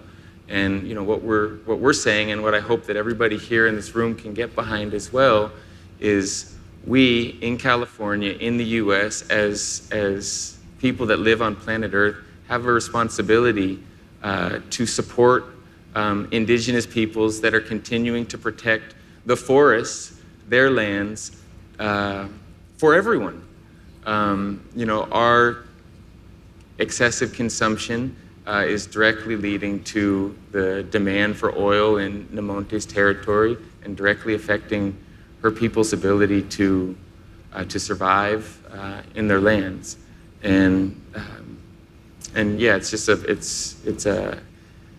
and the work that Nemonte has done, as well as Hernan, who's sitting here in front, he's a Sequoia leader, bringing together the Sequoia, Siona, Cofan, and Guarani people into forming an alliance, is building a possibility to protect more than 5 million acres of primary rainforest in the upper Amazon. And I've just been proud to be a part of it. So thank you. Thank you.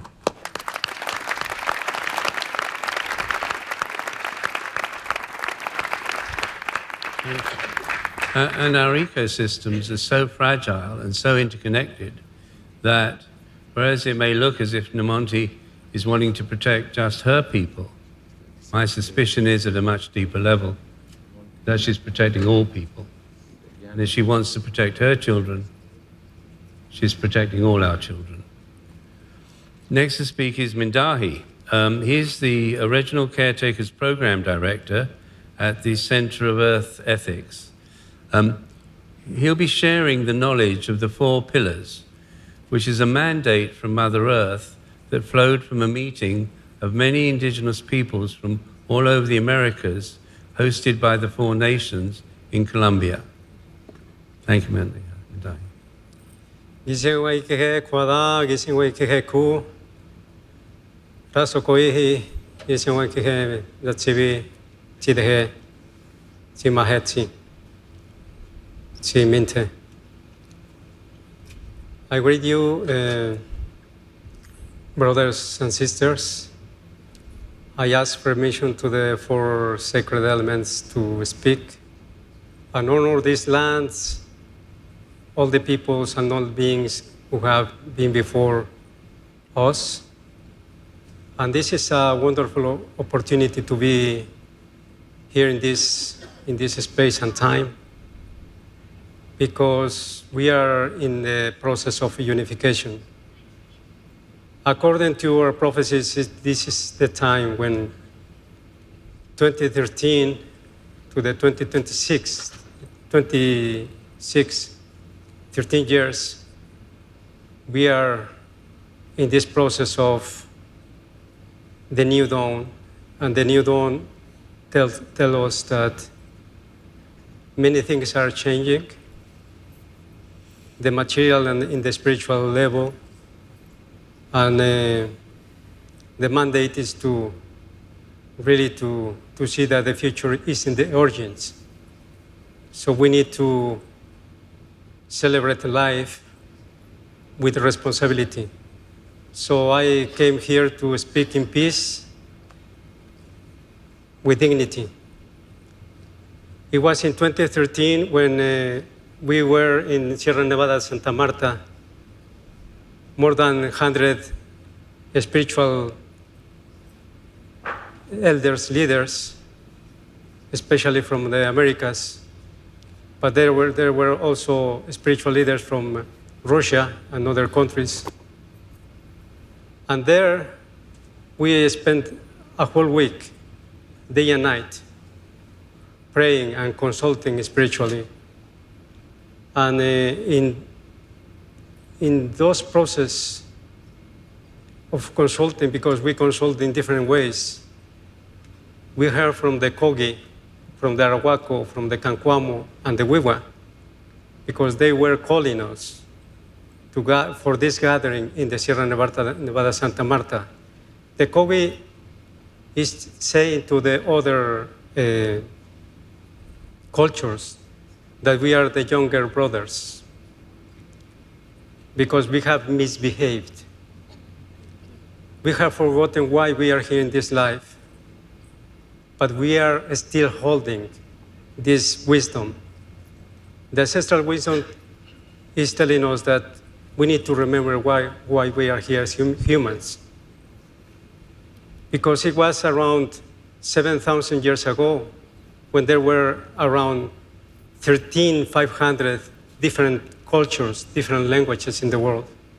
Nowadays we have 7,500 cultures, and many of those are endangered. So we can see that we almost have lost half of the cultures around the world. And every single day we are losing other species, around 200 every day. So modern civilization, this way of positivist way of thinking, the technology that we have developed in the Western world, and the science that have chopped all different knowledges. So we wonder, as human beings, do we live better than 7,000 years ago? Do we breathe the air that our ancestors were breathing? The water that we drink or that we live with, is it clean? The fire, how we treat the fire, how we treat the energies, is it the way that our ancestors used to treat? So we wonder why we are here in this situation. So the 4 pillars is all about to bring the acknowledgement of the spiritual leaders, the spiritual authority of indigenous peoples. So that's the number 1. Number 2 is the protection of sacred sites around the world. Biocultural sacred sites, because those are the places where life is born, and we need to honor life. Pillar number 3 is about the houses of original thinking. We need to gather this wisdom and pass to the future generations to mend the hoop between the elders and the younger generations, because we wonder what kind of world in this sustainable development paradigm we think around intergenerational equity, what kind of world we are delivering for the next generations. But it's the other way around as well. What kind of children we are delivering to this world? So our philosophy, our way of thinking is to live with Mother Earth, not from Mother Earth. because now we are seeing this problem of climate change, and many are migrating to other places, and it's happening. But climate change, as my daughter says, climate change follows you. So we need to have responsibilities. We need to rethink why we are here in this life.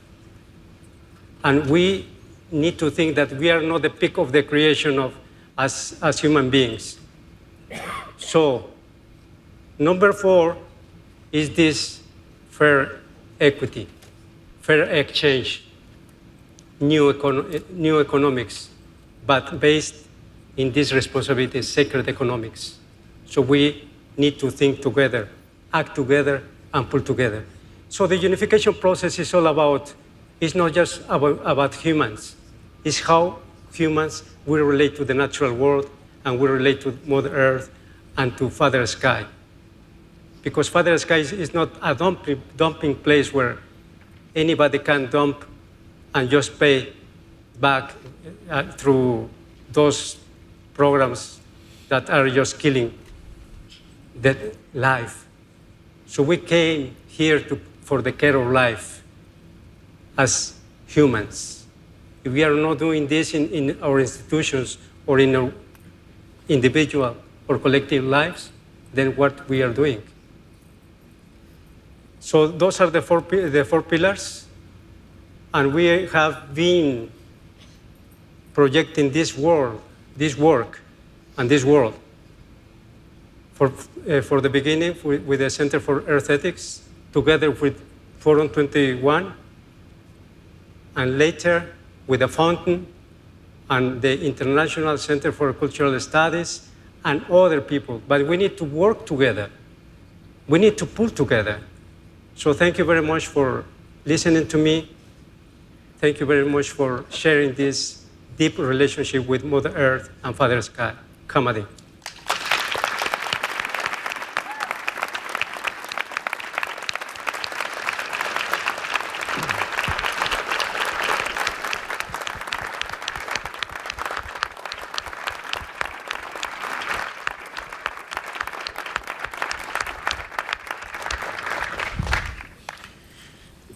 Thanks, Mindahi. We still have lots to learn, and I think those 4 pillars are a great foundation. And Ken, coming to you. Ken is director of Forum 21 Institute, and his subject will cover the critical importance of sacred sites that Mindahi referred to in relation to the secular world, such as the UN. First of all, I'd like to thank Julia Jackson for inviting all of us and to this sacred land and the ancestors of the original peoples here and all of our ancestors and all of you to this summit. It's such a wonderful opportunity to be here to share the work that we're doing locally and also internationally concerning the protection of sacred lands, which happen to be the most biodiverse areas. I'd like to talk about the relationship between the territories of the indigenous people and climate change and climate mitigation. So to begin with, I represent the ancient wisdom tradition of Japan called Kan Nagara. And the Forum 21 Institute was inspired by my tradition, but it is the secular institute that works primarily with institutions like the United Nations and other values-based organizations, scientists, etc., who are open to alternative models, solutions to the different types of crises that humankind is facing today. The most urgent crisis, of course, is climate change. And so for this reason, when I first met with Mindahi, I was astounded. We were both astounded because we discovered that we share the very similar, if not the same, cosmology between ancient Japan and his tradition of the Otomi Toltec and most of the indigenous people throughout the world. The third, one of the pillars that Mindahi mentioned is the work of the sacred sites. And the esoteric explanation of this is to go throughout the world to major and minor sacred sites, which can be described to be energy centers, power spots that need to be reactivated, healed, and rebalanced. In our cosmologies, as in most ancient wisdom traditions, we believe that there are energy centers and ley lines that connect an ancient, powerful grid that maintain the integrity, spiritual integrity of this planet Earth, Mother Earth. Through anthropocentric types of activities, human activities, many of these lines have been disrupted. These energy centers have been destroyed. Our work, based on the vision that the elders received between 2000 and 2013, which aligns itself with the cosmovision of my tradition and many others, is there's an urgent need to go to these sacred sites throughout this world, the major sacred sites which function like the major organs of the body, without which we cannot survive. And by going to these areas, by taking specific indigenous elders from different traditions and carrying out ceremonies and specifically making offerings or payments, pagamentos, we are able to reactivate these sites, which then thereafter we can see through evidence and data that there is much improvement in the environmental condition of those areas. So that is a spiritual explanation of the work that we've been doing. We are about to complete phase 1 of this work. After we finish going to Mount Etna of Sicily this year, this will complete phase 1, and phase 2 will begin. There's phase 3, etc., and so on and so forth. The secular explanation of all of this work ties this with what I mentioned before in terms of climate change and climate mitigation.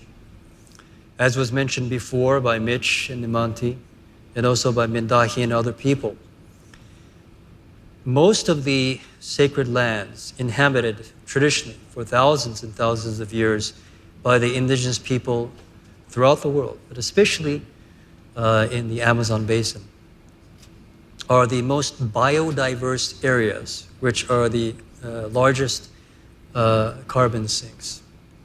And these are now targeted for monetary reasons by fossil fuel industries and other transnational corporations.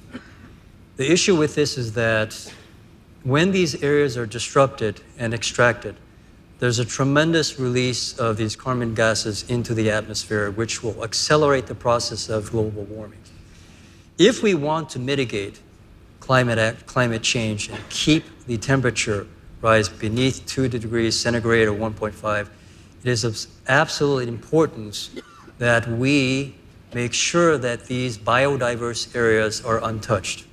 And for this reason, we are working with indigenous elders and communities in these areas, especially throughout the Amazon and throughout the world, with local governmental leaders, regional and national governmental leaders, with now many scientists who are awakening to this, climate scientists, geologists, who are working with the indigenous people and gathering the evidence showing that their traditional wisdom of land management is preserving these areas, and also working with fundraisers, and last but not least, international agencies like UNESCO.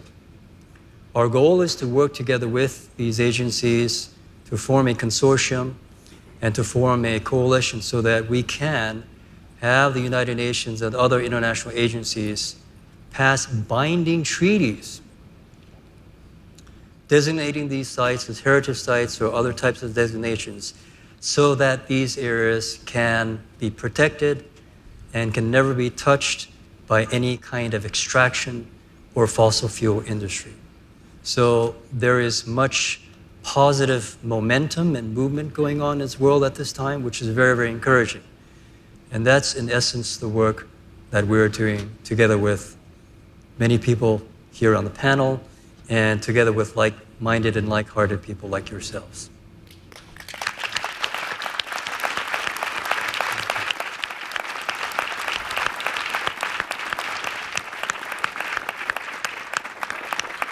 So thanks, Ken. Obviously, there's some very practical things that come out of what Ken says, but I also would like to acknowledge Julia. I attend many panels around solutions to climate change, and very rarely is there a spiritual dimension involved. And I think that in many ways, part of this challenge is spiritual, or if you want to call it, an aspect of consciousness. It seems to me that climate change is the most elegant challenge for us to get together as one human society.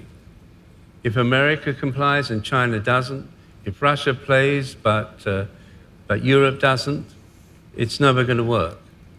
It's a very simple challenge. It's to teach us that we need to get together with common humanity to work together to protect this earth, which is our home. I often get asked, Lawrence, speak about the planet being in peril. She's not in peril. We are. It's her capacity to give us life, to help us thrive. That's what's in peril. And it's ironic that this challenge is perhaps taking us to our next evolutionary step as a species, let alone a society. What we should be looking at is what's breaking through, what's breaking down, what's wanting to emerge, what's wanting to be born. And our duty is to nurture, nourish, and protect that which wants to come into being. The challenge is, how do you hospice the old whilst birthing the new? That's the balance that we're having to play with. But let's be very clear. This is a very, very elegant challenge. It's a beautiful challenge, because we're either going to learn to live together in harmony and peace to protect the earth, or the prognosis is very poor. So I'm grateful to you, Julia, for what we're able to discuss here and to build some solutions. What's interesting sometimes is to see the context within which those solutions must form. So that's my little piece, and we're open to questions.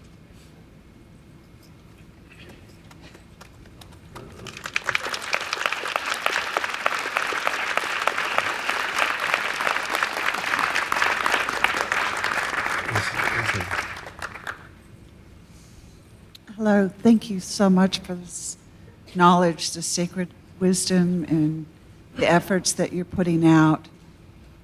I'd like to know, how is it that you're protecting your lands against these forces that are trying to take your land?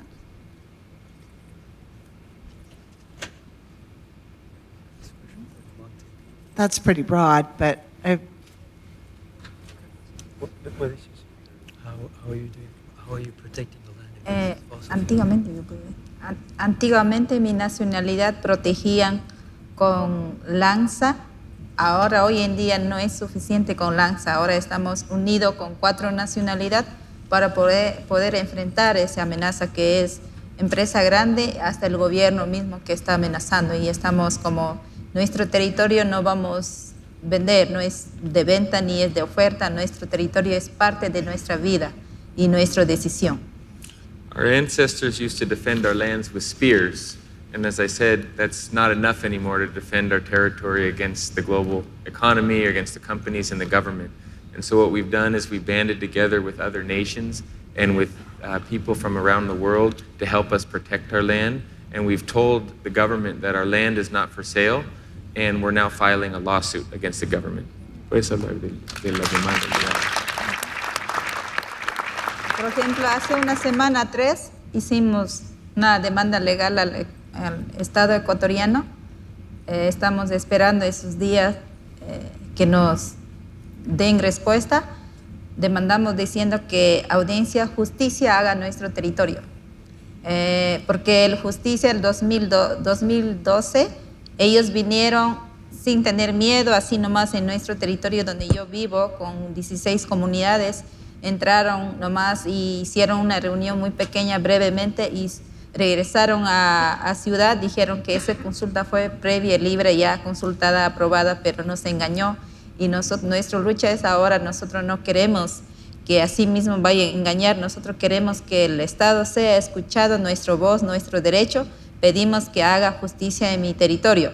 Y espero esos días que dé resultado. Yo estoy seguro que la audiencia no va a ser mi territorio, va a ser ciudad.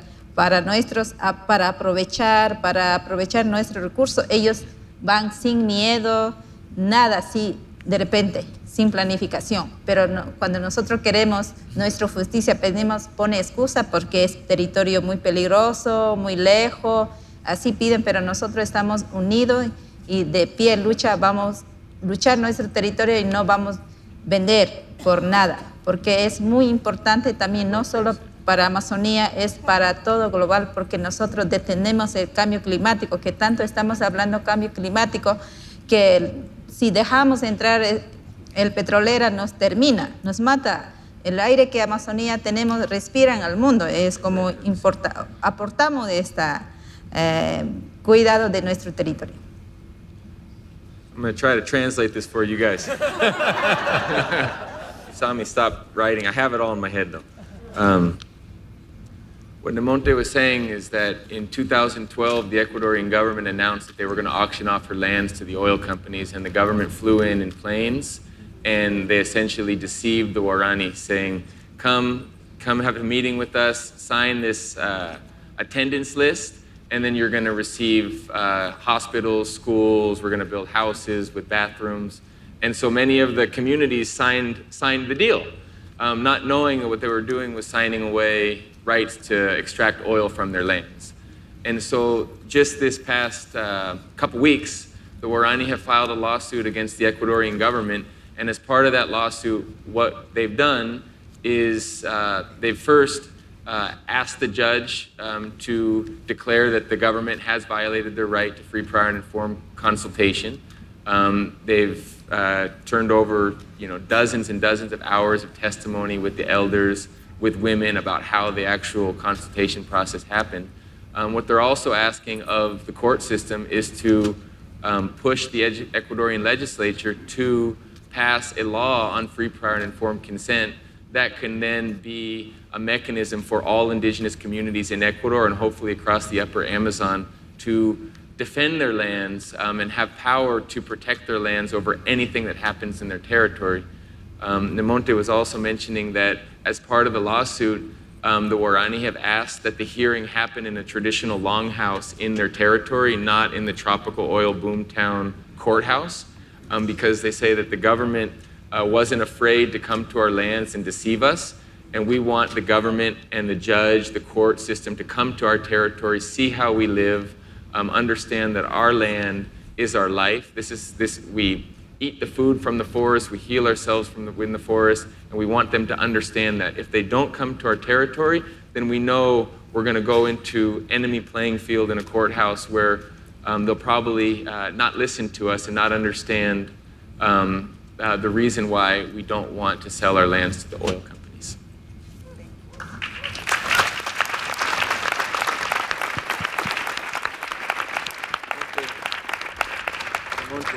And Nemonte also mentioned at the end something very important, and I'm going to add to it a little bit as well, about climate change. And she said that we also are protecting our lands because we know that our forest is important for the protection of the entire planet and to halt climate change. And one of the things that I personally, as Mitch, have learned from the Guarani and from the Sequoia and the Siona and the Cofan is the immediacy of their struggle to survive, to protect their territories, independently of whether or not the old-timers that are out in the woods hunting boar understand the global implications of climate change. What they do understand better than any scientist is all of the changes that are happening in their forests, the rain, the droughts, and in a lot of cases are seeing parts of the forest and saying, I can tell that this is the light of a dead star right here. This exists, you see it, but in a generation, this will no longer be here because it's already lost what it needs to survive, whether it's a Moretti palm swamp or a certain type of wild vine. And so the indigenous folks are so closely connected to the land, and they're as everybody on this panel said, they're capable of teaching us how to live better and more healthy on our planet. And I'd just like to come in here for a moment to show the madness of it all. The Amazon is the lungs of the planet, so the Congo rainforest. It breathes out, we breathe in. We breathe in, it breathes out. We cannot burn more than something like 500 gigatons of CO2 in the atmosphere without triggering runaway climate change. These oil companies have 2,700 gigatons of reserves. So they're still looking to get further reserves when they already have 2,200 gigatons in reserve, that if we reach that 2 degrees and it becomes a criminal offense to release carbon dioxide into the atmosphere, their assets are totally stranded. So not only are the lungs of humanity, the Amazon, but the madness of wanting to get more and more reserves makes no economic sense and makes no survival sense at all. At all.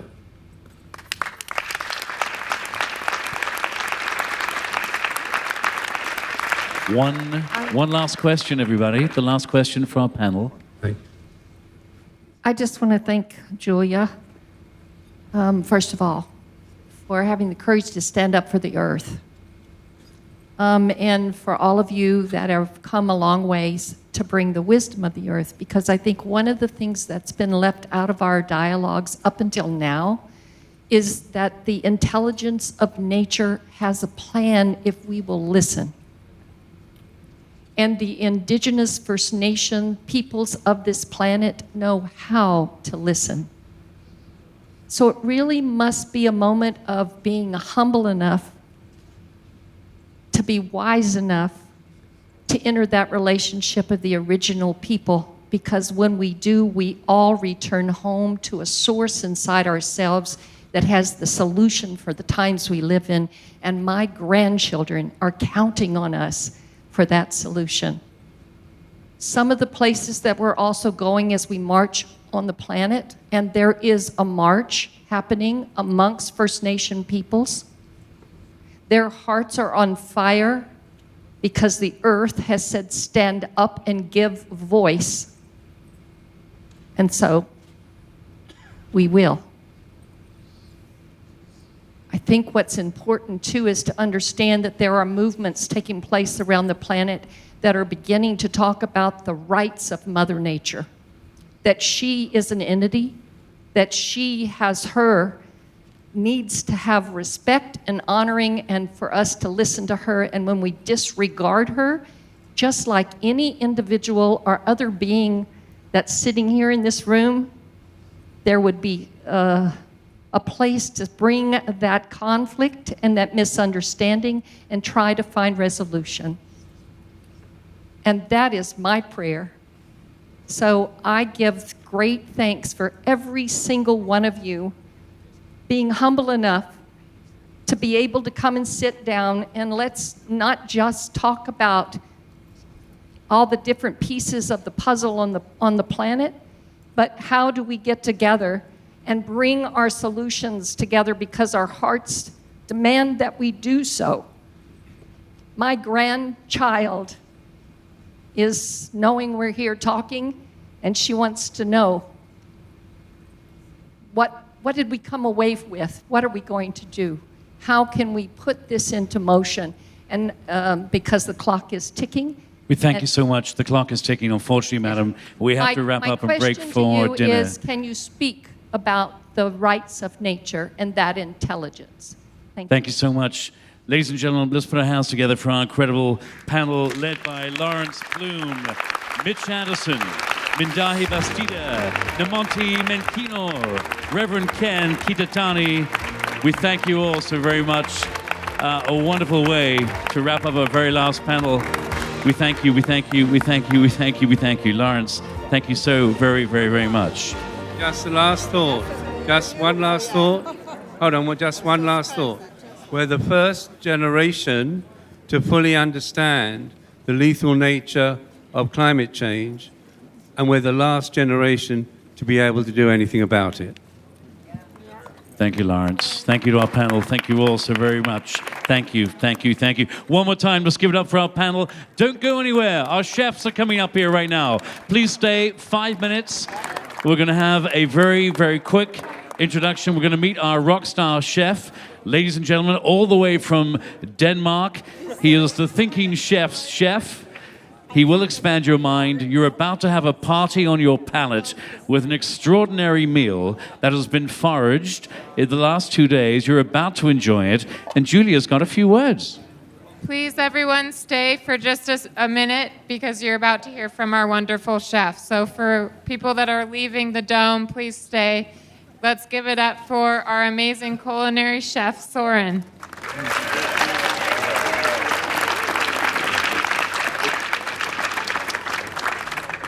Go ahead. First of all, thanks for inviting us here. It's amazing to be part of this event. And we're very excited that all of you are going to taste our food in a very short while. We hope you're hungry. The theme of tonight's dinner is called Open Your Mind. And the reason for this is that we often experience in our work that people are very good at talking about the climate crisis. They're very good at talking about the need for change. But when it comes to it on a personal level, they don't change. They check the same websites every day, listen to the same music, and eat the same things for breakfast. So in general, it's a challenge to the people. They don't like to change. And why is that? Well, in our opinion, it's probably because that right now people are actually very good. On a personal level, most people are doing very nice, so why change? So what we believe we should do is we need to figure out how to open people's mind and make them embrace change. And we try to do that every day with a term called cultural fuel. So what is cultural fuel? Cultural fuel is something that can inspire people, something that can make it cool to change, something that will make it like the new normal to adapt to new ways of living that is better for the climate. And tonight's dinner, we hope for you guys, will be an example of how food can be cultural fuel by sparkling conversations that can create reflections that somehow the dinner can make you bring something back home that you might discuss with your family and friends. So everybody that eats the food become ambassadors of change. That's the purpose of tonight's dinner. So of course we hope you'll get that feeling. And now Søren will explain how that makes sense with the food. Since I'm from Norway, we like to drink. And not from Norway. No, I got we waited a little long back in the back tent here, so I got a little tipsy. But I guess it's your turn now.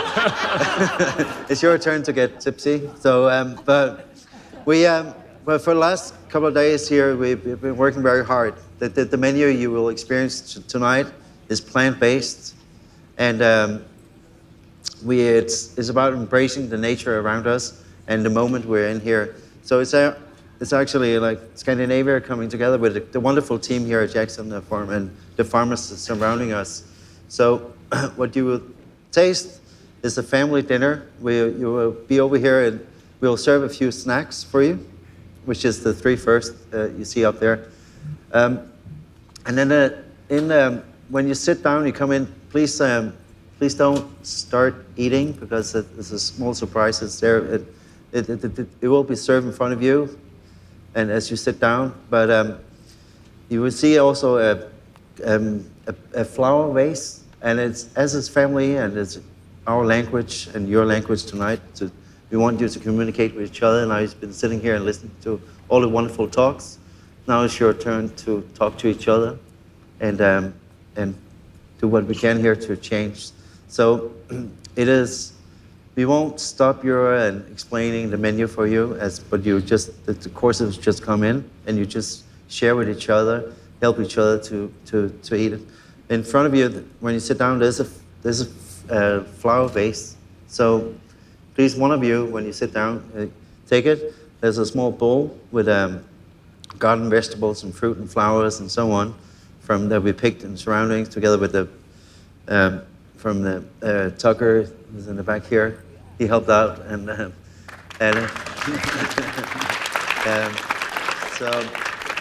so you just pour into the small bowl with all the flowers and so on, and then you eat it as a soup. And then the servers will help you take it away, and then we'll keep on serving for you. So I won't explain too much. I'll be around the tables for you and also talk to you and so on. So, but I want you to enjoy your evening. We are looking forward. We worked hard to come here and with the wonderful team. So, but enjoy your night, and we'll be here for the next couple of days. So, also.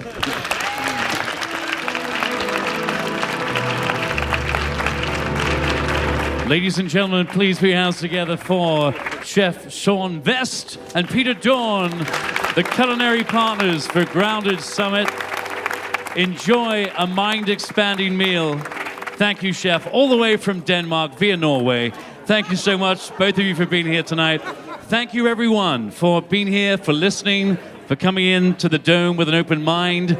Day 2 tomorrow begins with a sound bath at 8 a.m. So shuttles tomorrow morning from 7:30 from the hotel up here. We hope you'll join us for another full day tomorrow, day 2 of Grounded Summit at Kendall Jackson Family Ranch. Enjoy dinner, everyone. It'll be a party on your palate. Thank you. We'll see you at the dinner table.